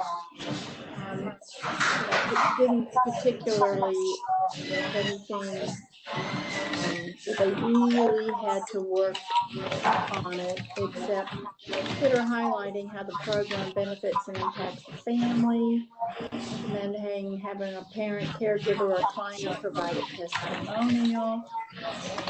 I just did not think that the entire application was complete in some ways and not well written. I was very disappointed reading what was said from the year before. Okay. I just, What did they say about the application the year before? well, they said basically it was, it's impressive that the participants undergo a thorough assessment process. Outcome findings must include the client numbers applicable to the percentages. Okay. I think I did have issues still with that, but that was. Do you want me to It was go? a deeply written application, the way it was presented, in my opinion. I think that there were much better applications, more thorough applications that we have read and we'll talk about later on. Okay. Like, so what you're saying, Ann, is kind of like that the program is there, but it's not actually the structure of the program, the way, the methodology is actually kind of missing from it all. There's some. I guess that's what I'm saying. It just seemed kind of vague to me in places, and it was too easy reading. I couldn't get into the depths or the meat of what they were proposing. How are they going to accomplish it? Okay. I'll go through it. Do you want me to go through the application and look at it and kind of give some specific pointers directly from the application itself? Does anyone have? I agree with what they're saying. I think one way in particular I noticed that it needed more clarity was in the outcome measures. I did not feel like they were improved from prior years, and they definitely needed more clarity. And also, when it comes to the board, I've got more to say. Go ahead, go for it. We're ready. I didn't feel that it was acceptable for them to say that they had no control over the board that they were given. Are you dealing with Rotary? Is this the Rotary now? Yeah. Oh, she's okay. So she spoke. She said the board. She didn't have control of the board. What board members she got? She said they were like sent from the other Rotary clubs. Oh, okay. I got you. Yeah, they need to have a more active hand in recruiting diverse board members in terms of gender and ethnicity. And they don't have adequate representation for people who are disabled on their board as well. So the perspective of the clients they were serving, I really felt was missing.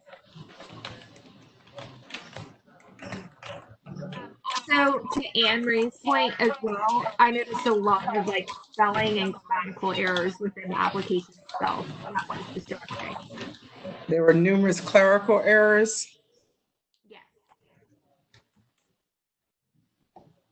On the first page of their agency's mission, goals, and objectives, they put 1, 2, 3, 4 goals and objectives. I have no idea if those are goals, if they're objectives, or what the heck they are. They just don't give any depth. Okay. All right. Some of these the other sections, like I know the program design asked regarding outcome. There as well. Okay.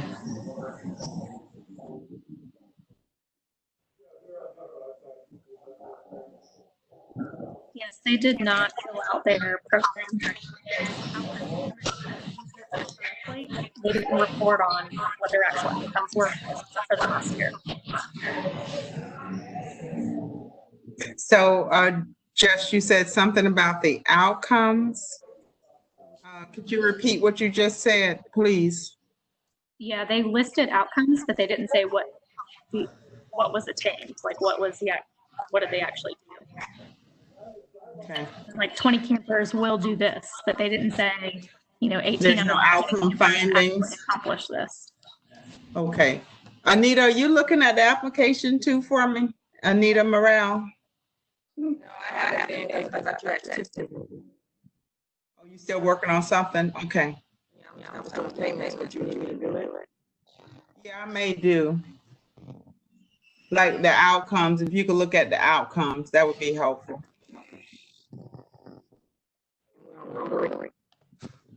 For Rotary. Looking at the outcomes, findings. Yeah, so they say 20 campers per week can name their friends and their favorite thing that they do together. So they don't say out of the 20 campers, how many of them were able to do that.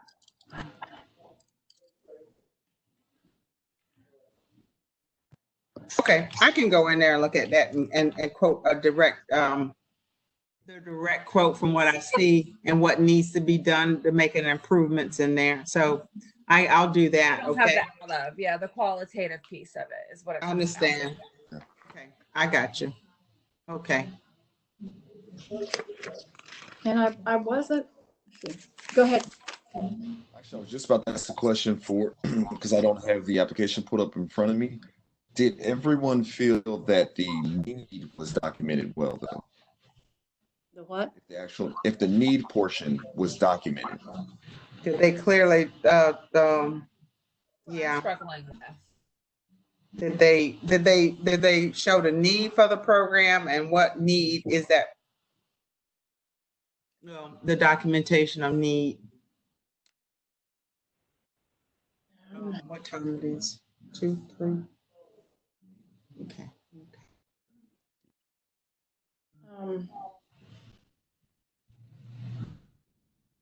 Hang on.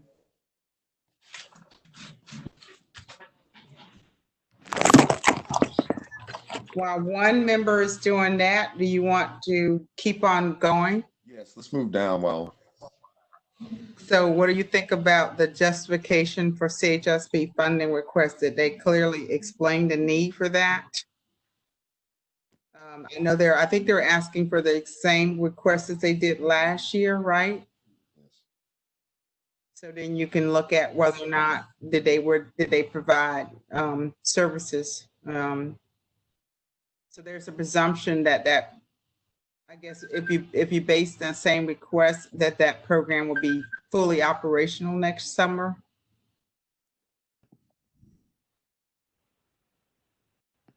I think their request is fine from what I'm looking at. I mean, they've itemized it here in form number 2 programs list. My biggest concern, and this is something that we can discuss later, I don't feel comfortable with what their COVID plan was for these things. About the majority, 15,000 for rent for the camp.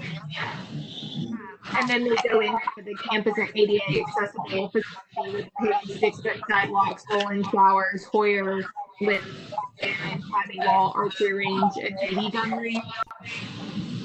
All of these directly assist us to create a wonderful experience for each child.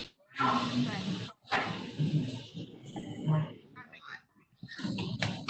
so good about it.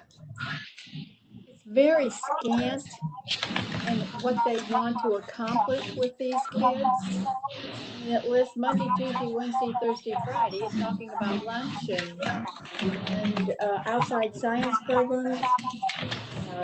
Where will the services be provided? At camp. Okay. Okay. I got you. I'll go through it and I'll give specific examples. I have a question. So it says, that it needs $5,000. This isn't a justification for CHSP funding. They need $5,000 for the $35,000 staff. Then and going through their budget, and the only person on staff is the executive director.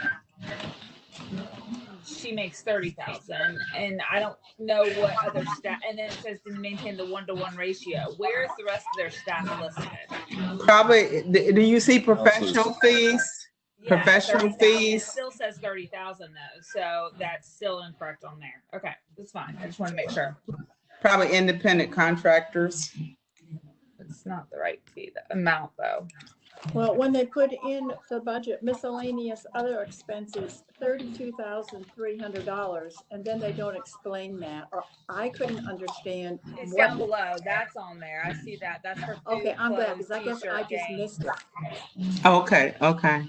Okay, thank you. All right. So right now, you want to see what you've written, got so far? Yes. A lot about the application. So I'll go into the application so I can give them specific examples of areas of concern. You just basically they need to be proactive in basically ensuring the makeup of their board is diverse and representative of the community as well as the service population. And then program design. Again, I'm going to go into the application and be specific, but you're saying that they lack clarity and they were not measurable. And I'll give specific examples. As far as the justification for CHSP funding, and you've said the efforts about additional funding, this is everyone's letter, but I just say they clearly delineated the funding request. I didn't hear from you guys saying that they justified the need for the funding request. The only thing I heard you guys say is collectively is that they did itemize it. So I don't know if you want me to put any stronger word than that. And then as far as the COVID, again, we talked about long-range disaster management planning, but also that you did not hear them. I mean, they needed to provide clear explanation of the different safety measures that they would put in place to work with this high-risk populations, because these are she talked about being very medically fragile kids. Okay, so we'll move to the next agency. Let's see which one that is. That is number 3. That is Wade, number 4. Don't say 3. Say Wade. Jeez.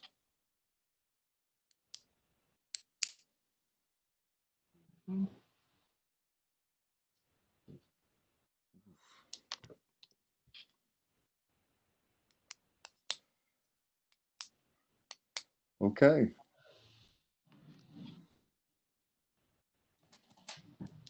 So waves capacity. I think I would like to hear what you all say, and I think I'll reserve my comments afterwards. Okay. So anyone, how do you really feel about capacity to provide a program? Strength of this program. I thought that the overall agency capacity to implement the program was good. Both programs, because we're talking about both programs under the overall capacity.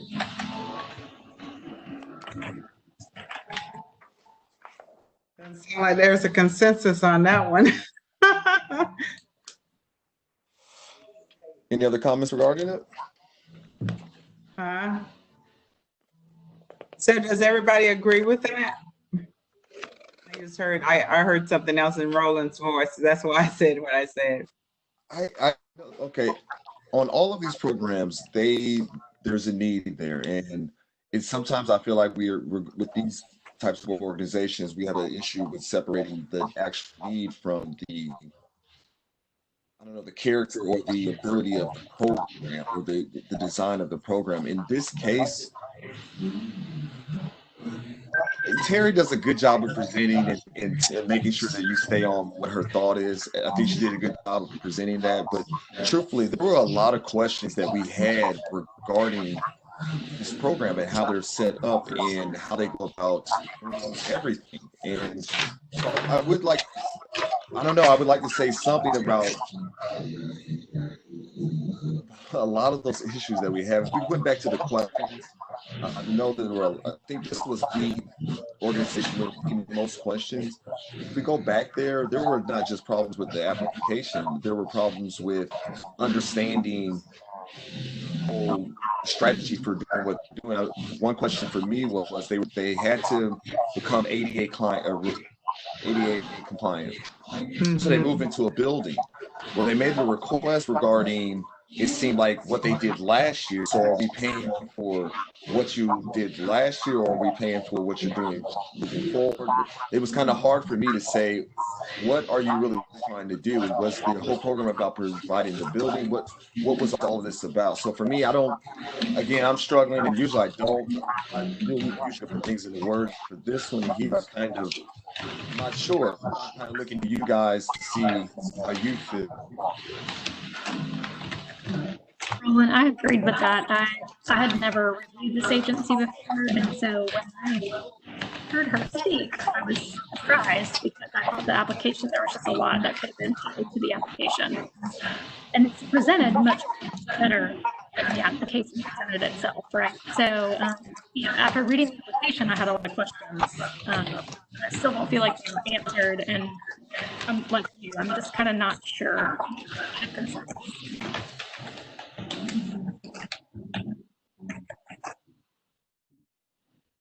I agree.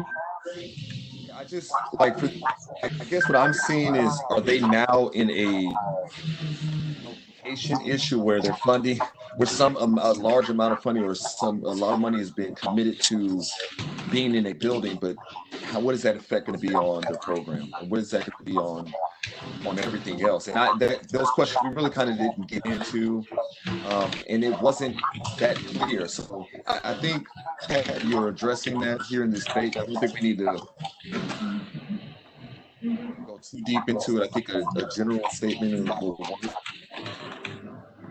But I don't want them to have the impression that they presented an organization that has everything together, that it's not just all they need is the money. I mean, everything else is working wonderfully and everything is thought out thoroughly. No, I don't see them as being this organization based on what they presented in their application and in the question and answering period.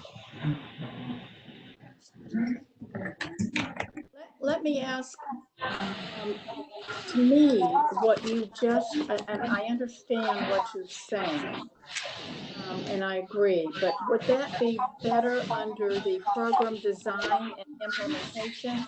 Because the overall capacity is staff and volunteers, board of directors, comprehensive policies and procedures, fiscal management, and they have those things they do have. You're right. They have that, and that's what I was saying in regards to this. I think that what you are saying, which I'm agreeing with, is under program design and implementation.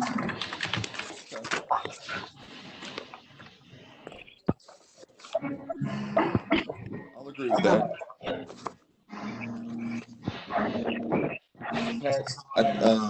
If we could move that first comment down into the program design. Is this a design issue? Because you're talking about sustainability of the overall agency in number 1. Bullet 1. Maybe bullet 2 is specific to program design, because they're using, you were talking about collaborative partnerships, that they use a lot of collaborative partnerships. So that's a program design, but as far as the ability to sustain the system that they have and the costs associated with those, like the building. Capacity, that's the building. That's overall capacity. And we can change it out. When you guys are talking, I'm just writing what I think I hear you say, so I can be ahead of the curve and I don't lose your thoughts. But we can always remove something if you all don't agree with it. But it's easier for me to capture your comments while I'm writing, while you are talking, really, while you're talking. So question about, they said they have 3 admins employed by Service Source. Did she say that those were clients, but they're paid by Service Source? Right. That's what I have. Okay. So I would say that's commendable that, that could be included in the award, in the letter, that they are, even though they're not paying for it themselves, are hiring on their own clients.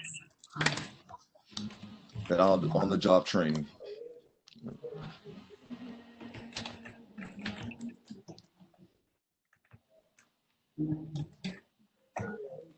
Is there another way you want me to say this, Jess?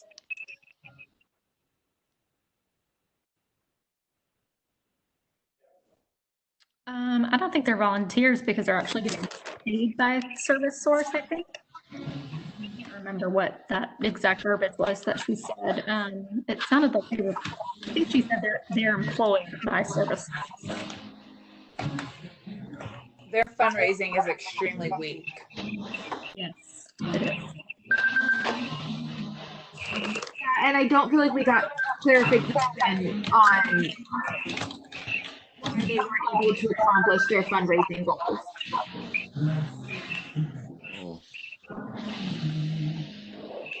Projecting 1,000 in the budget in the first place. Yeah, I'll just be very specific about how much that is. Last year they had like over 40,000 projected for their fundraising, and they weren't able to meet it, and then reduced it, but said they still wanted to put an emphasis on fundraising without giving any meaningful plan for how they were actually going to fundraise in the upcoming year.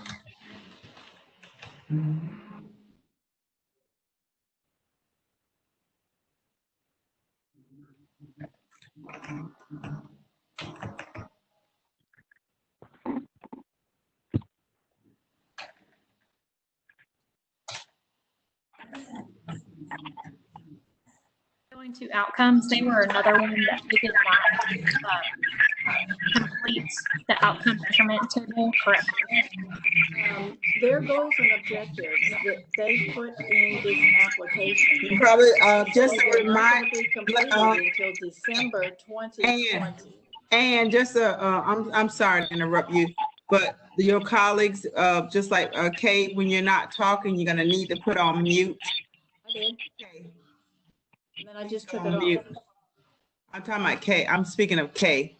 Oh, sorry. Yeah. So it's like when your colleagues are talking, go ahead and put yourselves on mute so that we can make sure we hear. Kay still doesn't, or Virginia, someone put Kay on mute for a moment, or she can't do it for herself.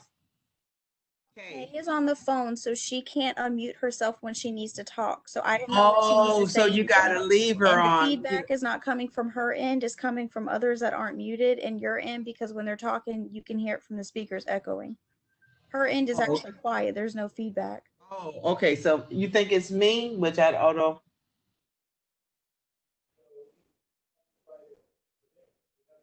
Yeah. Okay. Sorry about that. Okay. Kay, you got any comments? Because we, do you have any comments, Kay? Virginia, is Kay muted? No, she's not. Okay, I'm unmuted right now. Oh, and we're on Wave. Yeah, we're on Wave. I want to see if you had any comments. Oh, no, mine, ditto what everyone else has said. It's a really difficult situation that program is going to be in, considering that they're in a new building and the anticipation of meeting their fundraising and other revenue goals. I don't know. I have a lot of questions, but I think you guys have covered them all.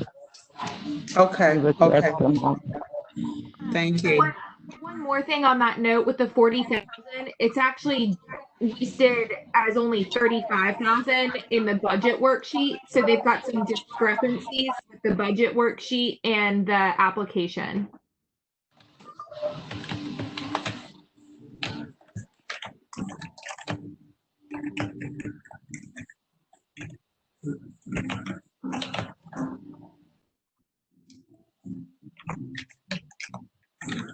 I'm gonna be doing a lot of homework when I clean these.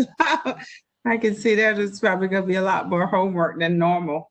Because when I'm with you guys, some reason it's like maybe because we have more time. That's probably why we have more time to really clean them up. But I'm gonna have to do a lot of after work to clean it up. Okay, so I'll add that. Now we've got program design, strong volunteer collaborative partnerships used. You wanted to commend them about service using service source employees, and someone said the outcomes were unclear. And you don't need to tell me much because I'm going to actually go and look at the outcomes themselves so I can be specific about what I put in the award letter in reference to the outcome sections of the application. Okay. Funding justification. Anything about clear to me why they leased their own space when they had somewhere to utilize prior to this? Like why they would take on that cost when they were achieving their mission as they were growing? Now she did say that, she did speak about that because it was not ADA accessible. They could not get. Gretchen Everhart, I thought, or is what they said. She said it was a downtown church.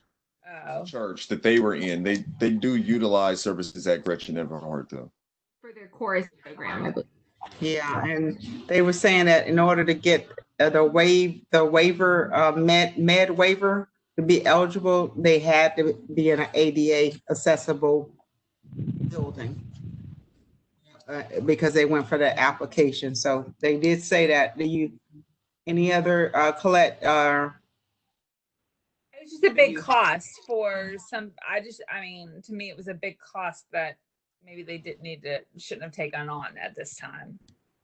Now, we've got something already in here about the concern about the agency's ability to sustain itself. And part of what you had said in here was to quote the rental. Yeah. Okay. So that's going to already be addressed in that first, the agency capacity as an agency capacity issue. But do you still want to say something in here in relationship to CHSP funding requests, Colette? That was a large part of their CHSP funding request. Oh, okay. I'm so they increased. I'm wondering. Go ahead. They are asking, for, I think it was 13. I'm going back 13,000. Pretty much for their lease, 13,500 for their lease. So that's what they're asking for. So did they justify that? I'm not sure. Okay, secure. With the I understand what you're saying now. in, It's unclear what agency took on. will their expenses decrease as a result of a decrease in client services is a thought that I have. They're not expecting to serve as many clients, so what impact is that going to have on?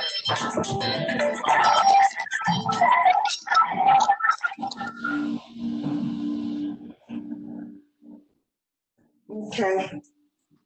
All right. Is our statement regarding the impact of COVID-19, is that good?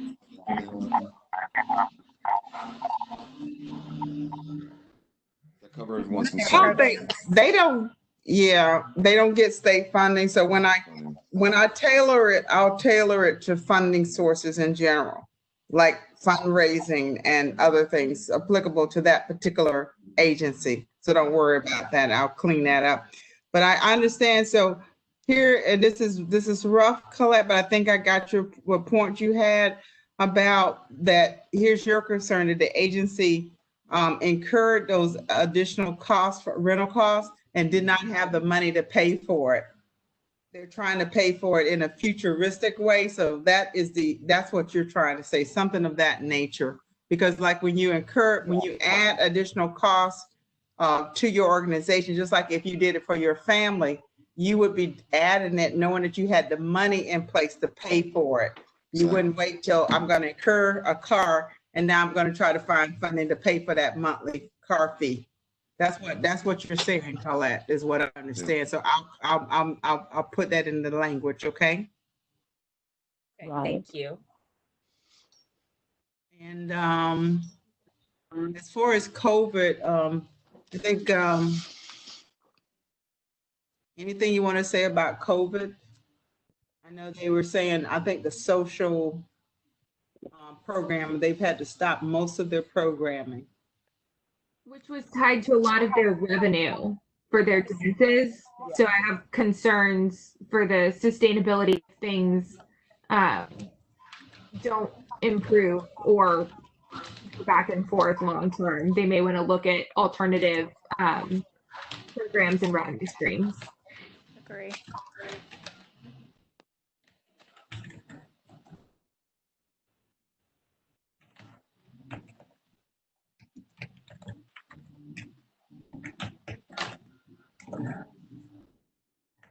Pat, in designing the disaster plan, is it appropriate for them to have a reserve account?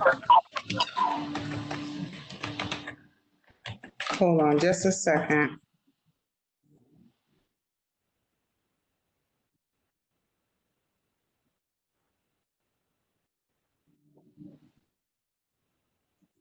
Okay, say that again, Kate. I'm sorry. No problem. I was just thinking that in designing a disaster plan, should it include a reserve account, or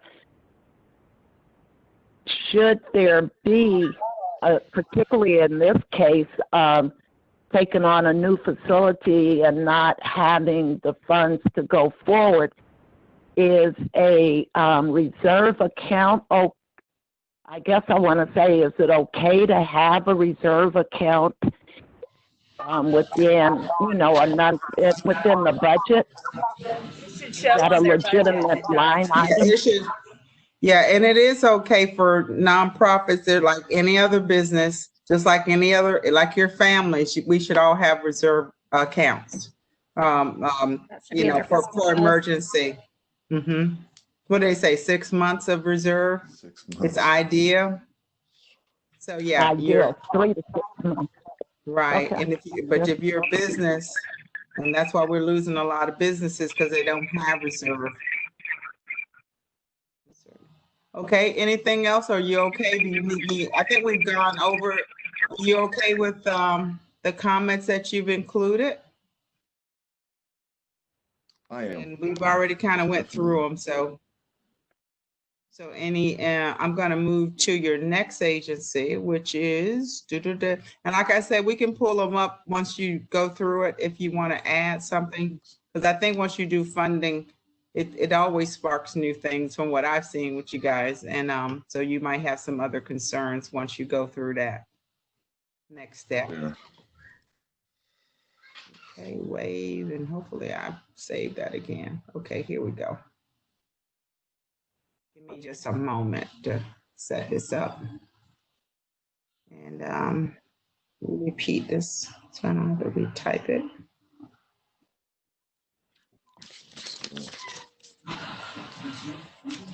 I don't know how I'm gonna go through. How we gonna do private zone in one day, Anita? Woo-wee. I'm gonna have to figure out. Hopefully by then I'll be a lot faster. Okay, Special Olympics. Here we are.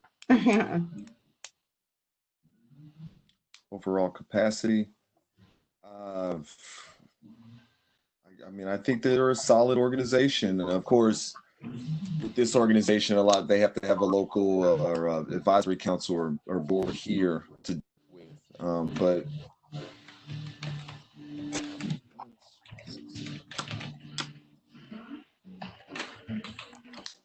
just thought it was an excellent application all the way through. And their overall capacity, even though they have to follow guidelines of the state people, they're doing an excellent job locally.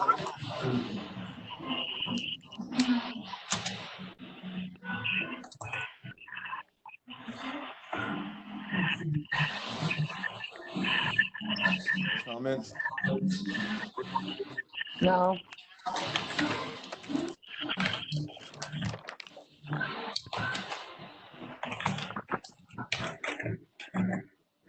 Okay. I'm being overly. I have that one comment on fundraising. Are we still in capacity or Yes. moving on to another section? Because I have a comment about. Okay, I'll wait. Okay. Why is that beep beep happening? I keep hearing a beep beep. So anything else about the capacity of the aid? So I guess that says it all in a nutshell. You said, oh, excellent overall application was excellent, well written. I think that there's a few things from this one specifically on the award letter from last year that would transfer over pretty well. Okay. You can read those to us. Yeah, the agency significantly leverages its resources by utilizing volunteers.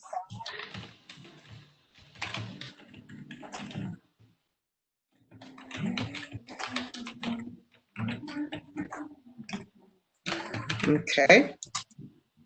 The program comprehensively addresses the needs of the target population by facilitating physical development, leadership skills, self-esteem, and overall self-sufficiency.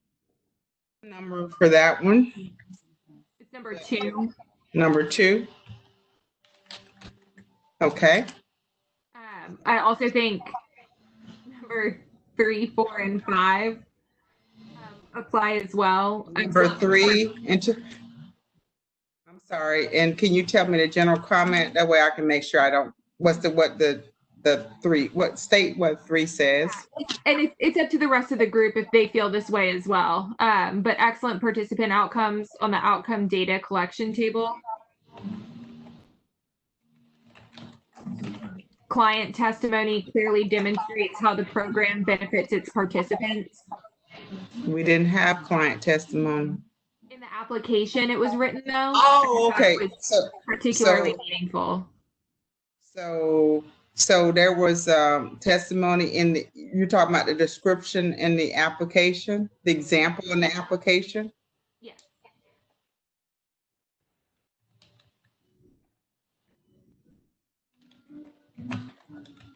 And then there was a second year recommendation where the CRT strongly encourages the agency to racially diversify the advisory board. I would also say to diversify it in terms of gender, there's only one male. Which has not ever been a problem.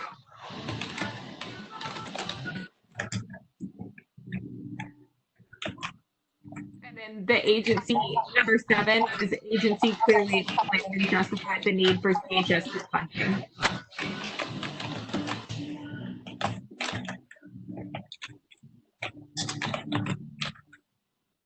It just seems like the award letter from last year really covered a lot from this one. Hey, might as well just save us some time.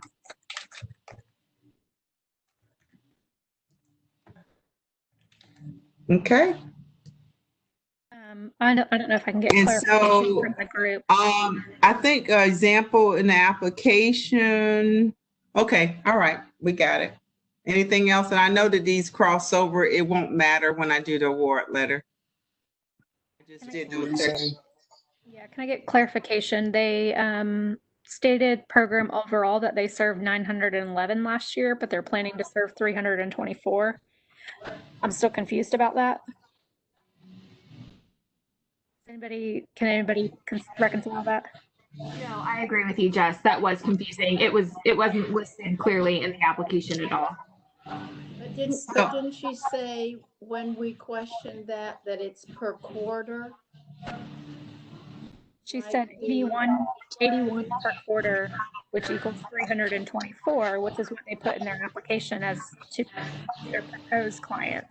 They said last year they served 911. And so you're saying in Form 2, the overall agency, they had 900 No, in the program. in the program. So let me just say check. I'll just say, I'll put myself a note. Check. Yeah, program client. Numbers. Yeah, section 1.3. Section 911. 1.3. Okay, I'll go back in there and then I'll need clarification. They talked about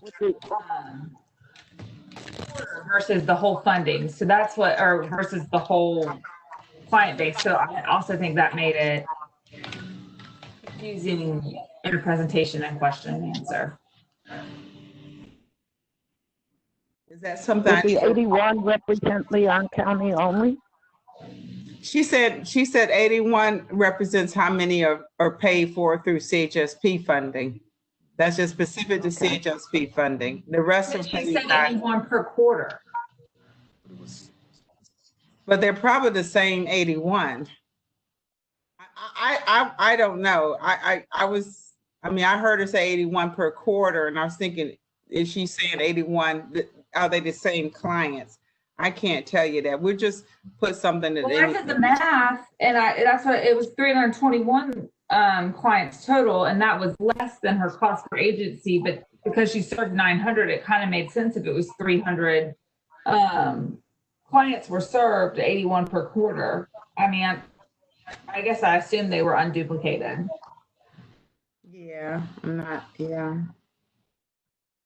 Also, Pat, look at the zip codes. I don't know if those match up to the 911. Like just doing a quick. Oh, the zip codes also. Yeah. So just discrepancies, I think, overall in client numbers.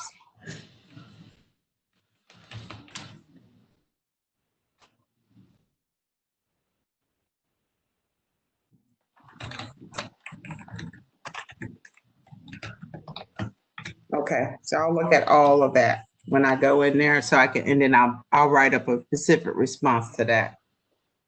Anything else for this age? We're doing good. We only have one more.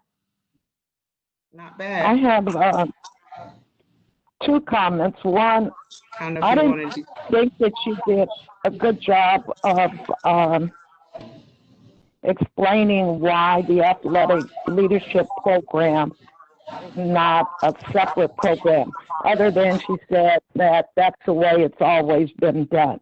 So yeah, I would look at the athletic leadership program as separate. And the other comment is the event, the special event that she wants to hold for those that don't participate in the nationals. Mm-hmm. Are there fees collected for what do you call it? Is it a paid event for the spectators? And if so, does it generate a revenue that will take care of the expenses that she's asking for?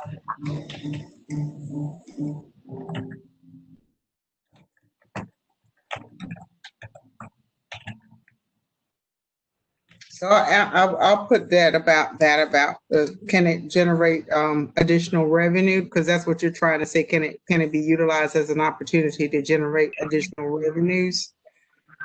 As far as that first one, we did tell her that, so we can't ding her for something that CHSP staff told her to do. You can have a program, and the program has multiple components in it. You know, sometimes a program component doesn't always stand alone as an independent program. So when they can't stand alone as an independently designed program because they're so integrated throughout the whole program, we will tell them that it's one. They can list one program but multiple components, much like substance abuse treatment, where you may have You may have inpatient treatment, you could have outpatient treatment, you could have residential, but those are multiple components and they have their own particular outcomes associated with them in the sobriety and even aftercare. So that's something we did tell her to do that. So we can't penalize her for doing what staff has recommended her to do. Okay. Would it be included in her goals? Do we have an outcome? Never mind. I was just wondering at what point does it stand up? Have we defined at what point it becomes an independent program, and do we have any outcomes on its how it's performing? I can look that up. Yeah, I don't know. Any other volunteers have a concern or comment about that point that Kay's making? Okay. Do you want to make any comment about the COVID? I think that's the only thing that you didn't respond. You didn't make a comment on so far. Is there any comment you want to make regarding COVID besides the long-term comment that I'm putting in that I have to put in all of the letters? I thought it was innovative that they that they were changing their programs to online, working out, and especially adding in a mental health component.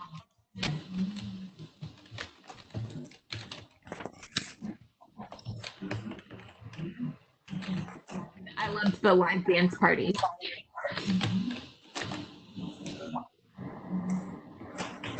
And you say that again? I'm sorry, I didn't catch everything you said. Colette. It's because I talk too fast and I say too much. No, you're fine. I thought that was Colette that just spoke about innovative. You like the innovativeness of the agency that transitioning the program to virtual. Yeah. Was it you, Elizabeth? Oh, okay. I thought it was Colette. I thought I was listening to Colette's voice. Go ahead, Elizabeth. Good. Let's learn Colette. No, I thought it was good that they were adding in a mental health component to their program. Yeah. And I just thought it was fun that they were doing live dance parties.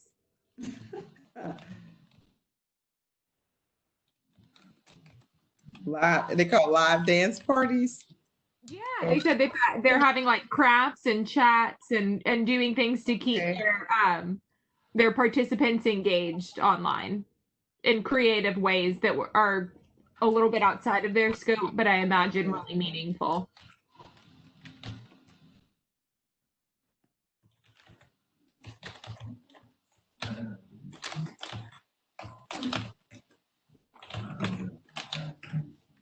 Okay, did I capture the gist of what you're saying, Miss Elizabeth? What's the need for cleanup? But creative engagement strategies to keep their clients involved and active. Yeah, absolutely. Reducing isolation and loneliness. I can read you by now. You're doing great. I'm trying. When I clean up, that's when you got to decide am I really doing it okay. So when you look at it next time. Did she say what I wanted her to say? You ever guys ever look at my letters and said, I didn't tell her to say that? Not once. Not once. That's pretty good, dude.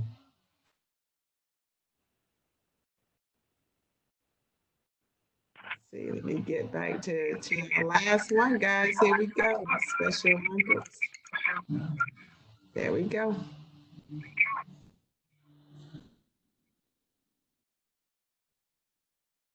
All right.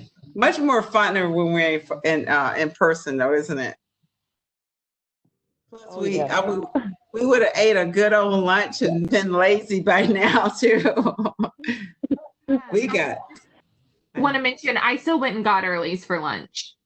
Yeah, I told Anita that I told them, I said, you know what, we still want Early's Kitchen. We had one volunteer email and said, I don't care if we're doing this virtually or not. I expect a knock on my door for my lunch from Early's Kitchen. I want my lunch from Early's Kitchen. I said, okay, we're just think of it in your imagination this year, because nothing like seeing some of those meals. I go crazy every time I sell fried chicken. Miss Pat, I had the fried chicken today. It was fantastic. Okay. The problem was I told my family and they all had to have it too. Okay, good. That sounds great. It was. Better than my bologna sandwich. All right, last one but not least is epilepsy, overall agency capacity, and you guys got it down to a science that we can move around as you need me to. Okay, we got our rhythm now. It's on capacity though.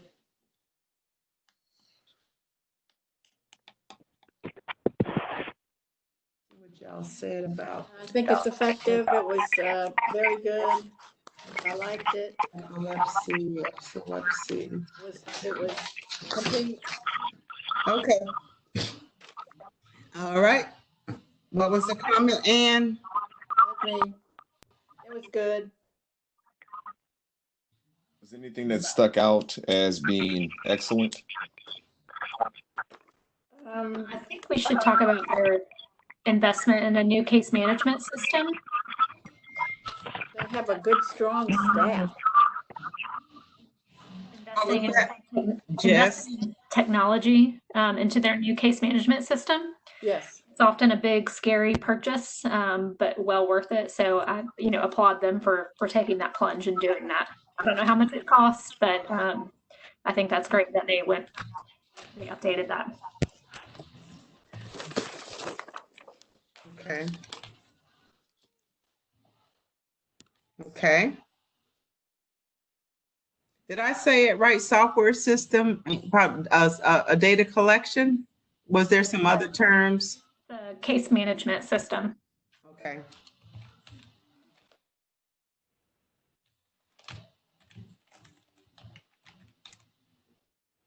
Okay.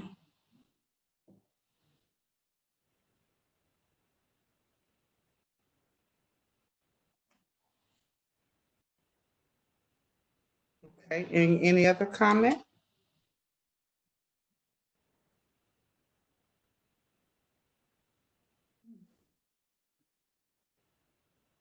Okay, ready for the next comment.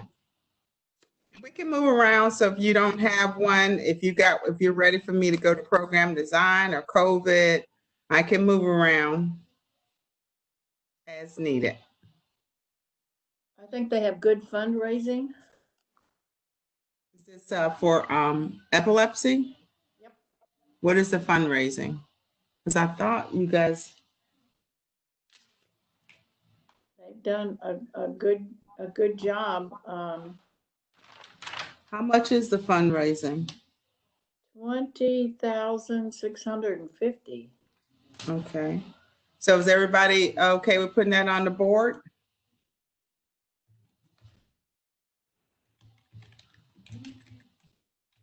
Okay. Anyone against it? What was that? Signature fundraiser, the Vine and Dine, has done really well. Wait a minute. Did I put the wrong one there? Well, the Wine and Dine gross this year, 15,000. Oh, you guys are doing. Wait a minute. Hold on. I might have skipped something. Hold on. Did I skip an agency? We're doing Lighthouse? We're doing epilepsy. Yeah, that's what I thought. Aren't we doing epilepsy? Oh, yeah. Yeah, that's what I thought. I don't know why it sounded like Lighthouse for a moment. I was like, okay. It's the two the same. I do the same thing, Pat. Yeah, I just like dining in the dark. We're in epilepsy. When you said wine and dine, you know what I was thinking about rolling was dining in the dark. Yeah, Yeah. dining in the dark. And I'm like, wait a minute, I must be on the wrong agency. Okay. All right. Any other comments? Unfortunately, their grant writing activities this year, they didn't make, and I'm trying to bring it back up again. But it's not their fault, I don't think. I think it's just a sign of the times. Well, They didn't get funded from DOH. So grant writing, is there much grant writing efforts, or do you, because I see, and you're telling us. It's not terrible, but they have a 0 under Department of Health Epilepsy Services. And that's the one that I inquired about. It's tied to the governor not having approved funding yet. Yeah, that's their state guaranteed funding. Yeah, they said they don't anticipate it to be cut, but they haven't. But they should have put pending, not 0. Right. Yeah. Exactly. Yep.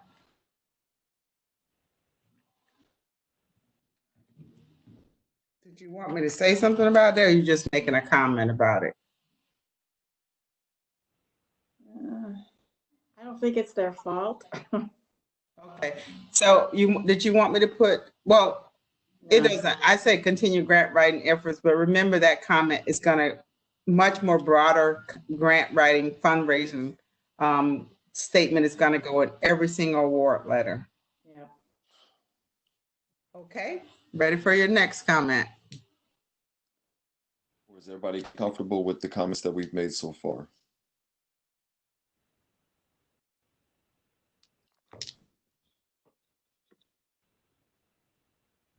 Okay.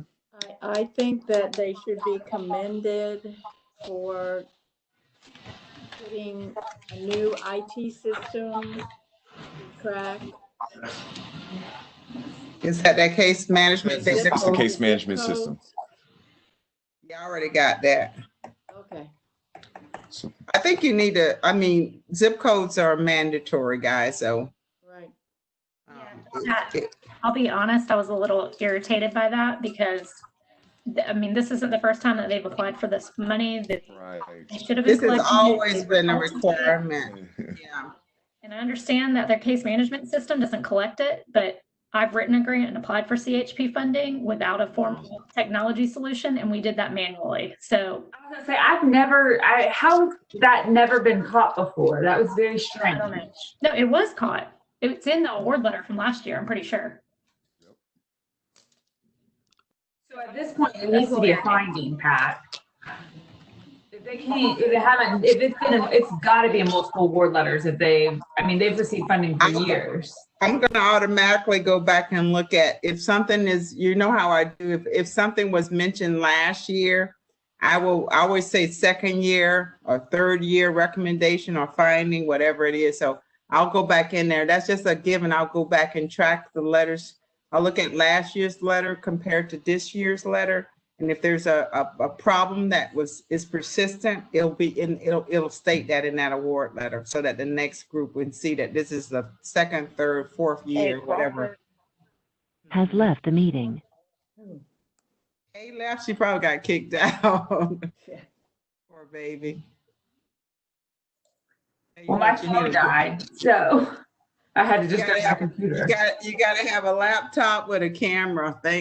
We didn't have any either. When this happened, they had to purchase everyone in our department, not in our old department. They had to purchase every one of us a laptop because we even at the city, we didn't have laptops.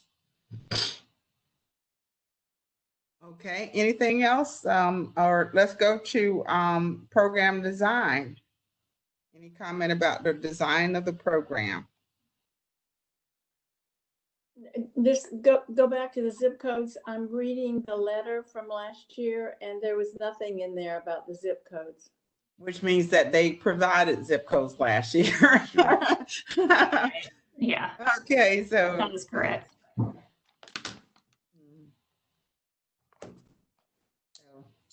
I still don't understand, even though she explained why they don't count some people that don't fill out an application, but they help them in their overall census.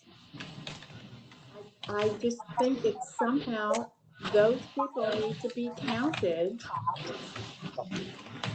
And do you believe that that's a program design issue? I think it is. Because it really, your question was dealing with the outcomes that they had. How were you able to actually say what you're doing as far as outcomes and clients served if you're not really counting these people? Right. On one hand, they're not counting them, but on the other hand, they're saying that they are using resources for them. Right.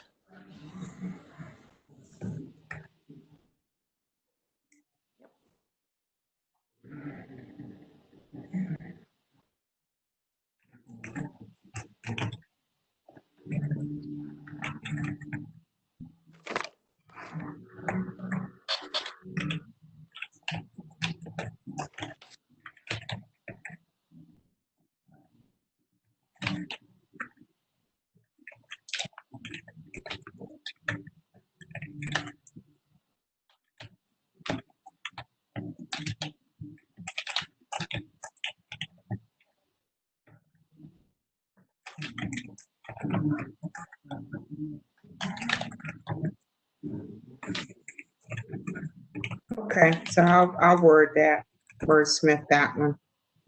Because for CHSP purposes, we're not saying you can't, we're not making that decision if you provide them a resource. But in the application, actually, the volunteers, when they remember, Elizabeth, you guys actually had me include a section in the application that says define what you consider as a client. Remember that section? So that they could, how do they calculate the cost per client amount?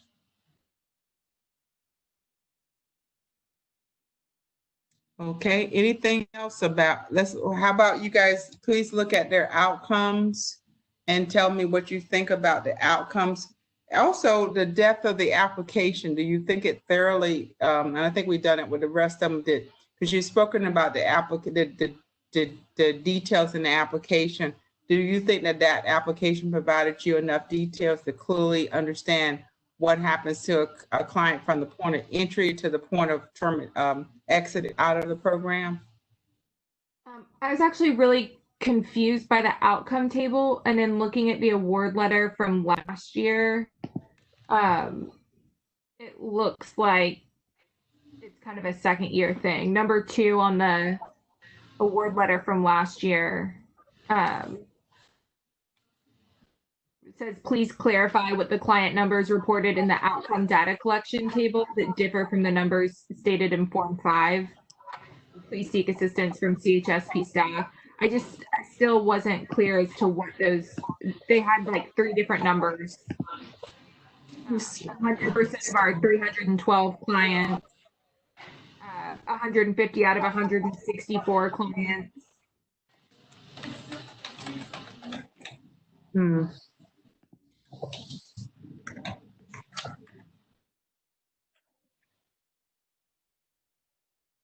Okay.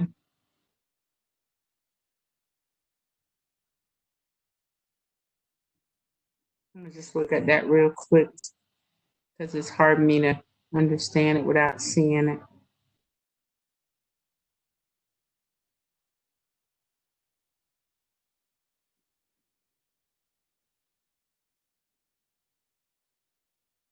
Okay, 100% I think we're referred to Big Ben.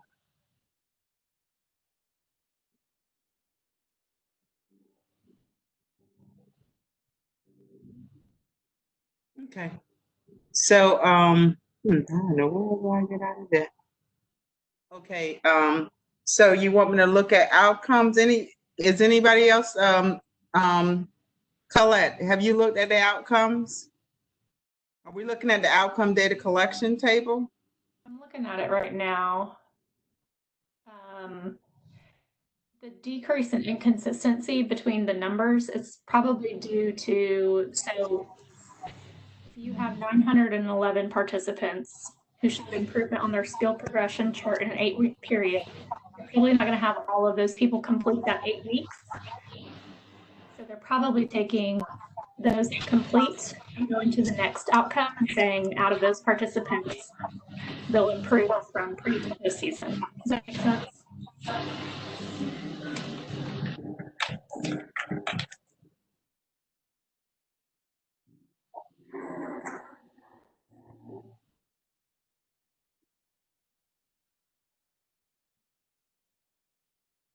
So what specific concern, Elizabeth, did you have with the outcome data collection table? Just want to make sure I clearly understand you. I think they need, sorry, this is just, I think they need to clearly state what they're measuring. So if they're saying that 85% of participants will show improvement in their skill progression chart in an 8-week period, you need to state if that's everyone who completes the 8-week period, or is it not? Okay, I'll go look at give a number, like not 85%. You wanted to say 102 people, which is 85% will do this.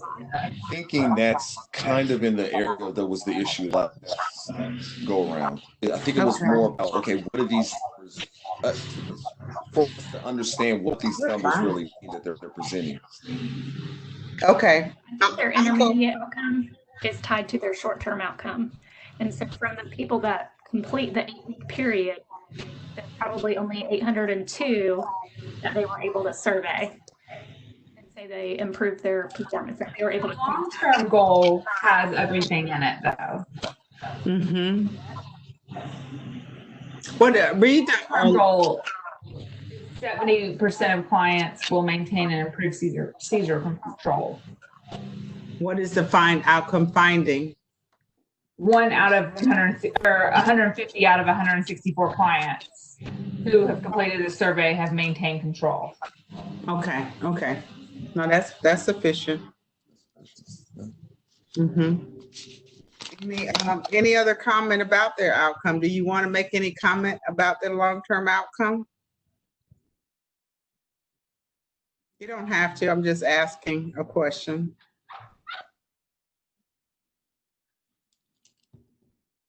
Well, if they don't count all of their clients as we indicated, then how can their outcomes be what they're reporting true? Okay.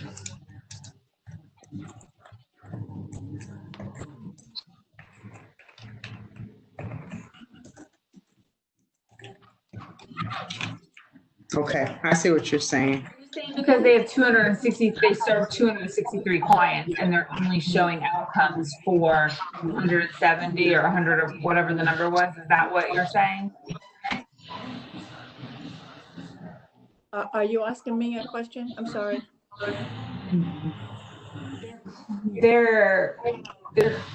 They serve 264 people, and they're only showing outcomes for 164 of them in the long-term picture. Okay, I understand exactly what you're saying. And just explaining that, that's and part of that is probably the deficit of us not having a program presentation. So, so that's part of it. That's the numbers just change throughout the whole thing, because you've got 264 clients up at their agency data, and then they talk about 312 clients in their short term, and they talk about 164 clients in their long term. So the number that they're basing their information on shifts throughout the document. Okay. Outcomes are going to shift depending on how you project them, how you word them.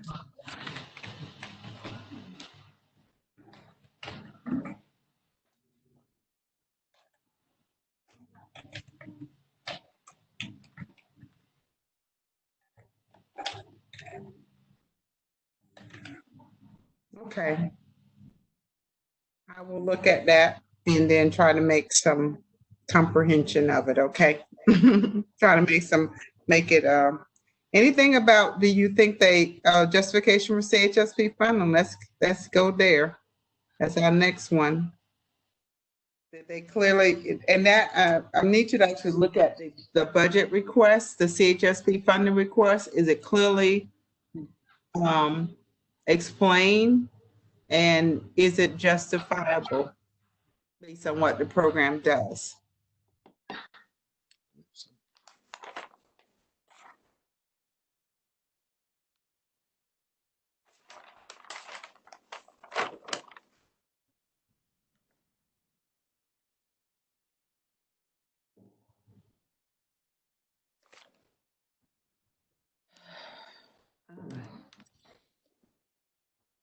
I'm going to have to say it's justifiable. Okay. Anyone else?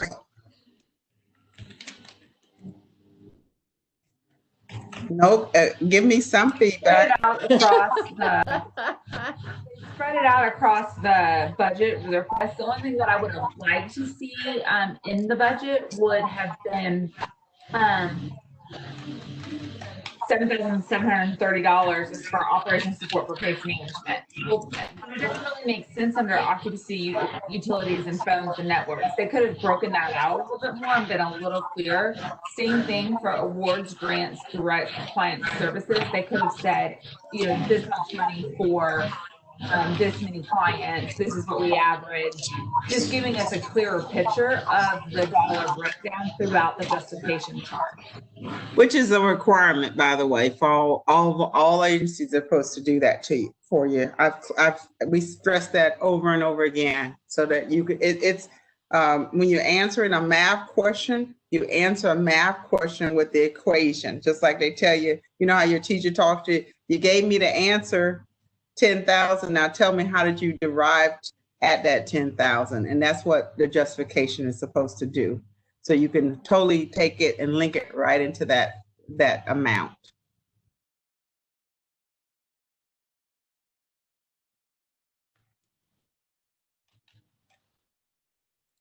Yeah, they did not give us a math problem to figure out those numbers.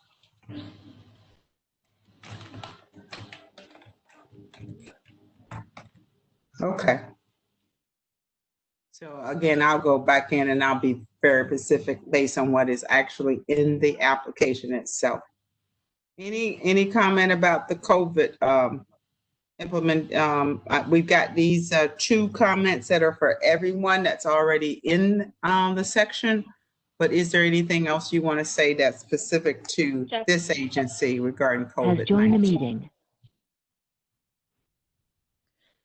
Pat, would you go back up and to what we just did about the agency demonstrated the need? Yes, we ma'am. say it demonstrated the need for funding, but then we say need to clearly delineate the CHSP funding request. That doesn't make sense. Yeah, you're right. But so which one do you want? Because if they didn't give you, I mean, you can kind of say, well, we think they need the funding, but if they didn't give you the mathematical breakdown of the funding request, then that's just a fact. You can't, you know, it doesn't mean, you know. And I'm not looking at it. This statement is actually it's talking about 2 different things, really, because that's why I said need. The need was demonstrated, but justifying how you're going to do it and all of that, that's what the issue was.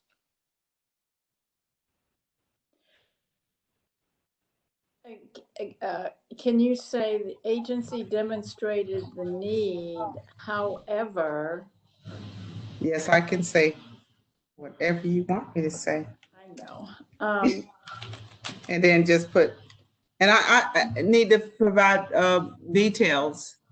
More details, yeah. Or more clear details.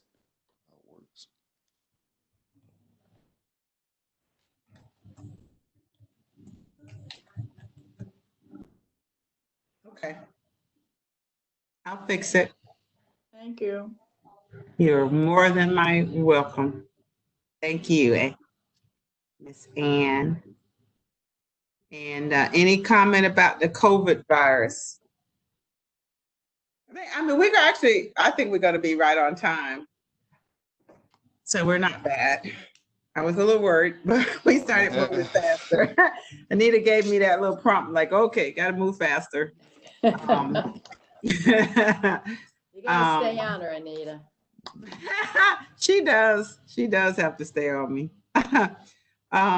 As far as the COVID-19, any additional comments beyond the two that we have for all agencies regarding the COVID virus?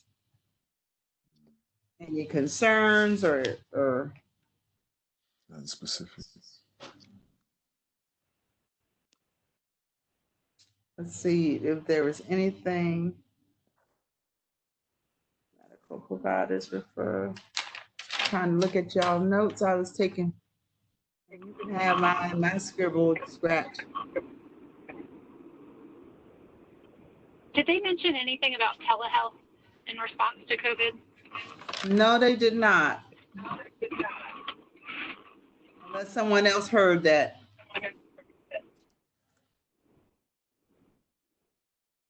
They did say that that there was an increased need. They've seen an increased need because of the medical providers not being as accessible to the patients.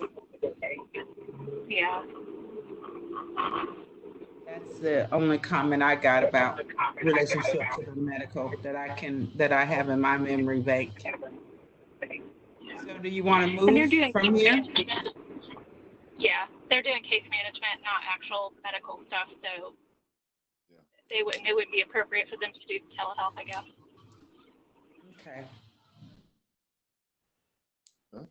So, are you no more comments for this agency? Okay. I think Sala sent you guys an email, and it's the ranking sheet. Well, we need to send the ranking sheet in.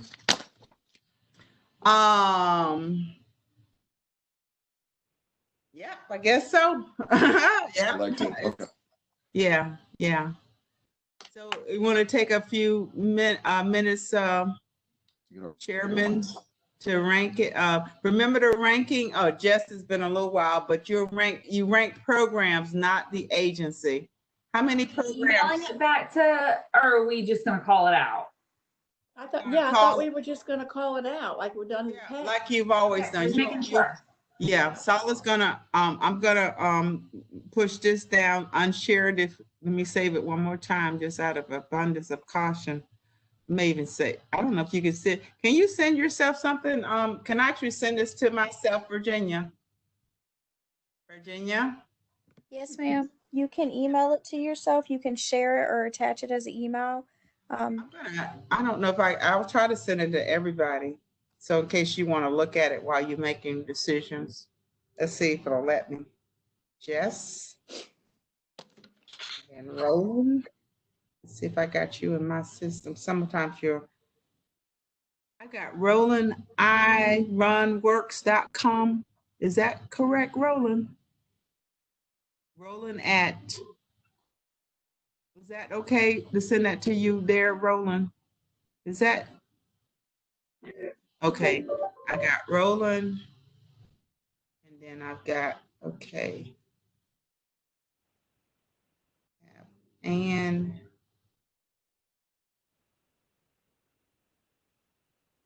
of course, not coming up easily.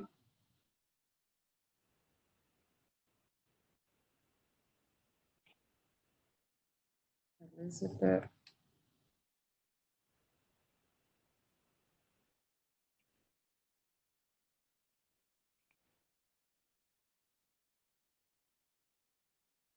Elizabeth Newell.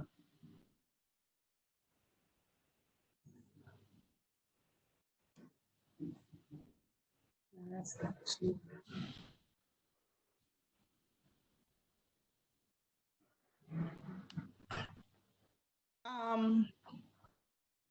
I've got you in my system, Pop. There's some of you not popping up in my email.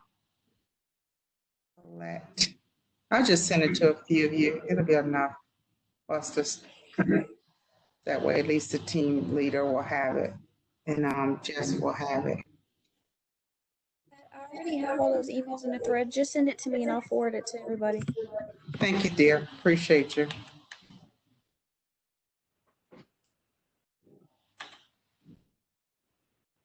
Okay, I just did.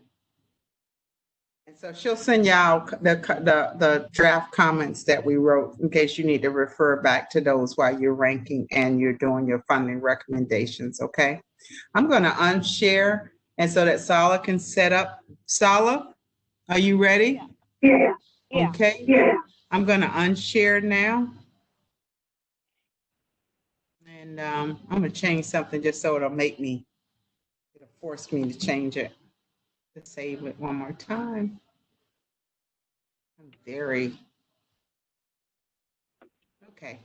Stop sharing. Stop sharing. Okay, I'm back. Okay. Now I shall go on. So Sala's gonna share the she'll bring up the spreadsheet for team 3. And here we go.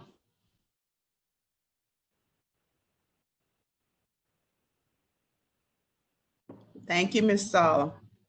You're welcome. Hi, everyone.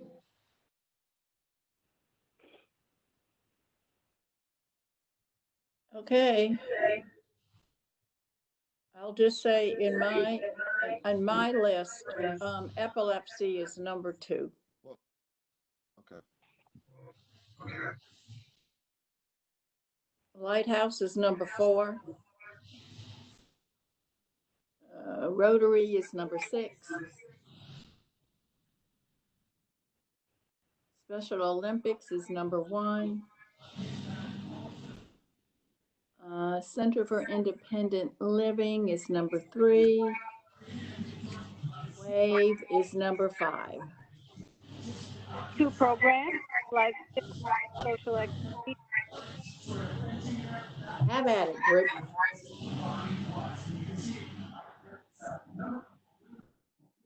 Hello, did you hear me?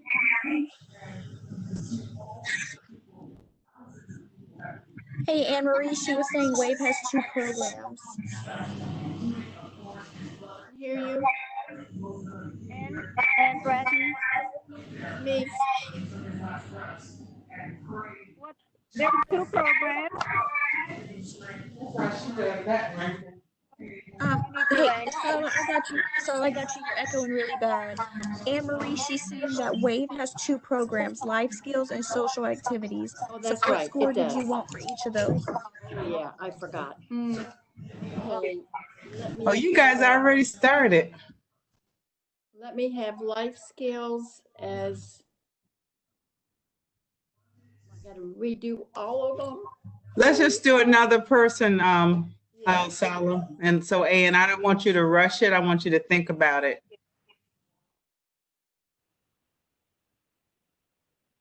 I'm sorry, it's back for you. When you walk away. I couldn't hear you, Anita. You're fine. I was just asking you yourself because we were getting a lot of feedback from her. So the next person go now. Still didn't hear.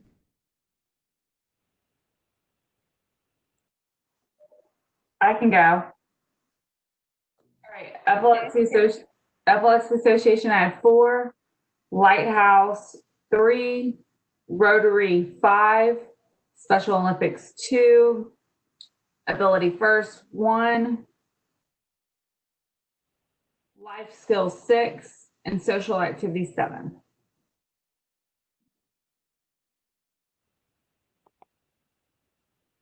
Oh. This is Jess. I can go next. Can Colette, you're going, Colette, can you do it one more time? I just want to make sure we got it right for Colette, okay? It's right. It's right.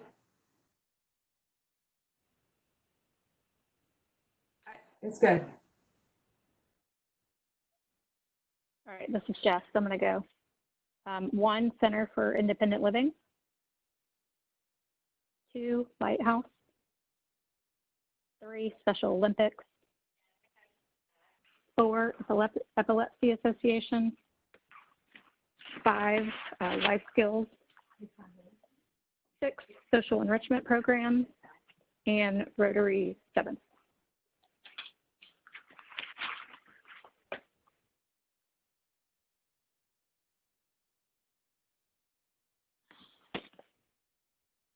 you get me? Yeah, sorry. Okay, thank you. Yeah.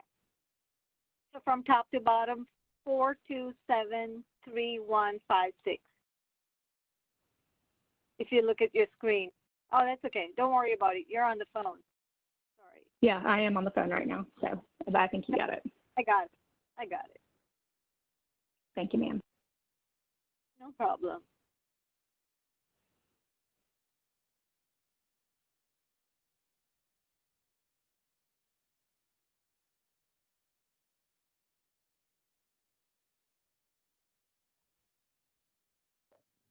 Did you want to go ahead and go rolling?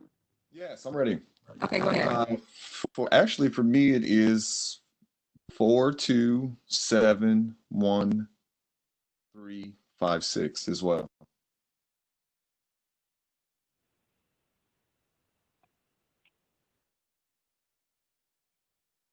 315. Oh, same thing. Okay. Same thing. Okay.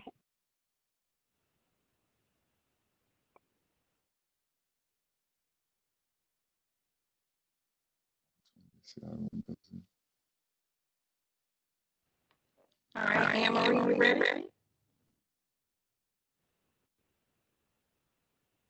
Okay, let me go back. I'm still sticking with 1 and 2 and 3 and 4. Life skills will be 5. So the next social will be 6 and Rotary will be 7. Got it. Thank you. Thank you.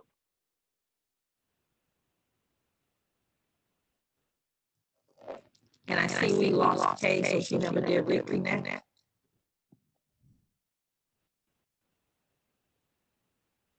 I didn't see her yet. Okay. Elizabeth, you ready? Yes, ma'am, I can go. I've got Center for Independent Living, number 1, Lighthouse, 3, Rotary Youth Camp, 7, Wave Life Skills, 5, Wave Social Activities, 6, Special Olympics, 2, Epilepsy, 4. All right, it doesn't look like Kay is called back in, so.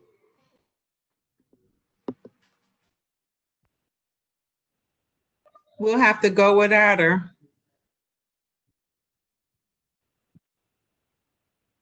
Okay, so I'm going to take her. Oh, well, yeah, that's fine.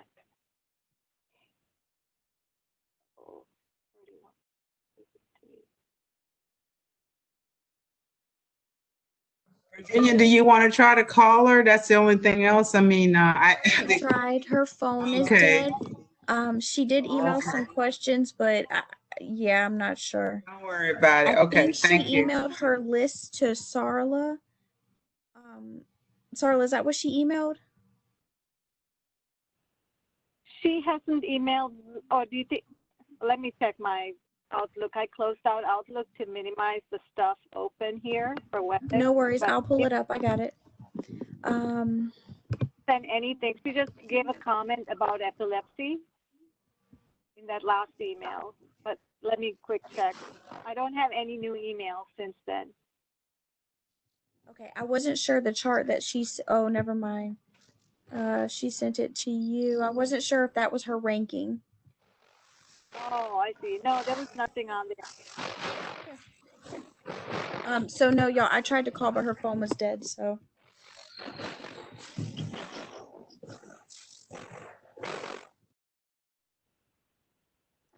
So, Sarah, I think we have the rankings backwards. Center for Independent Living should be 1 because they have the lowest number. Yeah, sorry.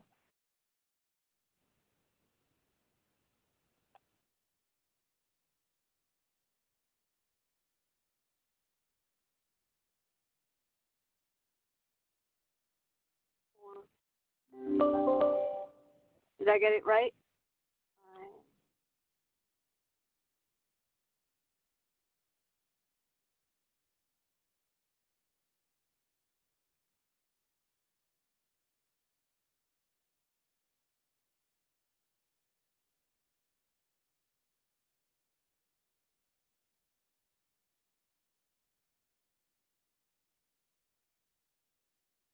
It's correct, Sol.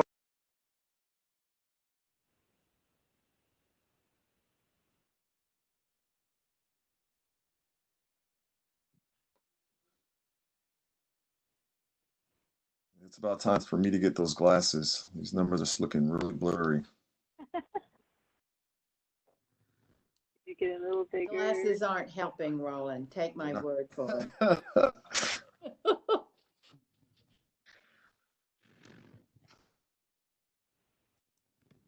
An ophthalmologist would disagree with you.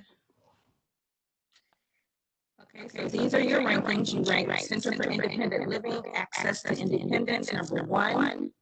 Special Olympics, their athletics program, 2. Lighthouse, services for blind, visually impaired, 3. Epilepsy Association, client services, 4. WAVE, their life skills program, 5. WAVE, social activities, 6. And Rotary Youth Club, their camp for children with disabilities, at 7. So from here, Roland, if you want to take over, I believe they start with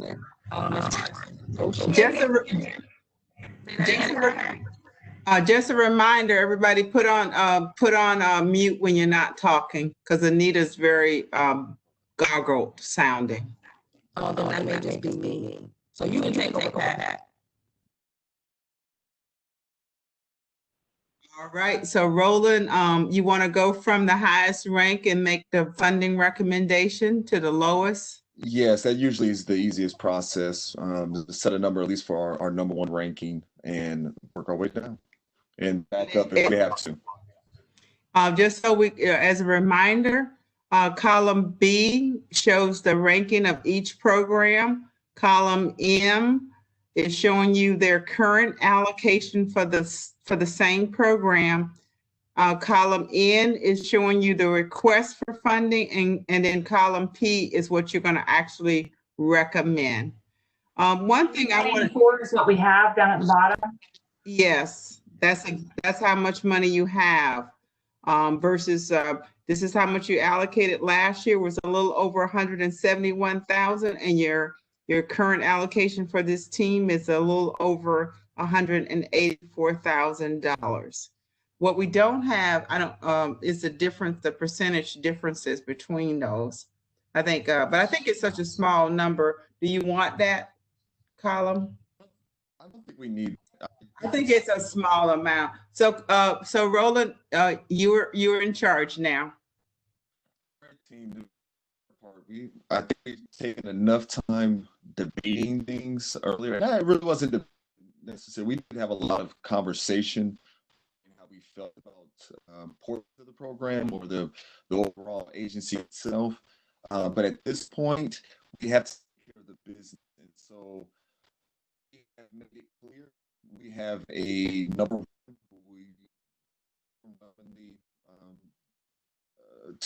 There on that. It would probably be best. I'm not going to force us to fund a certain healthier number to start with before we start working our way down the list, just because we want to make sure that we fund at a level which is rewarding to what we think the program is. Anybody want to throw out a beginning number for access to independence? Roland, this is Jess. Can you tell me what our available funding pot is? Just total overall again, sorry. 184,839. It's on the yellow box down at the bottom. She can't see. She's on the phone. I'm sorry. So we have 184,839 to actually allocate. Our total requests for this year are 311,000. So we have 184,839 to allocate.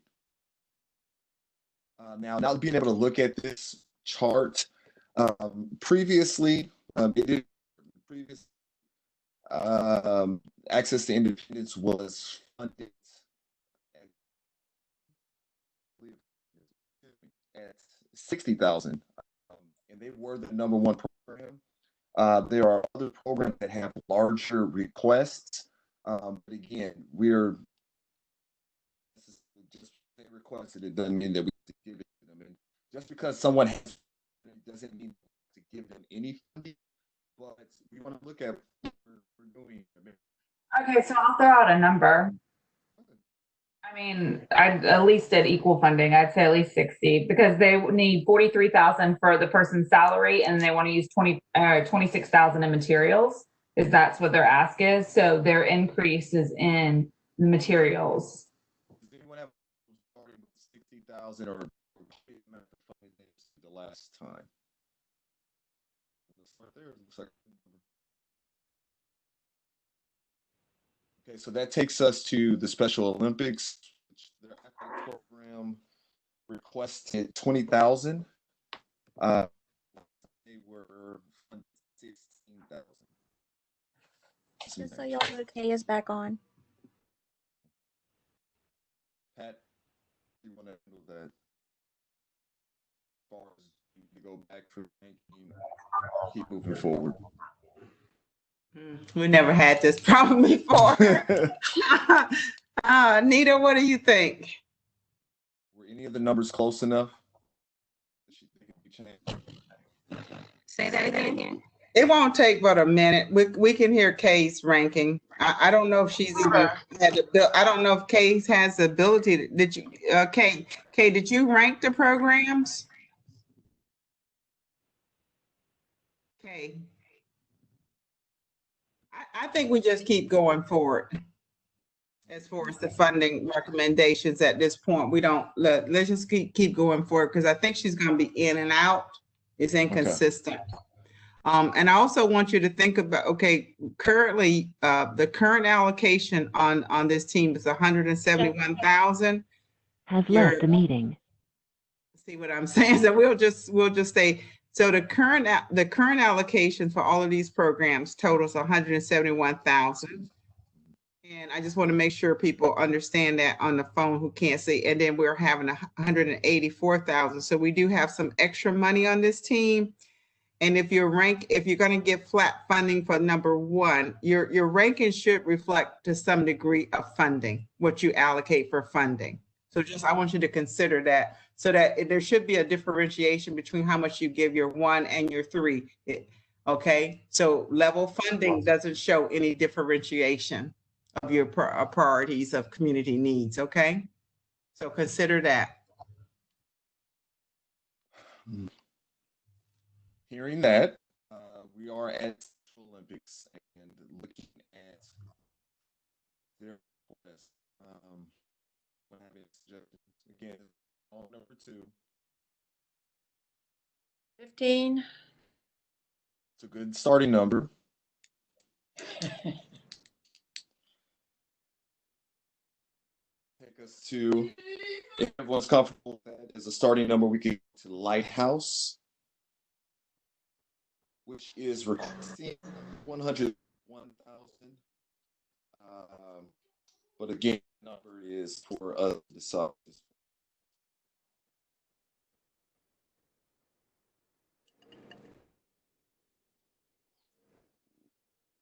I want a quick ask about ability first. Did you say 15 or 16? 1-5 or 1-6?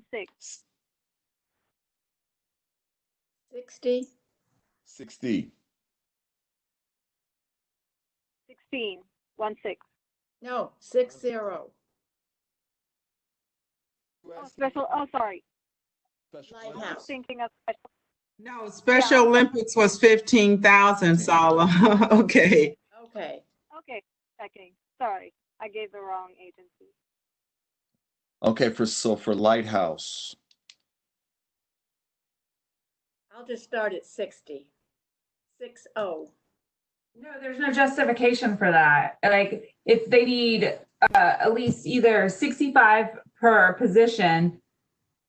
I mean, otherwise it's to me like, or they have to do a half position. Like if we just gave them something else, there's no justification for that number. Okay, yes. What would you suggest? I don't know, but I just don't think. I just want to know what the justification is. Number, like, what would they use the money for? Looking at what they're requesting. if they're requesting 2 positions and both those positions cost 65,000 with benefits and such. What are we saying? They're going to fund half a position? Well, I mean, technically, we'd be saying they're going to have to find the rest of the money elsewhere. Well, these are 2 new positions, is what they're saying. Yes. I think what we should consider is that they're requesting funds that they receive will be, very well respected. But as far as if we wanted to fund a position, we that is have to make a decision. And I'm just trying to remember so we can kind of talk some of these other things out. It makes it a little bit easier if we kind of get down to. I mean, it would be easy to say hold them steady. I would say 32,500 is half position, and she said that they can do they could have halftime now that they've gone virtually. 32,000, would be a great place to start. 32,500 is exact half of half of a position.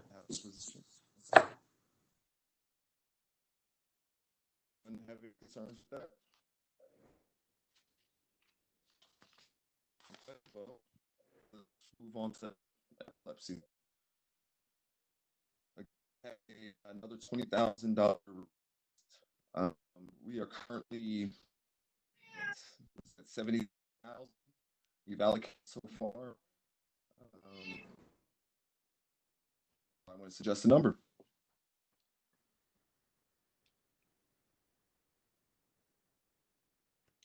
Keeping in mind, we did not have too many issues with it. Again, we're down to our number 4 program. 1, 2, and 3. We have ranked these programs to be quite excellent.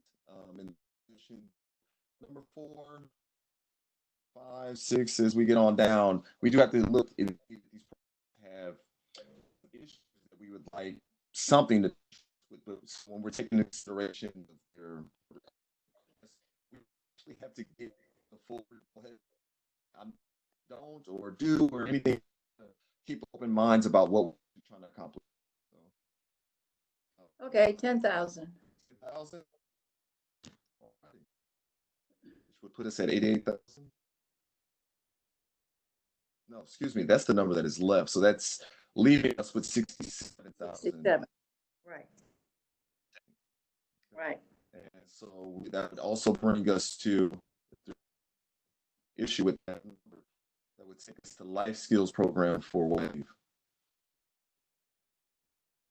which has a request of 34,000. Again, this program for those that are last go around, this received 10,000, and I'm not sure what it was at that point or what the request. If I do remember correctly, it was just about the same numbers. The reason it the way that they are now is it's just based on the ranking. Okay, 17,000. And you like that, don't you? You got to start somewhere. You do have to start somewhere. You know, Are we talking about life skills for 17,000? And they got $10,000 last year, and we're about to give them $7,000 extra, and they're one of our bottom programs. Just remember, guys, you got to be able to substantiate the decision. So I just want you to be careful and thoughtful. The other thing is you got to look at sustainability of programs if you feel like you want them to be around. So just be real thoughtful here, okay? Very thoughtful. Because this is $7,348. Because that goes directly to the client. A solid number would be better.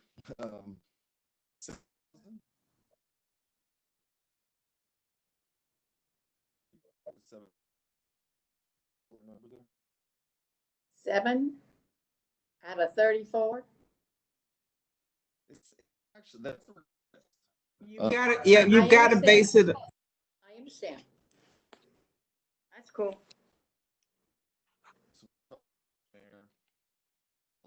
actually go to their next program, which is social activities. We got the $16,000 request, but again,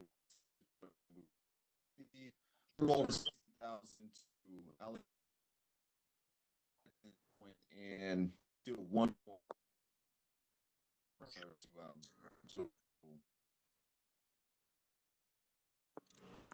I'll just go ahead and save us some time. Let's just start with the 5,000 at this point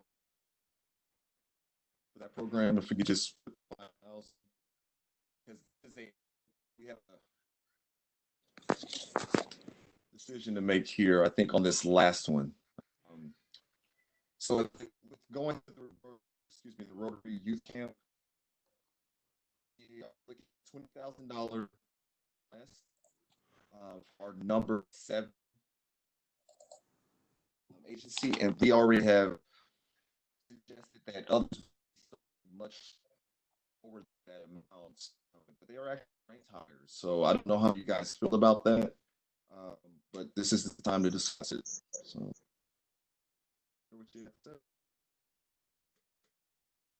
well, here again, I'll half it and start with 10,000. Is there any concern with that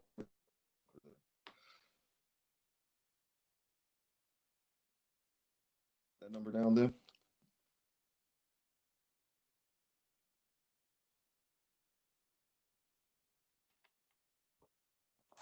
Actually, 45,000, over 45,000. And not full request of our number 1 program. Number 1, we have stated that this program is and the most worthy of being funded. So with our justification, $10,000 short, this is my opinion, justification $10,000 short of their request, is that indicative of this? No, I take it up to the full request. I'd say 65. I mean, it's just for materials, and they've got to deal with not building so much during this COVID-19, and so I wouldn't fully fund them. I'd say 65. That's still giving them a significant increase. They're saying 43,000 is for salary and 26 is for materials.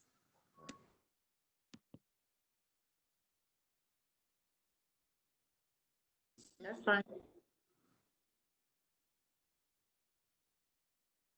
Was that you, Elizabeth? I'm sorry. I did the last comment. Jess, is Jess 65? Is Jess still on the phone?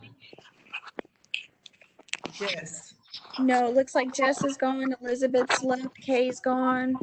Okay. Wow. Makes sense why we're the ones making the comments here then.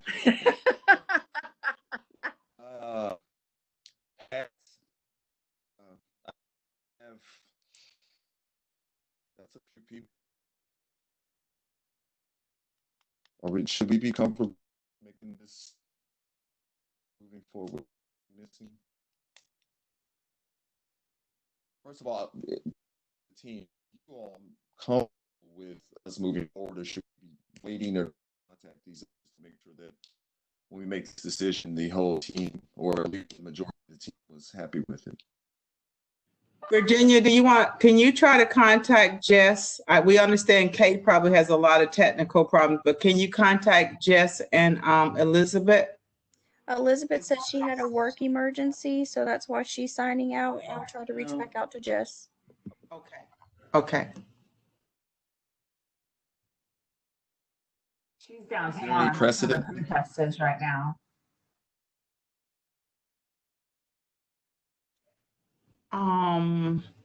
Sometimes we'll have we just normally have such much larger teams. So normally it's oftentimes we do have people drop out because of issues in their lives or jobs. This is just a new world. Okay. Right now. It's the I think it just depends on the decisions that you make, whether or not they open us up for appeals. So you know, that's the good. that's the reality, right? The way the appeals process, if people get less than what they are currently allocated, they have the right to appeal. They can have the right to an appeal. Okay, let's go the full 70 for independent and start from there. You okay with that? I'm okay with that. This is our number one prefer to program. go to 65, but I mean, I'm not going to argue it. But I'd prefer to go 65. I would say 70 is because this program, again, is a program and not fully on, which is not the greatest. It's not small, but it's not the greatest request ever made as well. I think it'd be out of order. 70's fine. I mean, I'm not. I'd say it was fine.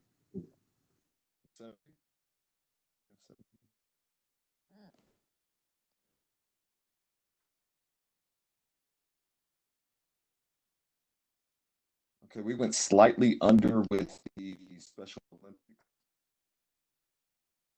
Again, this is 35 to allocate. This is our number 2 program. $5,000 would be with the request. I'm okay to bump it up. Call that. I mean, I personally feel like they didn't have their event this year, so they're gonna have money left over. Yes, it's fine. Go ahead and go to 20. All right, just so y'all know, Jess is not answering the phone. Okay.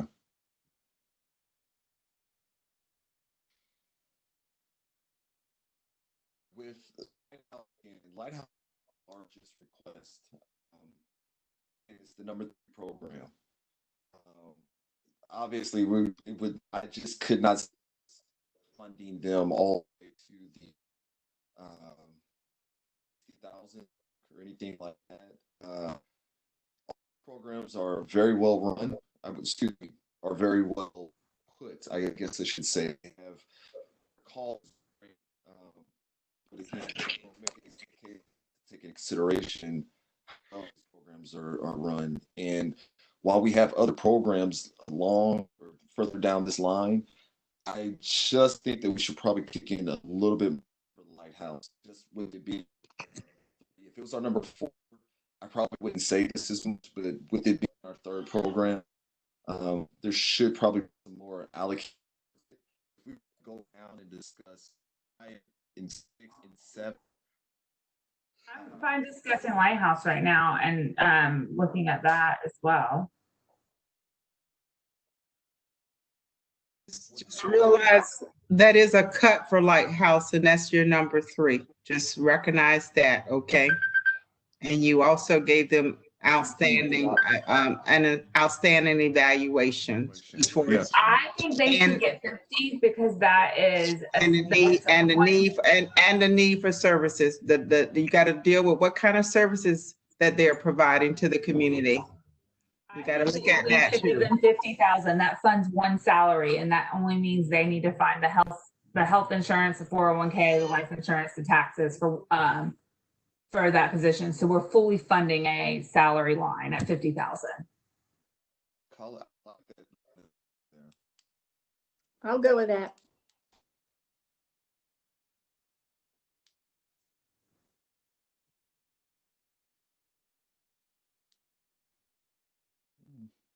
So again, we're back to epilepsy.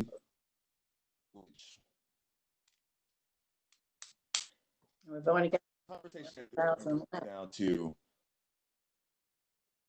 service with 12,000, a little over 12,000. I mean, what are we saying to give fully to do the 20,000 for epilepsy? I can go that. Okay. Roland, So are you okay with that? So give them 20,000 fully funded, so they're equally funded from last year. Because it's hard to see their budget, it's all over their budgets.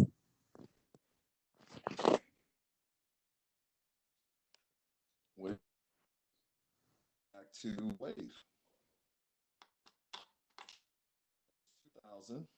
$2,839. Say just give it all, but I don't want to. Split it in half.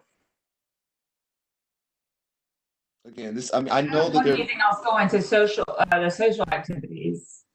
I mean, they didn't justify the need for the increase, in my opinion. So definitely not gonna say to go. What would you suggest, Colette? I mean, I'm fine to give that part to the life skills.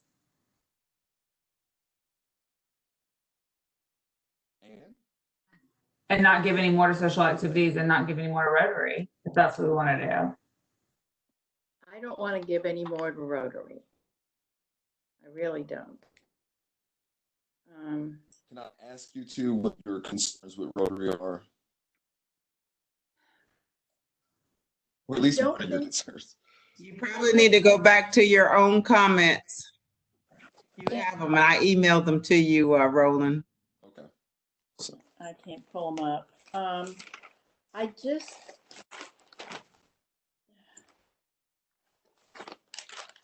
don't think. I think this is the one. Is it the one? No, it's another one. I was thinking that was their board, that everything was going to be approved in 2020 because they got a new board and all this good stuff. I just don't think that they're sound in their what they're going to do with the money. I think even though they explained $32,300 that I didn't see that you all were happy with, I think the summary of your own comments was that the application was like details are very inadequate. It did. And that's what I just went back and read some of your comments. And then now that Jess is here, we're going to need her to look over the recommendations of the team and see if she's comfortable with those recommendations. Okay. Yeah, sorry, y'all. Yes, I'm comfortable with these. You are? Okay. Like we're over though.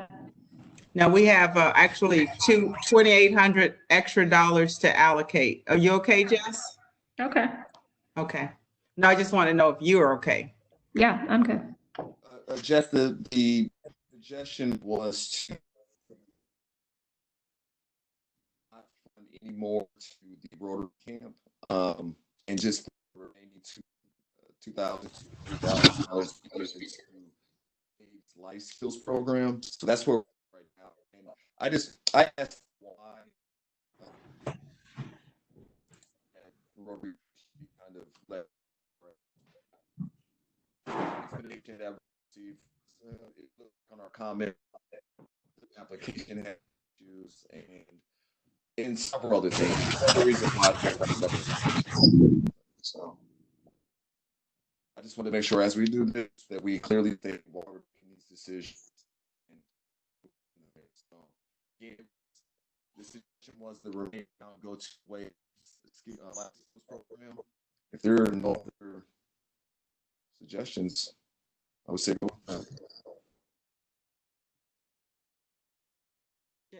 Are you guys okay with that, Jess and Colette? The recommendation is to put the rest of that money back into the life skills program?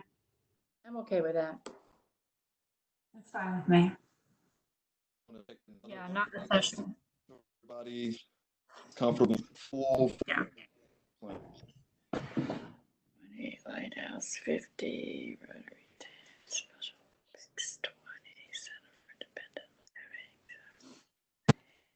I can go with that. And we'll see you at the appeals meeting. I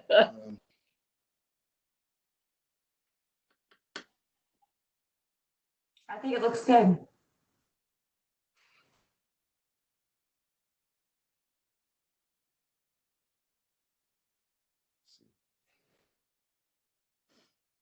I mean, we're given WAVE less than we gave them last year or the last budget. Well, yeah, the lighthouse over its allocation from the previous allocation. But it justified its funding request. Yeah.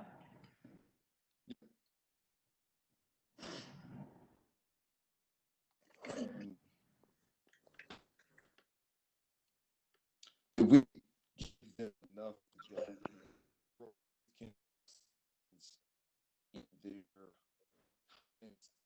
to explain the list, explain to them why they are to see 10,000 cut though. We're not to the group came for us but we had question all that thing, all those things, enough information to the board or be a part of the to just this.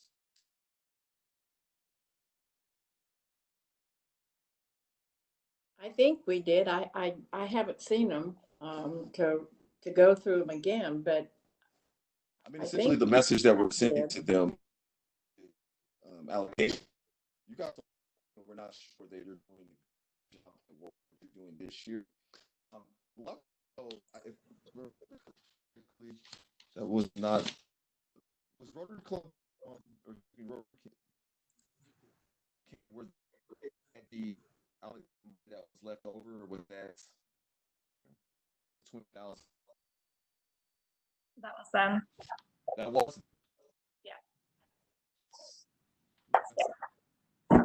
You know, I would flip it, and I know we have to provide justification in the award letter why we're doing this cut, but I would flip it and say they didn't really take the application seriously enough, in my opinion, based on their responses. I felt that there was a lot of holes in it, and so if you're not going to put the effort into the application, then you don't get the funding.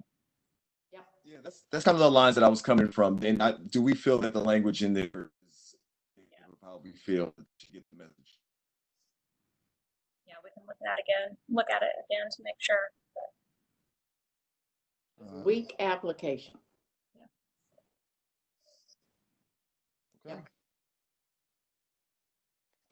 Do you want me to summarize it? I could pull it up and summarize the Pat, if you could.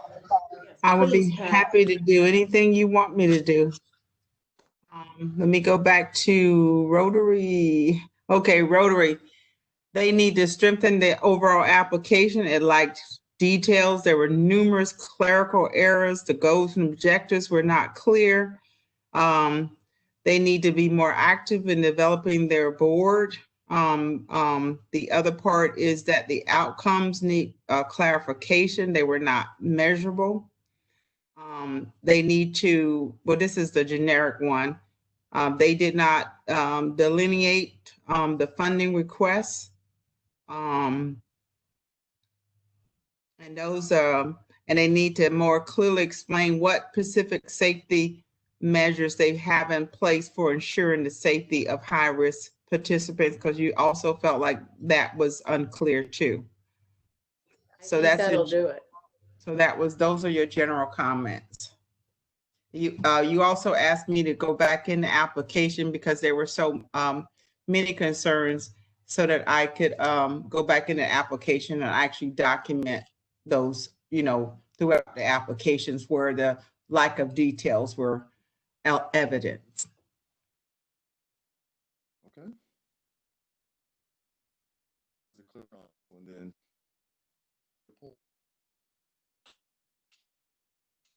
say we all. It's like the. So it sounds. No, go ahead. I'm sorry.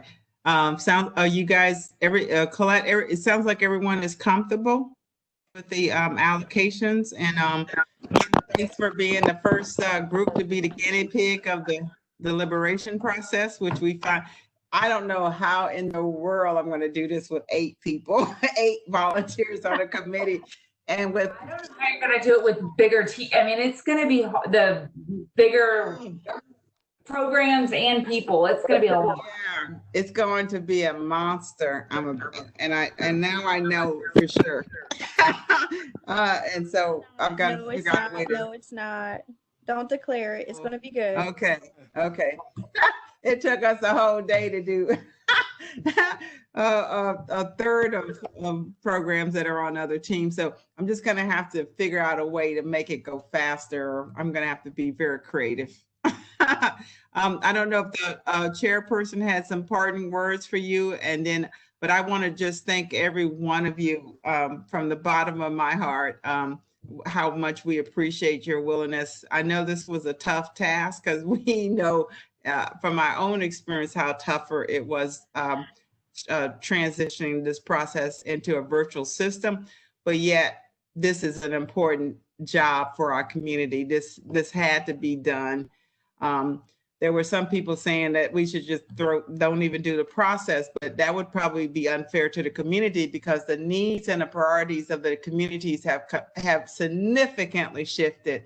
And so we've got to make sure that CHSP, limited funding as it is responsive to the current needs of our community. So we definitely needed to have this process. So thank you guys so much. And I'd like for the chairperson to give you some parting words. And thank you for taking willingness, yourself and Colette, for taking a willingness to take on the leadership roles. Really appreciate you guys. And I wish I could give you a big hug, but this is my hug to you all. Virtual hug. Virtual hug right back. Amen. It's like taking your time. Getting the questions in. Again, this is a major portion